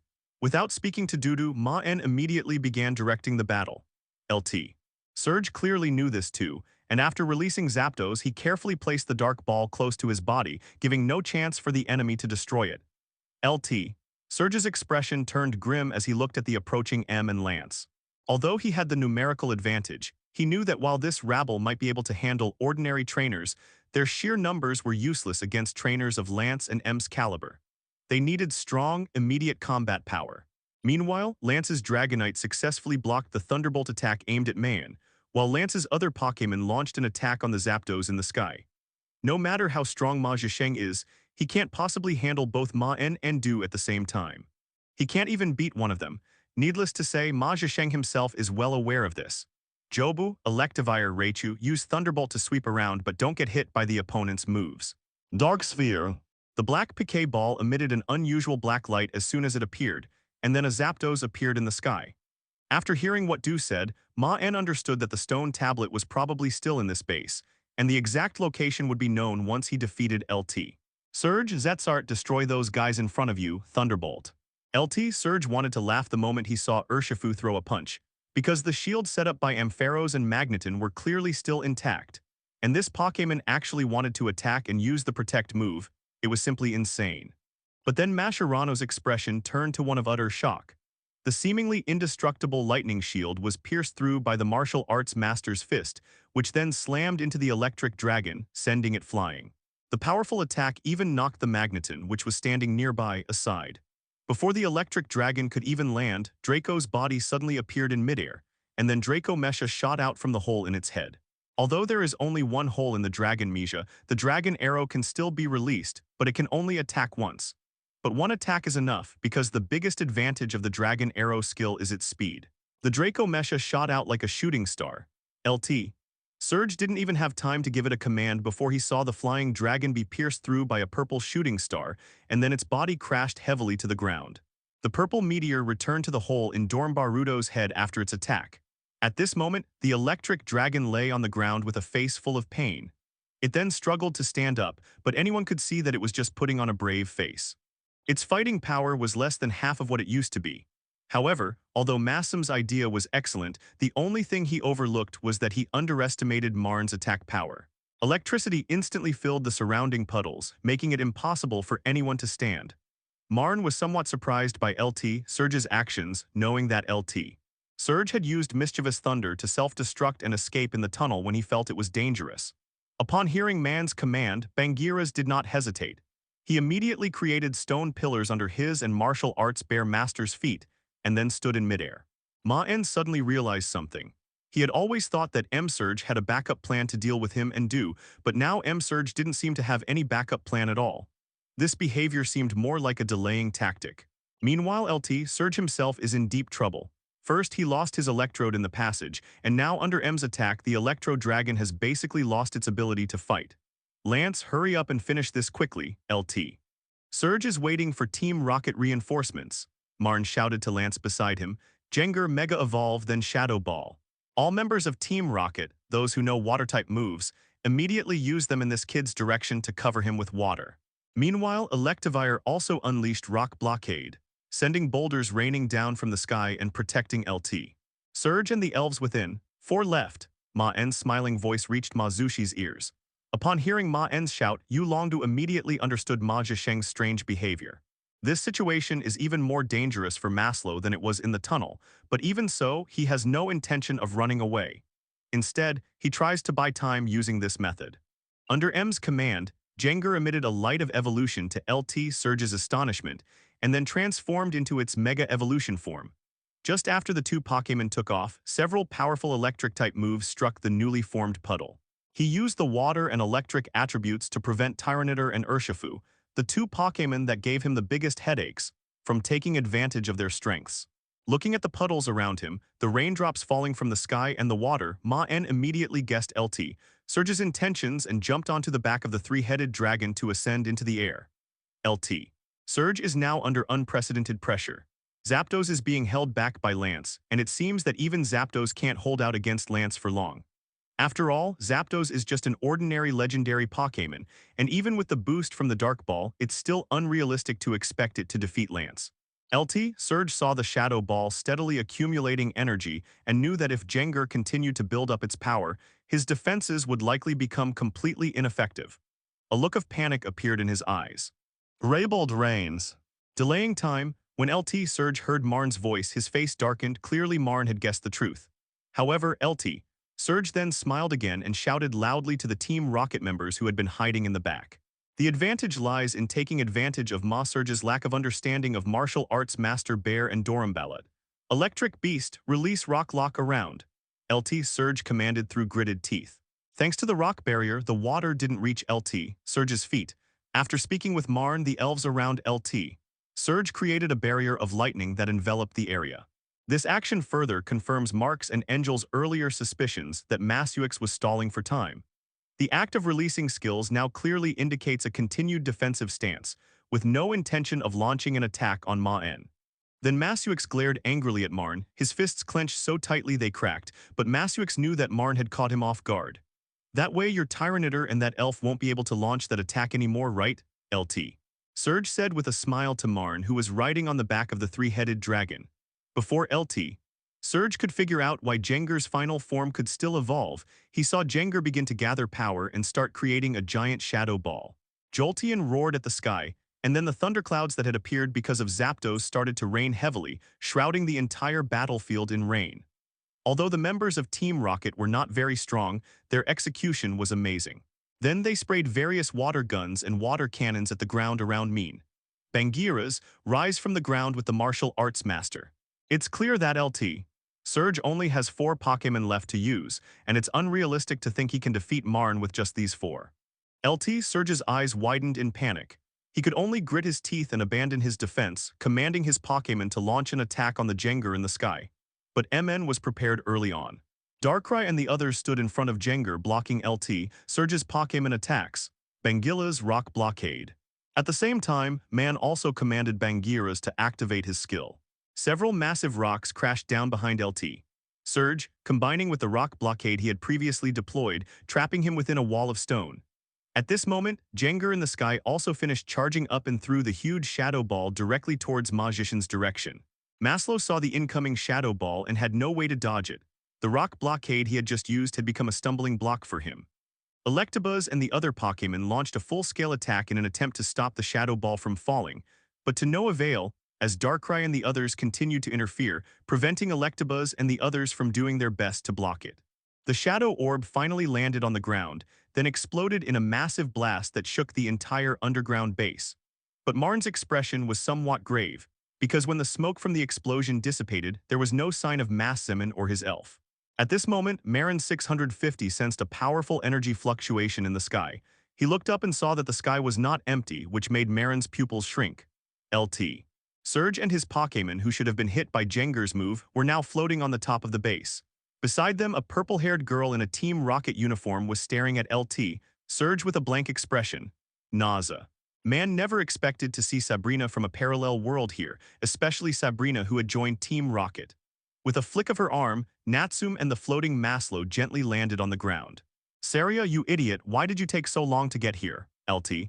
Surge couldn't help but question Saria as soon as he landed. Clearly, Jengar's move had still left him shaken. If Saria hadn't saved him, he probably would have been done for. Useless, it's because you're too weak. Sabrina glanced at MT Surge with disdain, then her cold voice rang out. Naza you, LT. Surge wanted to argue, but seeing Naza's cold eyes, he could only shut up and stand there awkwardly. The reason is simple, Maslow is no match for Nancy. Although both are members of Team Rocket, Sabrina is much stronger than LT Surge, and it was Sabrina who saved him this time, otherwise he might have died here. Most importantly, a stone slab was floating next to Sabrina at this moment, and the stone slab was emitting a faint white light. Saria, stop wasting time, teleport me away now and then activate the self-destruct device on this base. Haven't we already achieved our objective? LT. Surge called back Zapdos, then looked cruelly at MN and Lance opposite him. I can't do it. I can't do it, Sabrina, what do you mean? Don't tell me you can't teleport me with your abilities, and I even got this stone tablet for you on purpose. LT. Surge's face turned ugly when he heard Sabrina's words. He felt that Sabrina might be deliberately sending him to his death. Nancy only gave MT Surge a cold glance and did not continue to explain. Of course she can't do it. Although she is a superhuman, the power of that stone tablet is too strong. The prerequisite for using teleportation is to wrap or connect the body of the target with superpowers, but the energy contained in that stone tablet is too strong. There is no way to leave with the stone tablet by superpowers alone, unless she is willing to remove the cloth panel. Before Mazushi could speak again, Maen slowly explained from the side, then looked at the stone slab with a serious expression. Maen has determined the situation of the stone tablet. It is indeed Arceus's stone tablet, and it is the Psychic Type 1.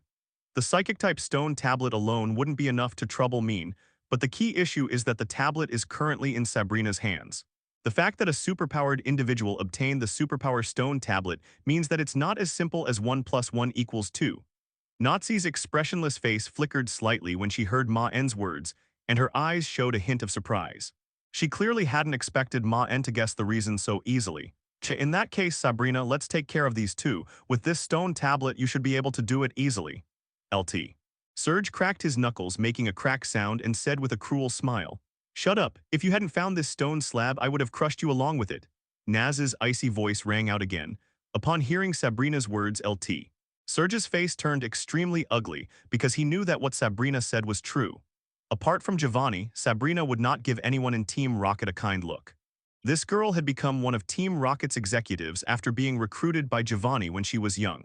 At first, some people felt that Naz was not worthy of the title of cadre because of her age, but in the end, Naz gave all of them a good beating. This time, the stone tablet was also a mission issued by Team Rocket, which happened to be assigned to LT Surge. After obtaining the stone tablet, LT Surge was caught by the League. Although he temporarily escaped through a secret passage, his location was exposed again because of Emmy, which is why he was trapped here. After discovering the connection between the stone tablet and superpowers, Giovanni sent Sabrina to rescue LT Surge, since Sabrina herself was particularly interested in such superpower-infused stone tablets. Until just now, if it weren't for Nancy's arrival, MT Surge would probably be finished. Lance stood beside Maen with a serious expression. He knew Sabrina, the former gym leader of Goldenrod City. Her identity was discovered after Team Rocket was exposed. She was a powerful psychic, which made Lance feel somewhat troubled. "Mr. Maen, I'll handle Nancy, but you can take care of MT Surge." "No, I'll handle it, Sabrina. My evil-type spirit has an advantage." This time, Maen rejected Du's suggestion and then looked at Sabrina across from him with a curious expression. He also wanted to see what was different about Sabrina from this parallel world. This time, Lance did not refuse Maen's suggestion. After all, what Maen said was true. It would be very difficult for Lance to deal with Sabrina once he got the stone tablet, and Maen happened to have a dark-type Pokémon, which would make it easier for him to deal with Sabrina. The moment the plan was finalized, Lance ordered Dragonite to attack LT Surge. LT Surge confidently assumed Sabrina would help, only to find her simply floating to the other side to dodge the Dragonite's attack, completely ignoring LT Surge beside her. Fortunately, LT Surge reacted quickly and called Zapdos to block Dragonite's attack, thus avoiding being hurt. Even so, Mazushi could only suppress his anger, because he knew that now was not the time for infighting, and he could only direct his anger at the other side, Yulongdu. After Naz's body landed on the other side, she saw Maen standing opposite her. "Do you know me?" Natsu's cool voice carried a hint of doubt. She noticed that Maen's gaze towards her was strange, scrutinizing, curious, and most importantly, familiar, as if she were an acquaintance of Maen. "I don't know you yet, but we'll get to know each other after the battle." Maen smiled but didn't explain Sabrina's question. Upon hearing Maen's words, Sabrina's expression turned cold again, and then a piquet ball from her waist flew out and opened. Alakazam's figure appeared on the field. Meanwhile, Maen didn't send Jengar or anything like that, he simply had Darkrai stand in front of him. Against a superhuman like Sabrina, especially one with the stone tablet, a group attack wouldn't be very advantageous. Instead, it would distract Maen, making a direct, one-on-one fight much easier. "Your Jengar has an interesting evolution method." Sabrina looked at the mega-evolved Jengar over at Ma's side, and said with a curious expression. As soon as Sabrina finished speaking, her eyes were filled with red light, and the stone slab floating beside her began to spin rapidly. Then, white light began to emanate from Alakazam's body. A flash of white light, and Alakazam transformed into its mega-evolution form. Maen watched this scene with amazement, never expecting that Sabrina could use this method to mega-evolve Alakazam. However, this method without the aid of a keystone is not impossible. For example, Mutwo can undergo mega-evolution on its own. But the prerequisite for doing so is that the Pokémon must be strong enough and have enough energy to withstand the consumption of mega-evolution. With the blessing of the stone slab, Sabrina is now able to accomplish such a thing. Hudai Lei. Sabrina and Alakazam's eyes simultaneously glowed red, and then the ground began to tremble. Huge stone slabs were pulled up from the ground by a tremendous force and then thrown towards Darkrai. Darkrai raid. Darkrai's body began to dim, then transformed into a black shadow and charged directly towards Alakazam. The giant stone slabs controlled by Alakazam kept crashing down on Darkrai, but Darkrai easily dodged them all and then rushed in front of Alakazam. Facing Darkrai so close at hand, Mega Alakazam did not panic. His body suddenly disappeared from the spot and then reappeared not far away. Instant teleportation. However, the instant Alakazam disappeared, Maen, as if he had anticipated this, spoke up directly. "Darkrai to the left rear." Darkrai didn't hesitate upon hearing Maen's command. The moment Alakazam disappeared from sight, Darkrai charged directly to the left rear. Alakazam, who had just landed via teleport, saw that Darkrai was already right in front of it again. The dark shadow formed from dark energy struck Alakazam directly, sending him flying. However, Alakazam, still in midair, regained his footing thanks to his psychic powers, but his eyes changed. Sabrina's eyes, which were glowing red, also showed a look of confusion. She couldn't understand why Maen could guess Alakazam's teleportation landing point. Coincidence, or is there a method to predict the landing point? Sabrina couldn't understand the reason. After all, ever since her overwhelming superpowers suppressed her rationality, Sabrina rarely thought about things and mostly just relied on her superpowers to crush everything. Requesting flowers. 012303522, Failu, 112,340,1521. Alakazam hypersonic. The spoons floating above Alakazam's head began to emit white light, followed by a beam of light that shot into the sky and then exploded, turning into countless starlight that crashed down on Darkrai on the ground. This is called a high-speed star, right? Looking at the vast expanse of high-speed stars, Maen couldn't help but mentally complain. Darkrai difficult. Darkrai placed one hand above his head, and a black shield appeared, directly blocking the high-speed stars falling from the sky. The sound of explosions continued, but Maen knew that Darkrai under the shield was unharmed. As the smoke cleared, several boulders bombarded Darkrai again, but Darkrai seemed to have been prepared. Before Maen could even give any instructions, he used Shadow Clone, creating 10 phantoms on the field. Alakazam looked troubled upon seeing the numerous illusions of Darkrai on the field, but then simply hurled the boulder at once, covering all the Darkrai on the field. But the instant the boulder broke free from Alakazam's control, Darkrai's body once again dodged the boulder's attack, and then released a shadow ball directly towards Alakazam. Alakazam erected a psychic barrier in front of the incoming shadow ball, blocking its attack. Although she blocked Darkrai's attack, Sabrina's expression became even more serious. Sabrina was quite certain that the smoke and dust from the high-speed star explosion had completely obscured her vision, but Darkrai seemed to have foreseen it and had prepared to dodge the attack in advance. This made Naz even more puzzled. Since she started fighting, she had never seen an opponent like Maen, as if Maen had seen through all her attacks. If Maen knew what Naz was thinking, he probably wouldn't be able to help but laugh. It wasn't that Maen saw through her, but rather that he was familiar with Naz's attack methods.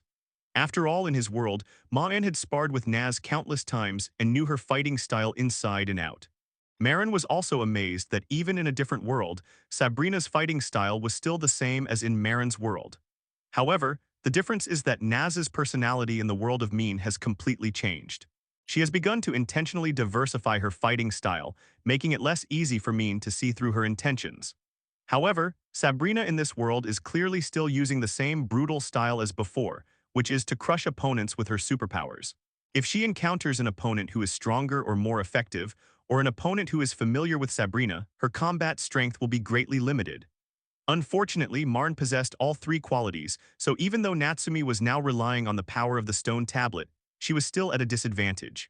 Naz was also very clear that it was obvious that Maen seemed to be able to see through her fighting style for some reason, but this problem was easy for Naz to solve.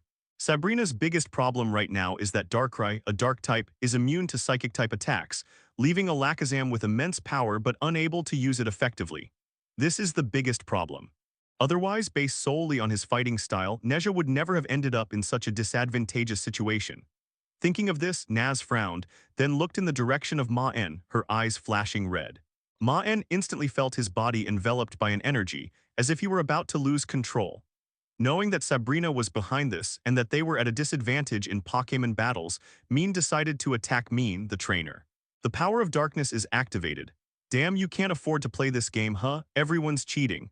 On the other side, after Maen took out the stone tablet, Naz's expression became even more shocked. She couldn't remember how many times she had experienced emotional fluctuations today. What kind of ability do you have? Naz asked coldly, looking at Maen. This smile fueled Sabrina's anger. Her battle spirit was countered, and even her abilities were suppressed, making Sabrina furious for the first time. Sabrina looked at the black mist emanating from Maen's body. She hadn't expected that Maen was also a trainer with special abilities. Moreover, the power surging from him made Sabrina feel a sense of opposition, and there was also a faint sense of restraint. Most importantly, Natsum couldn't refute it because Maen really did have a stone slab. Watari, you don't actually think that Brat can stand up to Sabrina just because he has the stone tablet, do you? Don't dream. Sabrina's strength is far beyond what that Brat can handle. You'd better prepare to collect the corpses of your comrades. The superpowered stone slab floating beside her began to spin wildly, and then Sabrina's aura began to rise continuously, reaching a terrifying level. I'll tell you when you defeat me. Maen didn't answer, his face still bearing that smug smile. Marn's superpowers were instantly shattered and he regained control of his body. Bad news. Watari, whose emotions have been stirred up, is planning to do something drastic. Just then, another powerful aura rose up, and the owner of this aura was none other than Marks and Angels. On the other side, Naz's expressionless face underwent a dramatic change for the first time, revealing a look of shock. "Oh, you mean this thing? It's easy to make," Maen said with a nonchalant expression. Majishi's smug voice made Du's face turn extremely ugly. When Majishi saw Maen's current state, his smug smile vanished, replaced by utter shock. Meanwhile, Sabrina fell silent. It was worth noting that the stone slab in her hand had taken Team Rocket a great deal of effort and money to obtain. But Marn's tone made it seem as if the stone slab was no different from any other roadside stone, something that could be obtained casually. The most crucial point that frustrates LT Surge the most is that of the 4 opponents present, 3 have special abilities while he is the only ordinary person. How is this possible? How come that kid also has a stone slab? Could he also be a special ability user? This aura created a powerful sense of oppression throughout the base, and even the Rockets players in the distance felt a little short of breath. Ma Zhisheng continued to try to provoke Du with words, but this time Du's expression remained unchanged. Instead, he looked at Ma Zhisheng with a firm gaze and said, "HMPH, what an unlucky brat. Naz is absolutely furious. I hope that brat won't be crushed into dust by Naz, or rather, turned into a doll by Naz and locked up in the little house Naz made for him forever." "A stone slab. You actually have one too." As soon as Lance finished speaking, a bluish-green energy began to emanate from his body. And under this surge of energy, the aura of the Pokémon in front of him instantly began to rise continuously. Good news words successfully stirred up Du's emotions. Dragon riding power activated. "It doesn't matter. I believe in Mr. Marn's strength, and even if he is defeated, I will still help him, risking the name of my dragon riding fairy." LT. Surge is now like an ordinary person caught up in a war of gods. Although he has Zapdos, he is still out of place on the battlefield. At this moment, Maen was riding a black horse and holding a stone tablet in his hand. The stone tablet and Maen together emitted a blackish-purple mist. Du could naturally sense that terrifying aura. With a strong sense of justice, he felt that it was entirely his responsibility to put Maen, who was helping him, in danger despite being the Heavenly King. Seeing Wataru regain his composure, Maslow's expression grew even more grim. He was no match for Wataru, which was why he wanted to use verbal attacks to make Wataru agitated, thus giving Maslow a chance to continue the fight. Surge glanced briefly in Natsum's direction, a feeling of fear rising within him, but then a smile appeared on his face as he spoke to Lance. On the other side of the battlefield, the expressions of Surge and Watari also changed. Looking at the dragon-controlling power surging around Wataru Surge couldn't help but mentally rant. He hadn't expected Wataru to start playing dirty tricks. His verbal provocation tactics really worked. Du breathed a slight sigh of relief, and his panicked heart calmed down a bit. Maen, riding the spirit horse, held a stone tablet in his hand, while another stone tablet floated beside Naz on the other side. 2 people stood on either side, dividing the entire venue in 2. Naz's eyes flashed red, then the floor began to crack, and several boulders crashed directly towards Maen. Natsu has transformed into a humanoid elf and begun fighting Marn. Spectral horse Shadow Ball. Ghost-type energy densely covered the head of the spirit horse, and then shadow orbs continuously condensed above the spirit horse before shooting out towards itself. The shadow ball struck the incoming boulder, and the 2 collided in midair, followed by a series of explosions, shattering the boulder into pieces in the sky. The shattered stones struck Maen's head after falling, but before they could even touch his body, they were all blocked by the shield formed by the black mist. Just then, Alakazam appeared behind Marn without him noticing, and then fired a psychic wave directly at Marn. 22. Psychic power. The energy fluctuations from the superpowers cracked the ground and then shot straight towards Maen's body. At that moment, Jenger's body shot out from the ground behind Maen, its hands forming a dark shield that blocked Alakazam's psychic attack. On the other side, Darkrai, just like Alakazam, suddenly appeared next to Sabrina and then used Dark Hole in Sabrina's direction. Sabrina instinctively tried to use her superpowers to block the Dark Hole, but found that her superpowers failed again. She couldn't help but frown, and then directly pulled up a stone slab from the ground to block it. Seeing Naz's actions, Maen knew that if they continued to fight like this, the two of them could fight here for a whole day and night. Because of the replenishment from the stone slab, both of them had a huge amount of energy. It would probably take some tricks to decide the winner in a short time. Bike to Genie, please. At this point, Marn had no choice but to use the super small battery Victini. With the energy transfer from Victini, the energy within Marn and the Spirit Horse began to surge immensely. Spirit Horse Star Shattered. Star Shatter is a move that Spirithorn and Calisrin combined to create.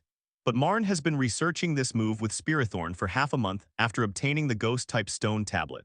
Because this move is essentially a collection of Ghost-type energy, and the compressed energy can even be like a small celestial body, it is named Star Shatter. Lingyama cannot use this move alone. It requires coordination with Lacecrun. Star Shatter requires a massive amount of existing energy, which the Spirit Horse itself possesses, but compressing this energy requires the help of the Crane King's superpowers. This is why Star Shatter requires two spirits to combine before it can be used.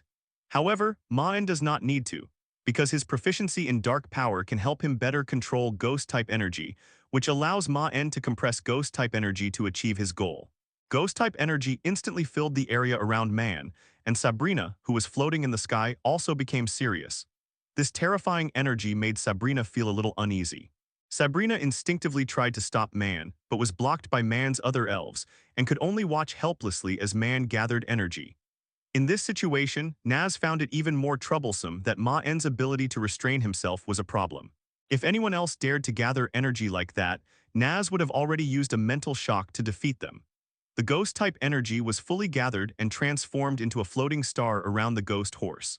Unlike other Ghost-type Pokémon that have a dark purple appearance, the star made from Star Shard even emitted a faint purple light, causing the environment around Maen and Spirit Horse to shimmer with a pale purple glow.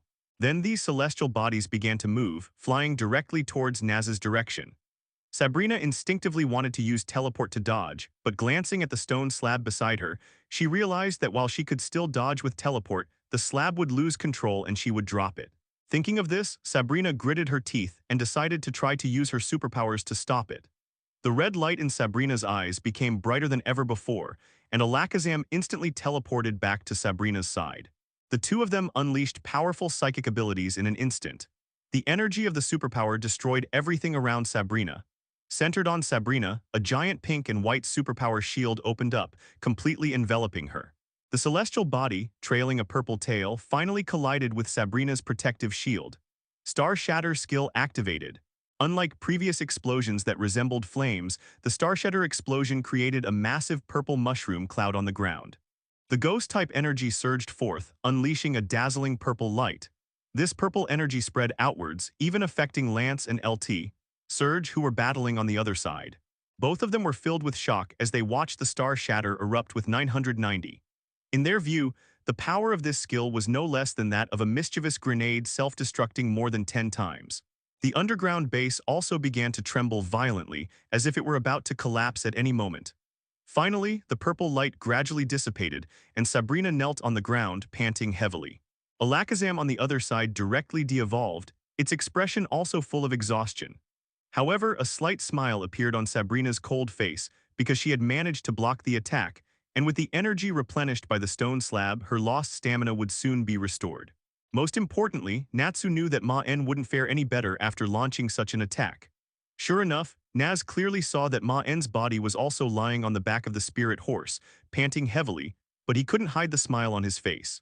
Laughing are Marks and Angels laughing. Suddenly, alarm bells rang in Sabrina's mind. As a superhuman, she immediately sensed danger and hurriedly looked at the floating stone slab beside her. Suddenly, the martial arts master appeared beside the stone slab and reached out to snatch it away. Maen, riding the Spirit Horse, held a stone tablet in his hand, while another stone tablet floated beside Naz on the other side. Two people stood on either side, dividing the entire venue in two. Naz's eyes flashed red, then the floor began to crack, and several boulders crashed directly towards Maen. Natsu has transformed into a humanoid elf and begun fighting Marn. Spectral Horse Shadow Ball. Ghost-type energy densely covered the head of the Spirit Horse, and then shadow orbs continuously condensed above the Spirit Horse before shooting out towards itself. The shadow ball struck the incoming boulder, and the two collided in midair, followed by a series of explosions shattering the boulder into pieces in the sky. The shattered stones struck Maen's head after falling, but before they could even touch his body, they were all blocked by the shield formed by the black mist. Just then, Alakazam appeared behind Maen without him noticing, and then fired a psychic wave directly at Maen. 22. Psychic Power. The energy fluctuations from the superpowers cracked the ground and then shot straight towards Maen's body. At that moment, Jengar's body shot out from the ground behind Maen, its hands forming a dark shield that blocked Alakazam's psychic attack. On the other side, Darkrai, just like Alakazam, suddenly appeared next to Sabrina and then used Dark Hole in Sabrina's direction. Sabrina instinctively tried to use her superpowers to block the Dark Hole, but found that her superpowers failed again. She couldn't help but frown, and then directly pulled up a stone slab from the ground to block it. The energy of the superpower destroyed everything around Sabrina. Centered on Sabrina, a giant pink and white superpower shield opened up, completely enveloping her. The underground base also began to tremble violently, as if it were about to collapse at any moment. In this situation, Naz found it even more troublesome that Maen's ability to restrain himself was a problem. If anyone else dared to gather energy like that, Naz would have already used a mental shock to defeat them. Ghost-type energy instantly filled the area around Maen, and Sabrina, who was floating in the sky, also became serious. This terrifying energy made Sabrina feel a little uneasy. Star Shatter requires a massive amount of existing energy, which the Spirit Horse itself possesses, but compressing this energy requires the help of the Crane King's superpowers.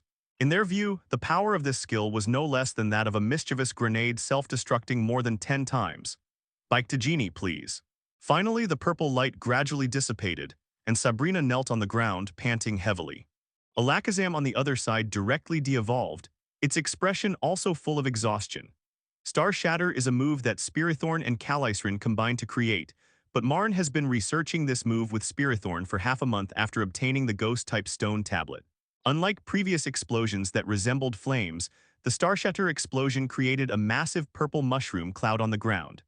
The Ghost-type energy was fully gathered and transformed into a floating star around the Ghost Horse. Suddenly, the martial arts master appeared beside the stone slab and reached out to snatch it away. At this point, Maen had no choice but to use the super small battery Victini. With the energy transfer from Victini, the energy within Maen and the Spirit Horse began to surge immensely. Then, these celestial bodies began to move, flying directly towards Naz's direction. Most importantly, Natsu knew that Maen wouldn't fare any better after launching such an attack. Laughing? Are Marks and Angels laughing? Thinking of this, Sabrina gritted her teeth and decided to try to use her superpowers to stop it. Star Shatter skill activated. The red light in Sabrina's eyes became brighter than ever before, and Alakazam instantly teleported back to Sabrina's side. The two of them unleashed powerful psychic abilities in an instant. This is why Star Shatter requires two spirits to combine before it can be used. Spirit Horse Star Shattered. However, Maen does not need to, because his proficiency in dark power can help him better control Ghost-type energy, which allows Maen to compress Ghost-type energy to achieve his goal. Sabrina instinctively tried to stop Maen but was blocked by Maen's other elves and could only watch helplessly as Maen gathered energy. Sure enough, Naz clearly saw that Maen's body was also lying on the back of the Spirit Horse, panting heavily, but he couldn't hide the smile on his face. Lingyama cannot use this move alone. It requires coordination with Lacekran. Both of them were filled with shock as they watched the Star Shatter erupt with 990. The celestial body, trailing a purple tail, finally collided with Sabrina's protective shield. Unlike other Ghost-type Pokémon that have a dark purple appearance, the star made from Star Shard even emitted a faint purple light, causing the environment around Maen and Spirit Horse to shimmer with a pale purple glow. However, a slight smile appeared on Sabrina's cold face, because she had managed to block the attack, and with the energy replenished by the stone slab, her lost stamina would soon be restored. Seeing Naz's actions, Maen knew that if they continued to fight like this, the two of them could fight here for a whole day and night. Because of the replenishment from the stone slab, both of them had a huge amount of energy. It would probably take some tricks to decide the winner in a short time.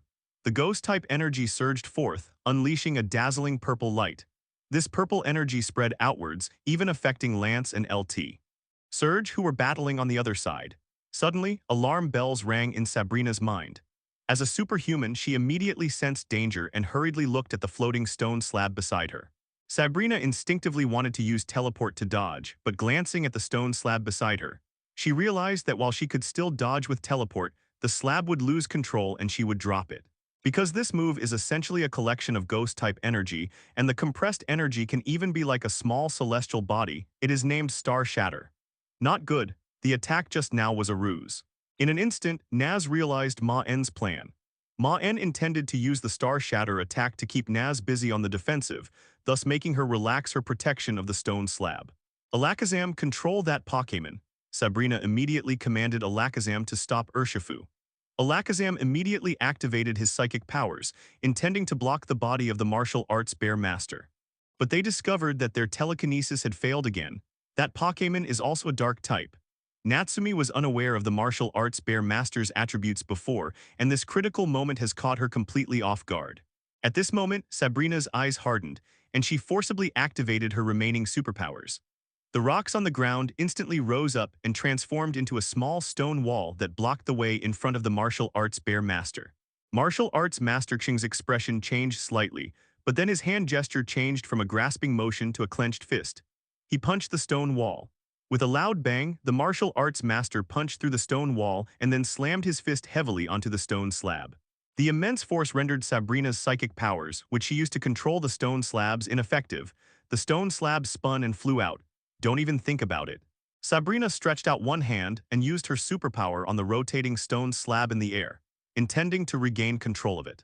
But at that moment, Sabrina suddenly saw Darkrai appear before her eyes, and Darkrai was gathering dark-type energy, with Dark Hole attacking directly towards Sabrina's location. At this moment, Sabrina had never regretted not capturing more Pokémon.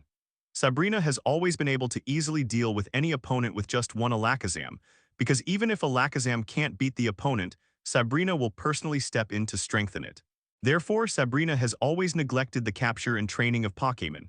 Now this weakness is fully exposed. Although Ma's many elves cannot harm Naz, at this crucial moment, they all start to frantically create trouble for Naz. On the other side, LT Surge's Zapdos also crashed heavily to the ground, losing its ability to battle.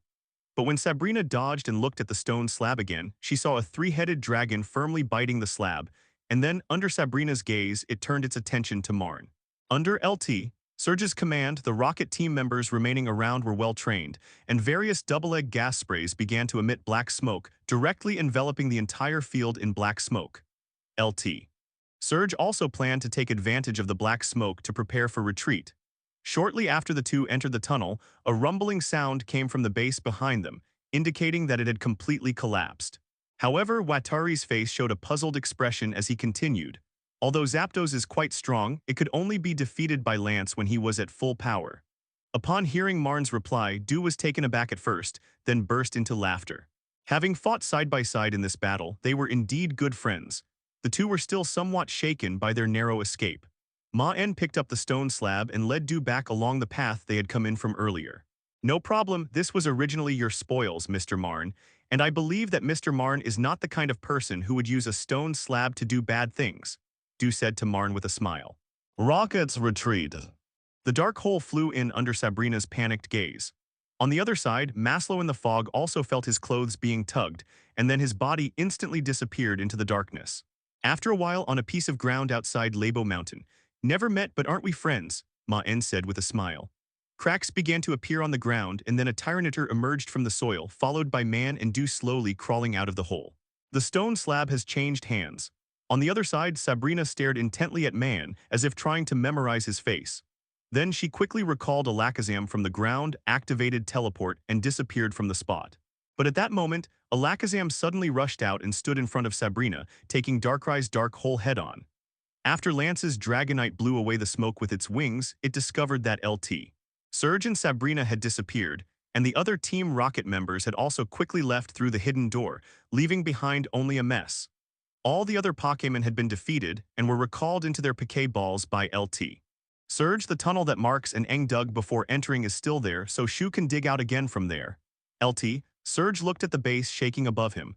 The battle between M and Sabrina had completely destroyed the base, and it was only a matter of time before it collapsed.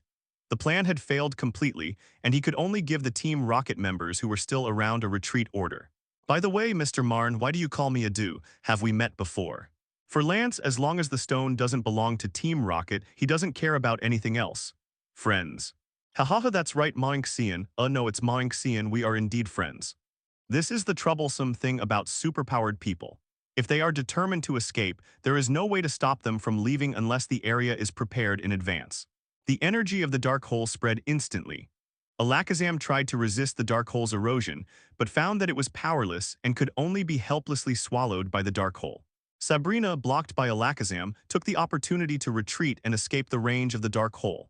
The two rode Dragonite and Hydreigon and rushed out of the gate. They quickly discovered the tunnel they had left behind and plunged inside. Most importantly, Natsum, on whom LT Surge placed his hopes, was also defeated by Maen, resulting in the complete defeat of both of the rocket's executives. As the tremors at the base became more and more pronounced, Wadaru knew that now was not the time to pursue them. He went directly to Maen's side and told Maen to prepare to escape together. "It's all right, but adieu, I might have to take the stone slab with me. Is that all right?" "Mr. Maen, thanks to you this time, otherwise Team Rocket's plan would have succeeded." Lance patted the dust off his cloak with heartache and then solemnly expressed his gratitude to Maen.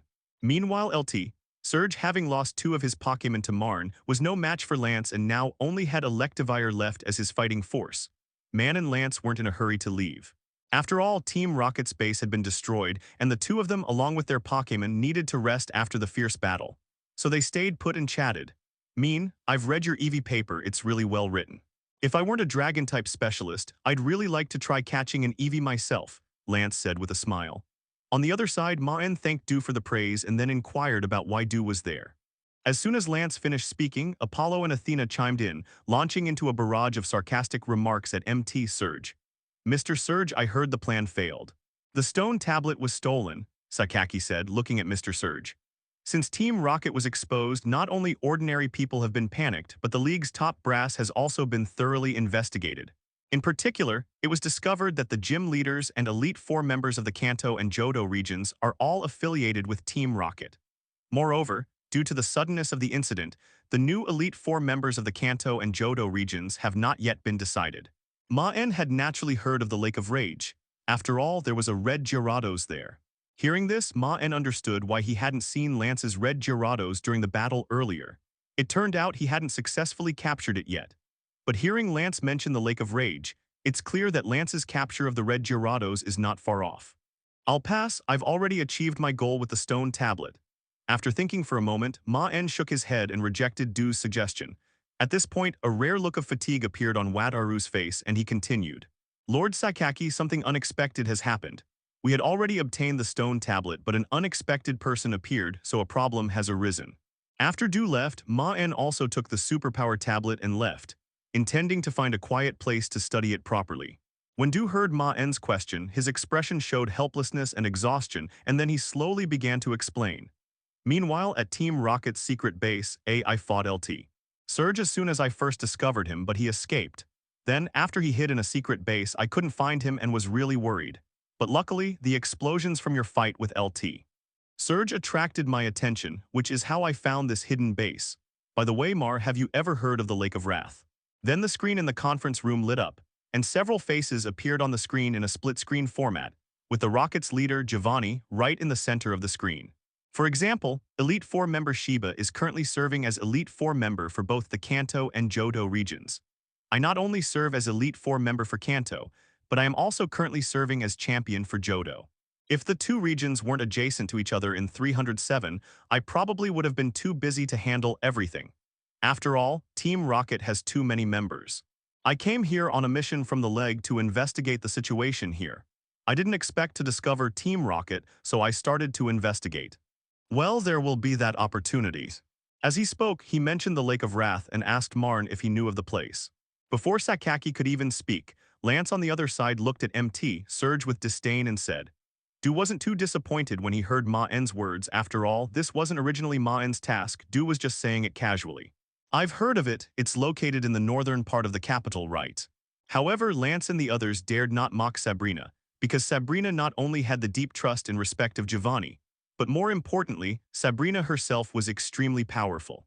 "Lance, you bunch of bastards, stop making sarcastic remarks.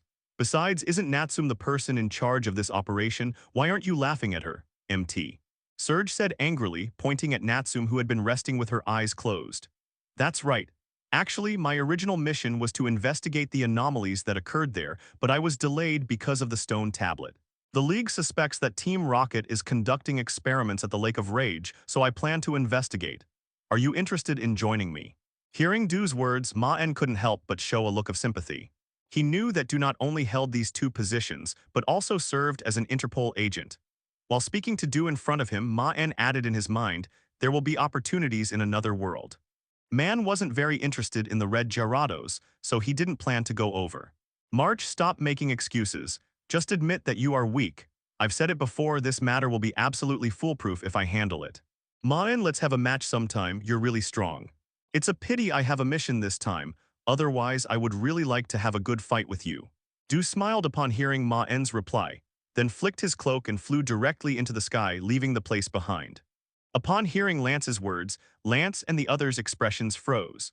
012303522 Feilu 112,361,121. Lance immediately summoned Dragonite, then flipped onto its back and said goodbye to Maru. Majishi sat in a conference room with a gloomy face, while Naz sat silently with her eyes closed, seemingly lost in thought. Sabrina wouldn't engage in any Pokémon battles with you. An enraged Sabrina would switch to real-life trainer battle mode, overwhelming any trainer who dared to oppose her with her powerful psychic abilities. This is why Lance and the others only dared to mock LT. Surge. Although Sakaki's face remained expressionless, it still put immense pressure on LT. Surge, who could only grit his teeth and say, CCBC. Although Team Rocket's base was completely destroyed, they didn't capture any valuable people, which left Lance still furious. The Team Rocket members who might be on the other side of the Lake of Rage would be the perfect target. They mocked Ma Surge because he couldn't beat them. Whether he used overt or covert methods, they could handle him. Hey Lance, don't blame the failure on Natsum. It must be you useless guy who dragged Natsum down. Otherwise, how could we have failed? Lance continued to spit venom at Lance. At this moment, the veins on Mazushi's head were bulging with anger. Admittedly, he had somewhat dragged Natsum down, but the main responsibility did not lie with him. What angered MT Surge the most was that Lance and his bastards didn't dare to mock Nancy, so they all turned their anger on him. What kind of logic is that? Don't say I held Sabrina back. Sabrina herself lost the battle this time. That's why the stone tablet was stolen. Upon hearing Mazushi's words, everyone on the screen was shocked, and then their eyes revealed disbelief. Darkrai. Upon hearing Lance mention Lance's name, Lance and the others present also showed serious and solemn expressions, clearly knowing Lance's strength as well. Of those present, only Giovanni's expression remained largely unchanged. Although Lance's strength was considerable, it was only enough to make Giovanni frown slightly. The only one who could trouble Giovanni was the boy in the red hat on Mount Shirogane. Hey LT, Surge, you're not kidding, are you? That guy named Maen is stronger than Lance. Lance and the others looked doubtful upon hearing LT Surge's words, but a problem has arisen. The superpower contained in the stone tablet is too strong and Sabrina can't teleport with it. But these are minor issues. The most important thing is that an outsider has broken into the base. The fact that the superpowered Sabrina was defeated head-on and had her stone tablet taken away was simply unbelievable to Lance and his companions. Is this the outsider you mentioned earlier, Mr. LT Surge? I wouldn't joke about something like this. LT Surge may have a bad temper, but I wouldn't lie about something like this. That brat is not only incredibly strong, but what's most troublesome is his Pokémon. That brat has Darkrai, the Nightmare God. March Surge, you're not joking. Lance's expression also turned serious. It's important to know that although Sabrina wasn't a teammate of Team Rocket, none of the executives dared to deny her strength. In the entire Team Rocket, only Giovanni could reliably defeat Sabrina, and the outcome of any other matchup against her was entirely uncertain. That's right, Lord Sakaki, the outsider's name is Maen. Without that brat, Wataru alone wouldn't have been able to stop Sabrina and me from taking the stone tablet. LT Surge's face contorted with rage at the mention of Maen. After receiving the quest for the stone tablet, I rushed to the scene immediately, defeated the wild Pokémon that had accidentally obtained the tablet, and then took the tablet away. But then things changed, and the Alliance sent people to investigate, and the person investigating was Lance. Lance and the others on the other side had also heard of Maen's name, so they listened with curiosity to Wu Jishi's answer. Lance, don't even think about taking that brat's spirit away. You can't possibly deal with him. Maybe Boss Giovanni can defeat him, but forget about it. That brat completely defeated Sabrina in a head-on battle, and it was because of him that the stone tablet was taken away. Yulondu kept following my trail and wouldn't let go. In the end, I used some tricks to infiltrate the secret base of Labo Mountain and then shook off Yulongdu. At the same time, I notified Sabrina to come and take over the stone tablet. After all, it's not realistic for me to deal with Yulongdu alone and take the stone tablet away. Upon hearing LT Sakaki's words, his curiosity deepened, and he then turned his gaze to Sabrina, who had been silent since earlier. Logically speaking, with both Natsume and LT Surge on board, they should be able to retrieve the stone tablet with 100% certainty. Yes, I'm from Tianjin District. Continue speaking Hui People's Village. Upon hearing the name of this Pokémon, Lance and the others' expressions changed. They knew the reputation of the Nightmare God. It was a rarer and more precious Pokémon than Zapdos, yet it had appeared in the body of a mere brat. Seeing the change in Lance and the others' expressions, LT Surge felt a surge of relief. Although Lance and his group had been shouting excitedly, their expressions had turned serious upon hearing that Lance was not going to stay. Natsume has remained silent since then, which clearly indicates that what MT Surge said is true. A look of greed instinctively appeared in Lance and the others' eyes. As members of Team Rocket, they were experts at stealing other people's Pokémon, and they didn't want to miss out on a Pokémon of Darkrai's caliber. Would I joke about something like this? There are plenty of Team Rocket members who can vouch for me, LT Surge said with a sneer. After all, they knew that the stone slab contained superpowers, and it was safest to have Sabrina, a superpowered person, escort it. Giovanni also showed a curious expression at this moment. He knew Sabrina's strength very well, and he had personally invited her to join Team Rocket. Upon hearing Sakaki speak, Lance and the others who had been arguing earlier fell silent, listening curiously to how things would unfold. Mr. LT, Surge, tell me the gist of what happened, Sakaki said slowly to Mr. LT. Surge, MT. Surge, naturally noticing the greedy looks on Lance and the others' faces, couldn't help but reveal a mocking expression as he continued. 0.0.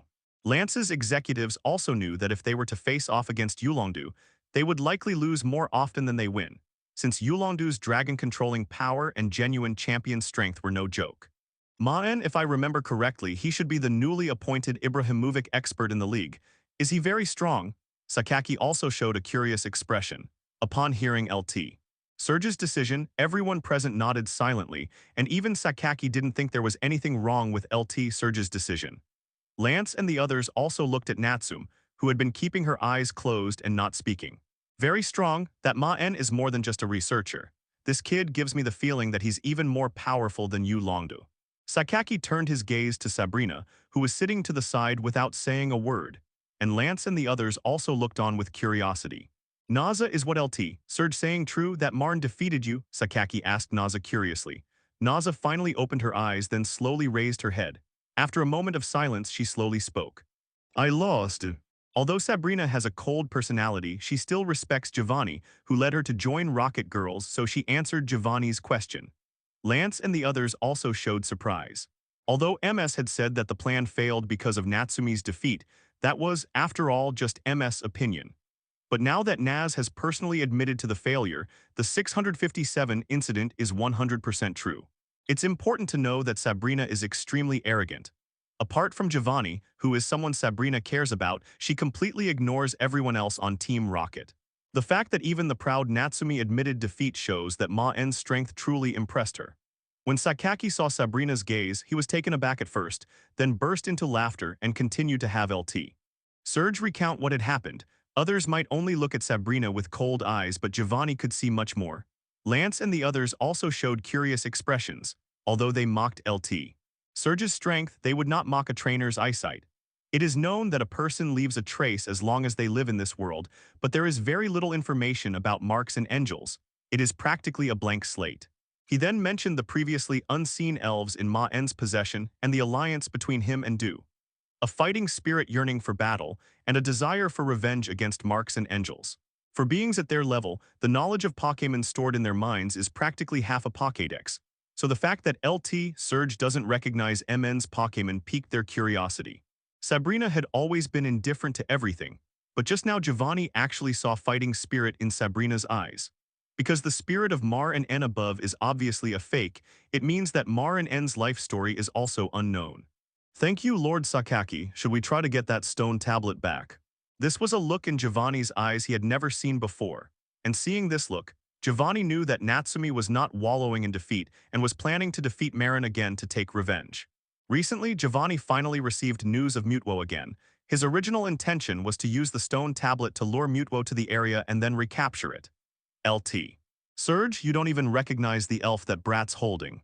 Sakaki became even more curious about Maen, wanting to know what kind of person could change Natsum. And that N also possesses the power of Zekrom. The last person whose information was so scarce that Giovanni had seen was a young man named N from the Unova region. But that young man was raised by ghettos from a young age, and his identity was deliberately hidden. Naza has everything that Maen has and may even be stronger. No wonder Naza lost to Maen in a head-on battle. Only Giovanni knew the reason for his smile. He saw that Sabrina's eyes had finally changed. In this light, Sabrina's defeat is not surprising. These problems are manageable. Even if Wataru and Maen team up, Sabrina and I can handle it with the help of the stone tablet. But I never expected that Brat Maen would also have a stone tablet, and he is also a special ability user, which is why he was able to defeat Sabrina head-on. When MS mentioned this, he thought of the scene when Maen released Star Shatter, and a look of lingering fear appeared on his face.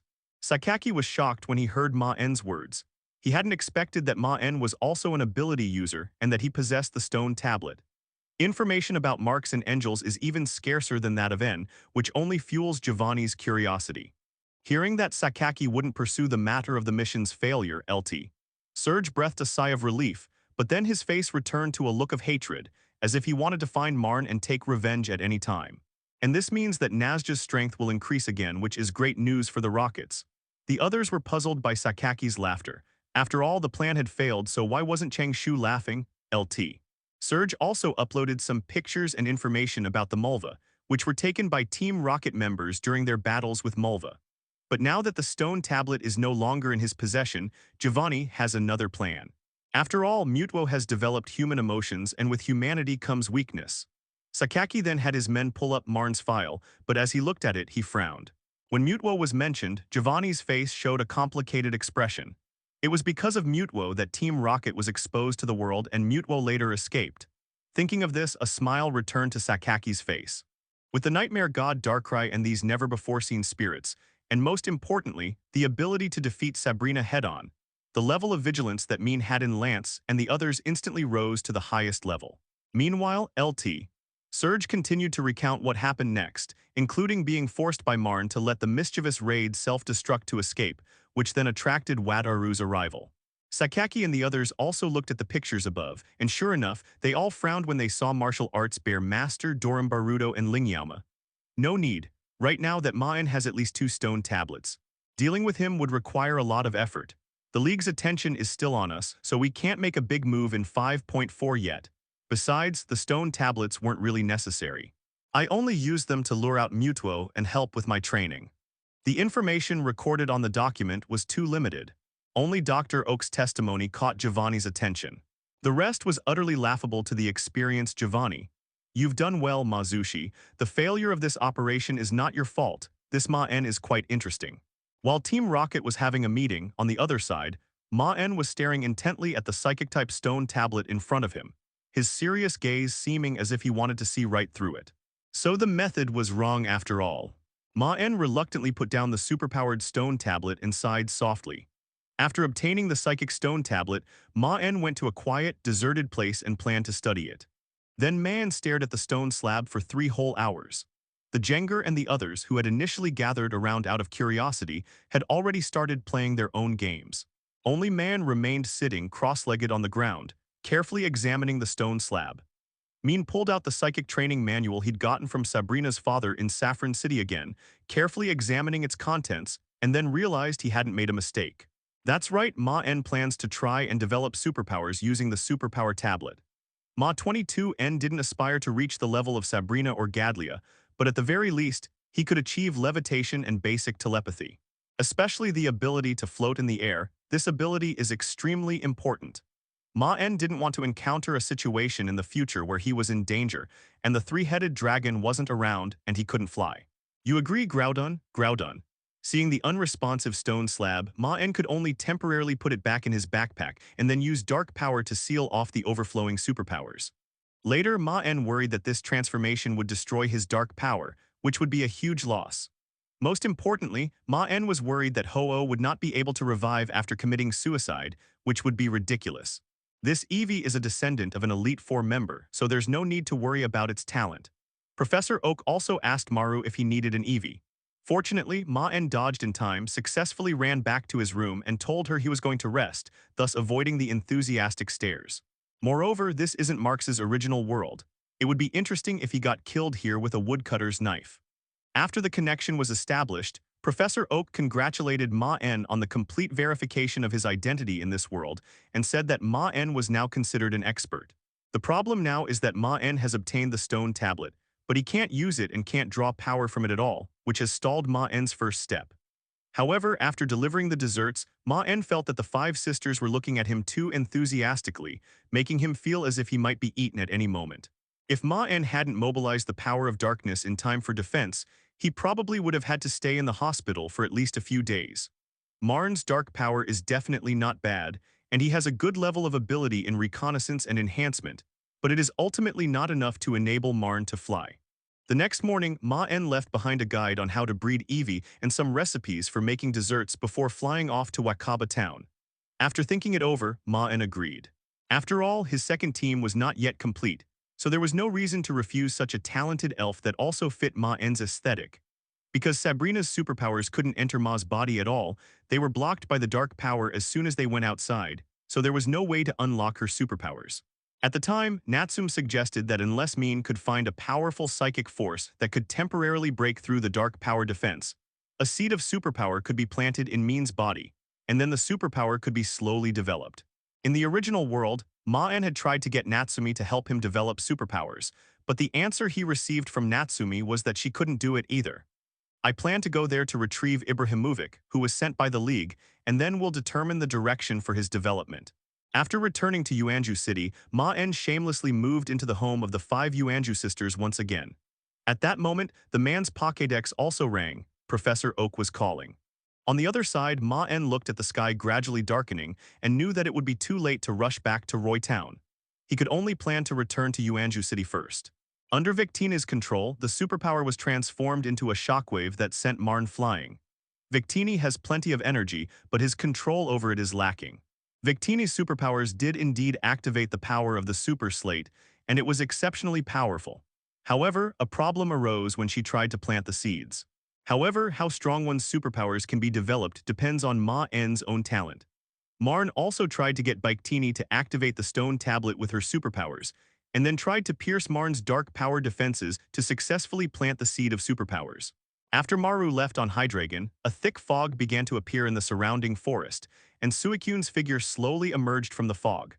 Looking at the surrounding scenery, Suijun rubbed his nose in confusion, his expression of doubt becoming even more pronounced. In the end, Maen could only take it one step at a time. If all else failed, he could try to find Gadria or a powerful elf to help him see if he could develop superpowers. Boys must learn to protect themselves when they're out. At this moment, Maen was extremely envious of the super-real new human body in this world, which could be ruined no matter what. Upon hearing Maen's answer, Professor Oak also told Maen to go to Professor Elm in Wakaba Town, Johto, where he had teleported Eevee's Piquet ball. Maen just needed to retrieve it whenever he had time. That's why Maen set his sights on this superpowered stone tablet. The five Yuanju sisters remained incredibly hospitable, preparing tea and refreshments for Maen. Maen, feeling embarrassed by such hospitality, also prepared some sweets for the five sisters in return. As a reward for Maen, the League gifted him an Eevee. It clearly sensed the presence of Ho-Oh nearby, but upon arriving here, it found it to be so faint. Maen even considered trying to establish a connection with Ho-Oh in this world, then die on the spot so that Ho-Oh could save him and see if he could transform into a super healer. Wakaba Town, Johto region.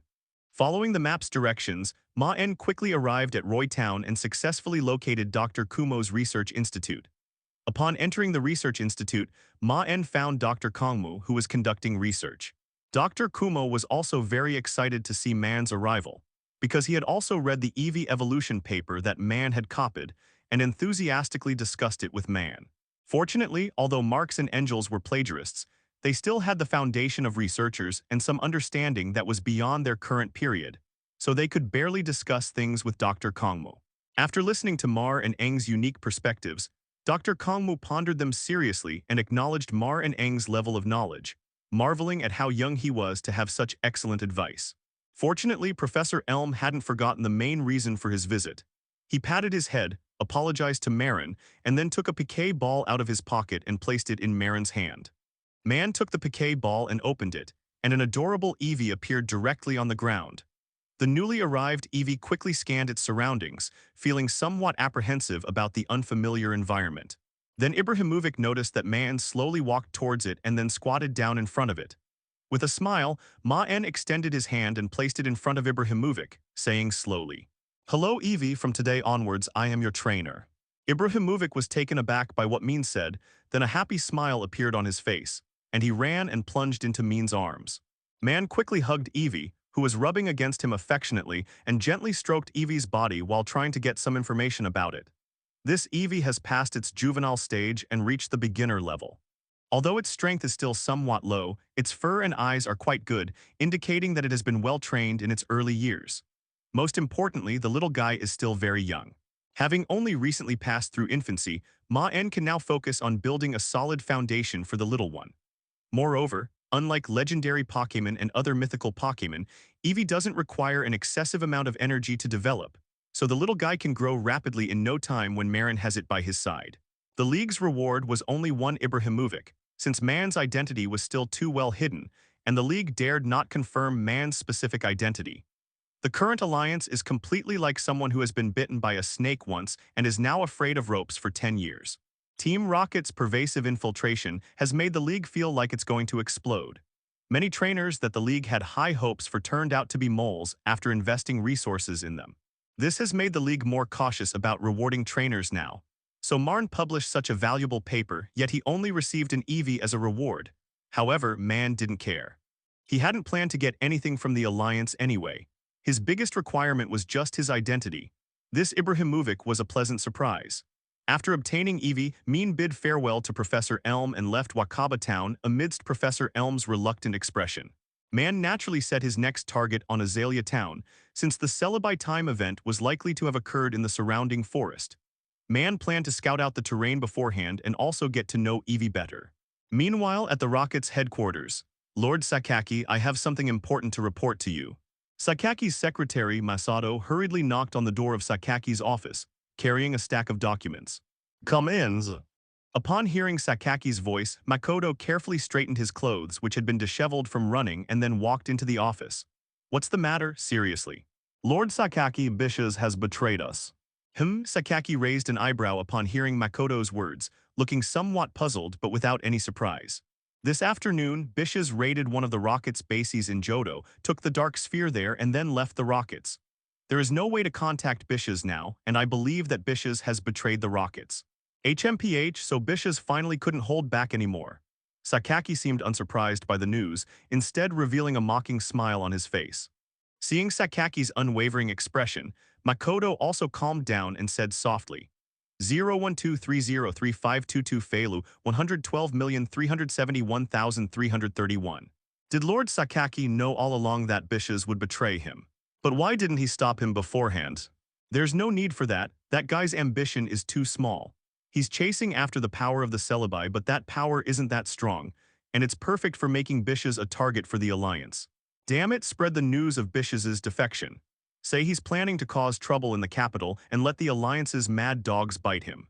After scoffing, Giovanni instructed Makoto to issue the order, while he looked at Mutewo's information on the screen with a smile on his face. Meanwhile, on the other side, a man named Bishes, wearing a yellow eye mask and a black Team Rocket uniform, was traveling through a forest in Johto in a flying vehicle. Once I obtain Celibi's power, I will be invincible. I will be the master of Team Rocket and the ruler of the world. And Giovanni is too naive to think I only have Celibi's power.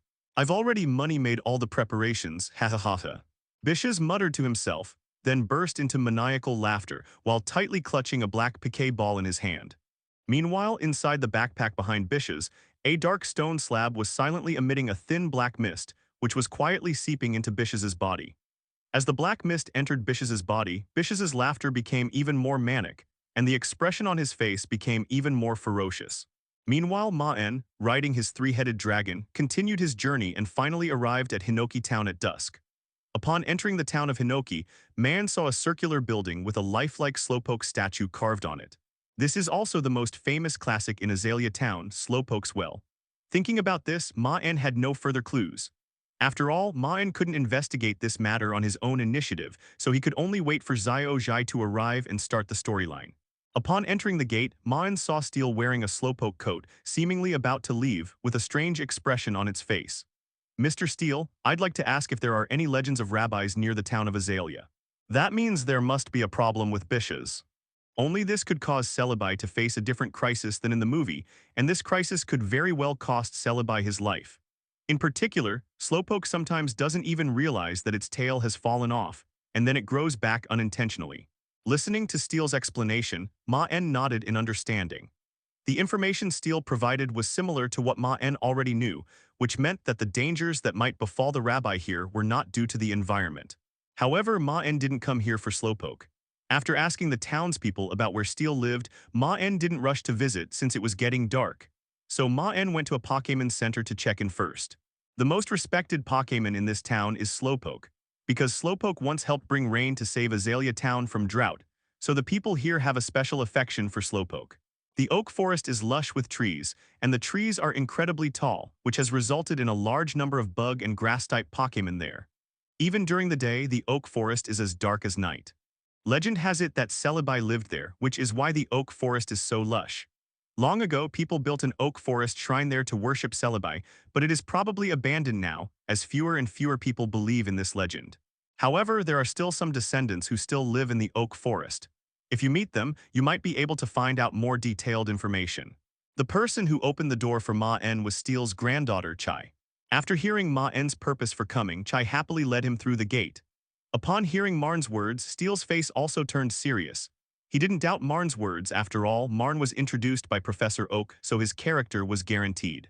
When Maen arrived, he immediately saw the blazing sun in the sky, and coupled with the dry climate, it was clear that it hadn't rained here for a long time. "Hello, Maen. Professor Oak told me you were coming to visit. Is there anything I can help you with?" Steele asked Maen curiously after they sat down. Fortunately, Steele coughed twice and then quickly took off his coat before leading Maen into the reception room. Furthermore, Maen also planned to introduce the Eevee in his arms to the other members of the team. There were plenty of Slowpokes resting around the streets, all looking incredibly relaxed.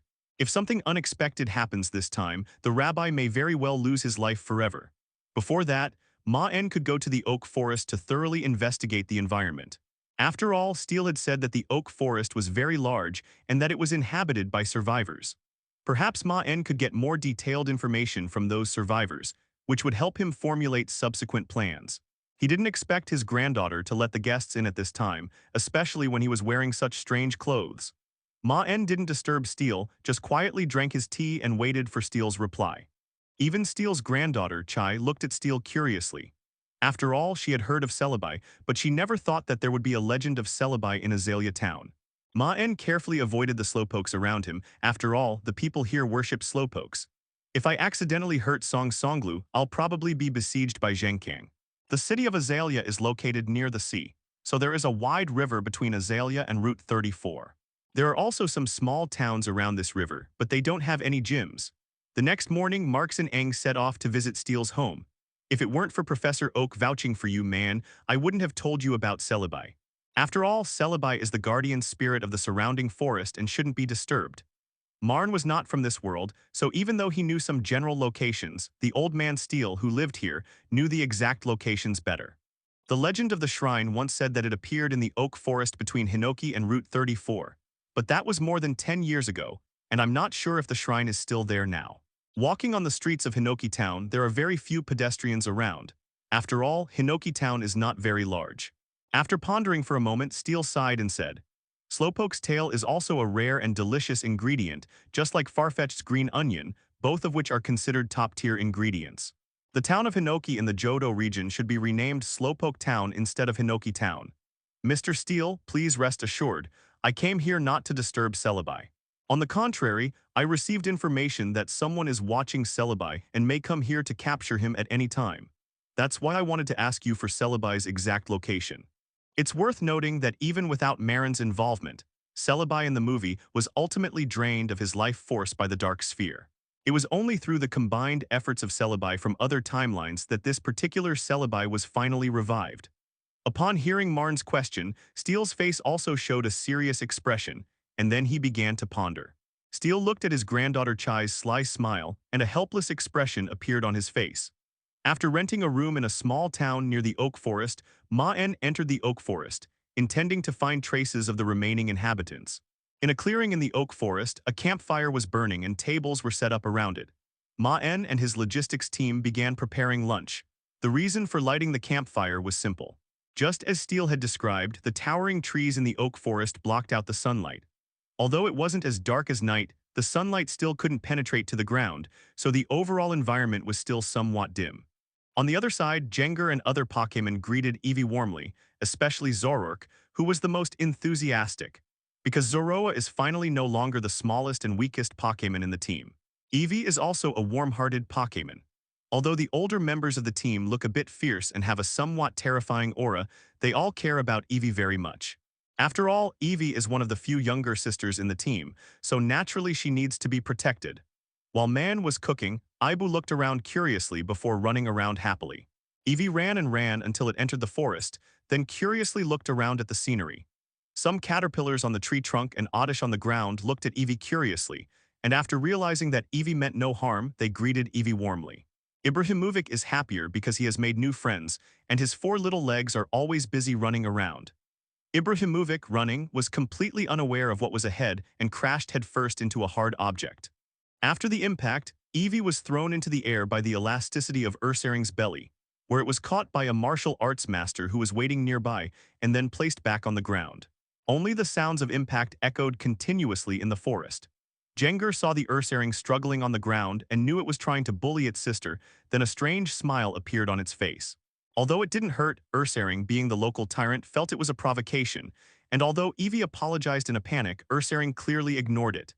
Meanwhile, Maen noticed that Jengar, who was usually the most enthusiastic about cooking, was absent. Just as he was about to send his Pokémon to look for it, he discovered that Jengar had already returned. After a while, the circular bear that had fallen to the ground stood up, though its posture was a bit stiff. On the other side, Jengar stared intently at Ursaring with crimson eyes, while Ursaring realized that its body was completely out of control. Songneng stood stiffly in place. It doesn't cause much harm, but it's extremely insulting. Urshifu has finally fully realized the power of Jengar and Urshifu. They are simply beyond its ability to contend with. Urshifu wants to ask for forgiveness, but it finds that it has no way to speak. Eevee, clutching its head and gasping for breath, only saw a huge shadow beneath its feet. Then, it slowly raised its head and discovered a giant brownish-yellow Pokémon staring at it with fierce eyes. Meanwhile, Maen had finished preparing lunch and then called to the elves to start eating. Seeing the bear's claws swing down, Eevee instinctively closed its eyes in fright. The circular bear raised its hands and roared furiously, which startled Eevee so much that tears welled up in its eyes. The martial arts master continued to explain some techniques for generating power to Eevee in detail, and then gestured for Eevee to try again. Ursaring realized that it had been turned into a target for Eevee's training by Jengar and the others, and the circle on its belly was the best aiming point.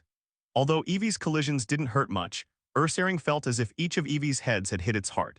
After all, Ursaring considered itself the overlord of this area, and now it's being used as a meat target by Pokémon. At this moment, the circle bear under the martial arts bear master's command was still struggling, but found that its body could not move at all, and the hand pressing down on its head felt like a huge boulder weighing 1,000 pounds. For Circle Bear, since it provoked it, it naturally had to pay the price. The Ursaring, which had been contemplating resistance, felt a chill run down its spine when it saw Jengar's crimson eyes and eerie smile on the other side, and could only silently endure it all. When Eevee saw Jengar and Urshifu arrive, it finally showed a relieved expression and then happily barked, rubbing against Jengar and acting cute. At this moment, the martial arts master pointed to the circle on Ursaring's belly, then stood up and slowly walked to Ursaring's side, looking at Eevee expectantly. Meanwhile, Aibu looked at Ursaring without any panic on his face, then pushed off with all fours and started running quickly, and then charged headfirst into Ursaring's belly. However, Jengar still noticed the remaining tears in Eevee's eyes, and its expression turned extremely angry. Seeing that Eevee was still in shock, Jengar quickly flew over to comfort it. Eevee cautiously opened his eyes and found that the bear from before was now lying on the ground, and next to the bear, the martial arts master was pressing the bear's head firmly to the ground with his 10 hands. Jengar, who was being pampered by his younger sister for the first time, finally realized the benefits of being an older brother. He then placed Eevee on his head and flew to Urshifu's side. The martial arts master next to Eevee was squatting down next to Eevee, whispering something to Eevee, who was listening attentively and nodding occasionally. When Ursaring saw Eevee's legs had gone limp with fear, its smug expression became even more pronounced, and it then prepared to swing its paw at Eevee. Requesting flowers, at that moment Jengar's body passed through the large tree next to Eevee and saw that Eevee was unharmed. It then breathed a heavy sigh of relief. Damn it, who bullied my little sister. This Circly bear was planning to go to the Beedrill's territory to see if there was any fresh honey, but it was bumped on the thigh by a little creature halfway there. Circle Bear. Eevee was perched on Jengar's head, and the two Pokémon were grinning happily. But just then, Ibrahimovic felt a gust of wind pass by him, followed by a loud bang. Maen was also curious about the pair, and then asked the two elves why they were so happy. Upon hearing Ma's words, Ibu jumped into Ma's arms and called out "Bui Bui." Rotom, the little translator, also translated Ibrahimovic's words. When Maen heard Eevee say that Jengar and a martial arts master had trained it, he was surprised. After all, he could believe that a martial arts master would train Eevee but Jengar. Seemingly noticing Marn's disbelieving expression, Eevee explained that it was Jengar and Urshifu who saved it. Otherwise, it would have been beaten by Urshifu. Upon hearing this, although Maen had a smile on his face, black mist began to rise from behind him, causing Jengar and the other Pokémon to break out in a cold sweat. Songyusion's Eevee, seeing Maen's smile, thought he wasn't angry. Jengar, so this is quite an exciting story. That Ursaring was so enthusiastic, did you thank it properly? Maen's voice was calm, as if he were talking about something insignificant. Upon hearing Mean's words, Jengar revealed a strange smile and then gave Mean an okay sign.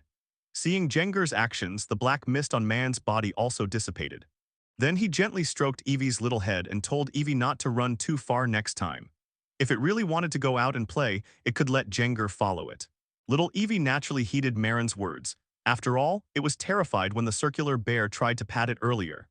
Seeing that Mean was about to say something, and to prevent Mean from getting angry, Ibrahimovic started rubbing his face against Mean's and acting cute. Maen, who wanted to continue speaking, could only helplessly shrink back. The little guy was really skilled at using his charm. Upon hearing Eevee's words, 3.0 Mean couldn't help but rub Eevee's fluffy body, a smile spreading across his face. Eevee, are you planning to evolve into Sylveon? Seeing that Eevee had made its choice, Mean didn't say much. After all, he respected Eevee's choice and there was nothing wrong with Sylveon. The martial arts master took the initiative to take over the responsibility of being the target, letting Eevee use its skills on it, since the martial arts master who had just trained Eevee was the one who taught it. Then Maen asked Ibrahimovic to demonstrate the success of the training. Eevee, which of these evolved forms do you like, or do you plan to stay as you are? After eating and drinking their fill, Maen and the elves tidied up the camp and then rested on the spot. Marn Ibu says it wants to know what form Mean wants it to evolve into. It wants to hear Mean's choice. It was a rocket header. Maen pinched Eevee's little paw pads, then pointed to the evolved form on the screen and asked Eevee a question curiously. At this moment, Maen and the other elves also applauded Eevee. After hearing what Mean said, Eevee thought about it again and then gently placed its little paw on the picture of Sylveon. Little Eevee happily jumped from Ma's arms to the ground, but then froze in place, because without a human target, Eevee didn't know who to use its skill on. Jirachi and Victini even dragged Eevee along for some crazy fun, preparing to form a trio of little bullies. To Marn's surprise, Ibrahimovic did not immediately confirm, but looked at Marn and called out softly. At this moment, Mean also called Rotom over and showed Eevee its future evolutionary form on the Pokédex screen. On the other side, Eevee's body also jumped into the air and then crashed into the martial arts master. Speaking of fairy-type moves, Maen thought of Eevee's cutesy behavior earlier. He guessed that Eevee had already learned how to act cute. No wonder I have a bit of a preference for Sylveon. Man sat cross-legged on the ground with Eevee in his arms, then placed an Everstone around Eevee's neck. Eevee, it's your decision. I'll support whatever form you choose as your trainer. Eevee's face lit up with surprise when the picture of Sylveon appeared. After Ibrahimovic finished demonstrating his skills, Maen announced that lunch was served, and they began eating lunch at the camp. This will also allow Mean to develop a training plan for Eevee, enabling it to better adapt to its future evolved state, which is also Mean's responsibility as a trainer. No wonder everyone says daughters are like little cotton-padded jackets. Seeing Eevee's expression, Mean knew that the little guy preferred Sylveon. Eevee has now become the most beloved little guy in the team. Every Pokémon in the team likes Eevee very much.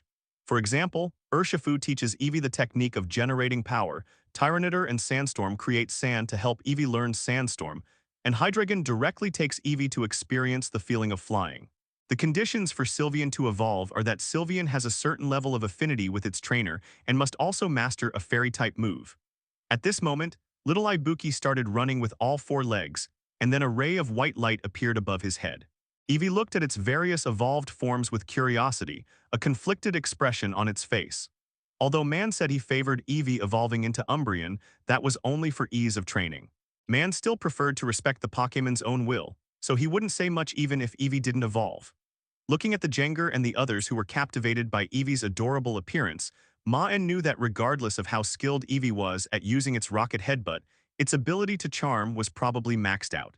Ibrahimovic looked curiously at the Everstone around his neck, but after finding nothing particularly special, he continued to stay quietly in Marn's arms. The martial arts bear master did not dodge, but simply released his force and gently hugged Eevee. Hearing the applause, Ibrahimovic smiled happily and ran across the grass, expressing his gratitude to Maen and his older brothers and sisters. At first, Maen thought Ibrahimovic was just going to unleash a ramming attack, but when he discovered that Ibrahimovic had already mastered the rocket header, a smile appeared on his face. During this period, Maen spent his days exploring or training Pokémon in the Oak Forest, and his nights resting in town. However, the Oak Forest was too large, and it was very inconvenient for the three-headed dragon to fly through the forest, so Marn could only travel through the forest on foot. Even so, Marn did not find the shrine in the Oak Forest or the remaining inhabitants of the Oak Forest. Yesterday, Professor Oak informed Ash that their journey was nearing Azalea Town, so Ash had no choice but to abandon their exploration of the Oak Forest and head to Azalea Town instead. For the rest of the journey, Maen will have to rely on Xiaozhai to find the location of the shrine and the remnants of the tribe. Upon returning to Azalea Town, Marn saw the familiar trio of Ash and his friends. Meanwhile, Ash and his friends were looking at the warning sign erected in Azalea Town, their eyes filled with confusion. The shadow on this warning sign looks like Slowpoke, but what does this sign mean? Misty asked, holding Tojby with a curious expression. 22. Xiaoji and Xiaoging, standing to the side, also looked puzzled, unable to answer Xiaoxia's question. That's because this city is a city that worships Slowpoke, and the warning signs above are meant to tell people who come to town not to harm Slowpoke. Just then, Ash and the others heard a familiar voice, and when they turned around, they saw Marn standing behind them, smiling and waving at them. Upon seeing Marn, Ash and the others showed expressions of surprise and joy, and then quickly ran to Marn's side. Marngo, I didn't expect you to be in Azalea Town too. And is this Eevee your newly caught Pokémon? Ash and the others naturally noticed Eevee in Marin's arms and looked over in surprise. Misty, in particular, couldn't help but pat Eevee's cute little head with a loving expression on her face. I have some things to take care of here. Professor Oak mentioned to me yesterday that you would be arriving in Azalea Town, so I'm waiting for you here. Marn didn't tell Ash and the others the real reason, because he was worried about creating more butterfly effects. Mango, I've already gotten the first gym badge and now I'm planning to challenge the second one. Do you want to come and see? Ash opened his jacket, revealing the first badge pinned to it and said excitedly, Ash, we should go and fulfill Professor Oak's request first and deliver the GS ball to Mr. Steele, Misty said to Ash with a displeased expression. She didn't object to Ash battling, but she still hoped that they would first figure out the priorities. I didn't say I wasn't going, I just wanted to challenge the gym first. Ash had his own reasons, and he started arguing with Misty. Maen and Xiaogang could only helplessly watch the two arguing in front of them. In the end, Maen couldn't stand it anymore and decided to avoid them for a while. I have something to attend to at the Pokémon Center. Ash, you guys discuss it and decide what to do next. After saying that, Maen quickly left and headed towards the Pokémon Center. The reason Maen went to the Pokémon Center was to give Eevee a physical examination. After all, Eevee's training volume had been quite high recently, so he planned to check for any hidden injuries that Maen might have missed. Soon, Nurse Joy returned Eevee's Poké Ball to Marn. Mr. Maen, Eevee is perfectly healthy and in high spirits. It truly lives up to its reputation as a Pokémon bred by the Eevee expert, Miss Joy said with an expression of admiration. Marn waved his hand at Joey's praise, indicating that he wasn't that great. Then, at Joey's request, he took an autographed photo with Joey. After leaving the Pokémon Center, Maen noticed that the town's residents were all running around in the streets for some unknown reason, as if they were looking for something. Maen's expression suddenly turned strange, and he asked the residents what had happened. Someone has harmed the Slowpoke beast god, they must be punished severely. The residents quickly explained the situation to Maen, then told him that the three people who had been traveling together were outsiders in the town, and hoped that Maen would inform them if he saw anyone who fit this description. After saying that, the residents began searching the streets again. Maen finally covered his face and shook his head helplessly. These three people were clearly referring to Ash and his friends. Maen hadn't expected that even after his warning, they would still be hunted by the townspeople. It has to be said that these three have an incredible ability to encounter unknown events, especially Ash. As one of the protagonists of this world, following Ash would definitely lead to countless interesting encounters, but the premise is that your body can withstand it. Even Ash Ketchum's super rookie system has nearly killed him a few times. 012303522 Chinese letter 112,380,1511. Instead of searching the streets for Ash and his friends, Maen went straight to Mr. Steele's house. Chai had just arrived home and was delighted to see Maen. "Brother Maen, you're here today too. Are you here to see Grandpa?" "Well, I guess so." Grandpa was really popular today. There were 3 other people at the door looking for him, but they went to find him after hearing he was at the Slowpoke well. "Do you want him?" Upon hearing Chai's words, Maen knew that Ash and the others had already arrived here, but had gone to look for Mr. Steele because he wasn't there. "I won't go, I'll just wait for them here. They'll probably be back when they're done with their work." After Maen finished speaking, he put Eevee down in front of Chai's expectant eyes, and Eevee quickly ran to Chai's side and started playing with her. After a while, Maen suddenly heard the sound of rain pouring down outside, as well as the cheers of the townspeople in the rain. "It's finally raining. It seems Grandpa and the others have resolved the issue with Slowpoke." Chai also leaned against the window, watching the heavy rain outside, a happy expression on her face. After the rainstorm subsided, Maen and Chai heard the door open again, knowing that Steele had returned home and that Ash and the others should have come back with him. When they saw that Maen was also at Mr. Steele's house, Ash and the others were surprised again. They never expected that Maen would know where Mr. Steele lived. Then they realized that they should have just asked Maen for directions. Steele pointed at Maen and Ash with some surprise and asked curiously, "Maen, do you know Zio Zhai and these kids?" "Well, we can all be considered trainers from Pallet Town." Maen reluctantly gave himself the title of Pallet Town trainer. Anyway, he had too many fake titles in this world, so he didn't care about having a few more. Ash and the others chattered excitedly as they told Maen what had happened at Slowpoke's well, while Maen listened quietly from the side. Fortunately, Xiaoxia knew the importance and urgency of the matter.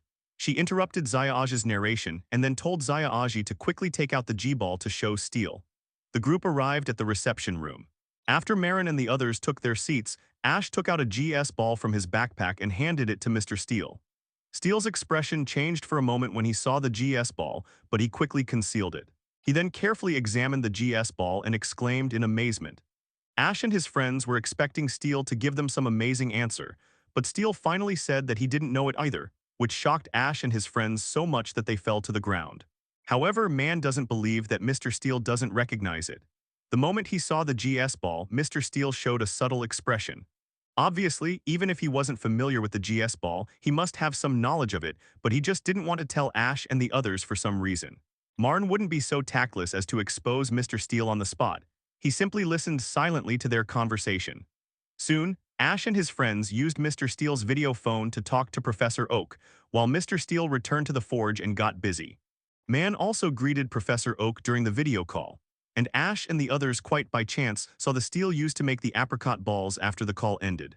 Upon hearing Steele's explanation of the special piquet balls made from citrus fruits, Ash and the others showed curiosity. They then accepted the task of helping Steele collect various citrus fruits, while Steele's granddaughter acted as their guide and set off with Ash and the others. Maen didn't go with them, telling Zio Zhai that they planned to stay here and rest for a while. Ash and his friends had no doubts and set off in hiding. After Ash and the others left, Maen found Mr. Steele again. Before Maen could speak, Mr. Steele spoke up first. "So I couldn't hide it from you, Marks and Ang." "That's right, Mr. Steele, you do know about that GS ball, right? But why did you tell Ash and the others that you didn't recognize it? And why did you deliberately use berries to distract Ash and the others? You certainly have plenty of berries in your storage." Maen asked curiously.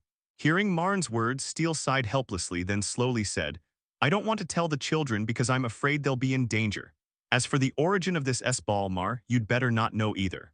But Mr. Steele, I also have reasons why I must know." After Maen finished speaking, He took out an identical GS ball from his backpack and held it in front of Steel. Steel was shocked to see the GS ball in Marn's hand. He hadn't expected to see another GS ball and quickly took it to examine it closely. This observation was significant.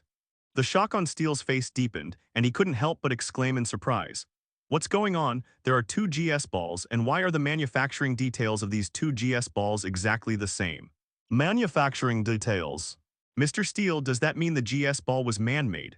Marn quickly caught the details in Steel's words and then asked the question.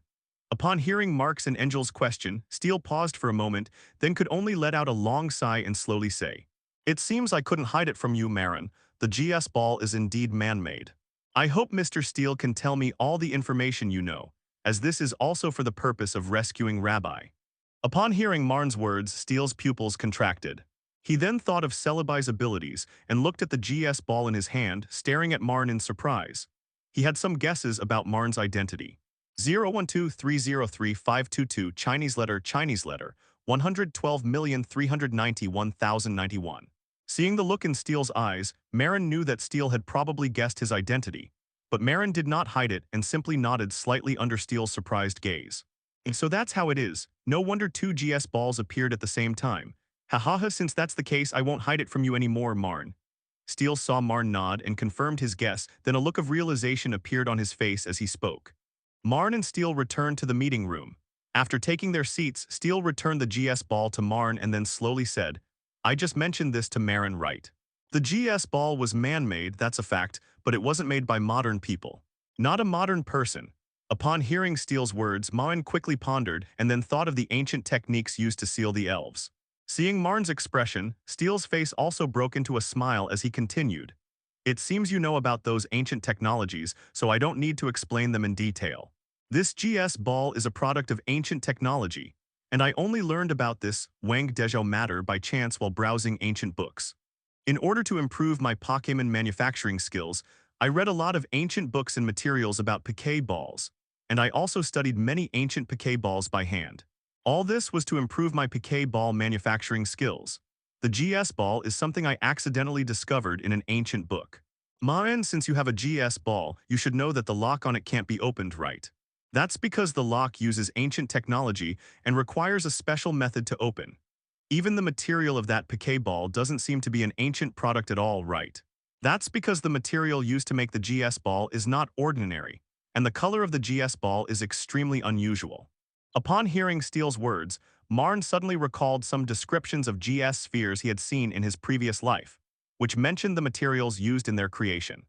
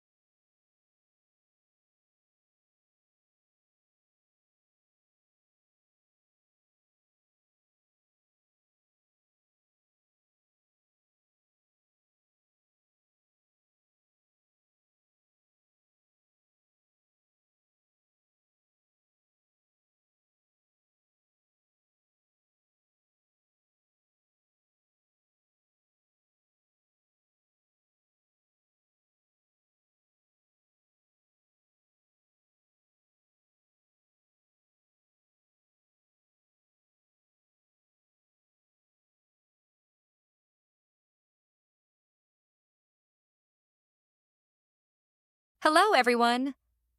As we wrap up this video, I want to share a quick note. I have a Patreon account. If you'd like to support me and enjoy on-demand audiobooks, you can become a Patreon member.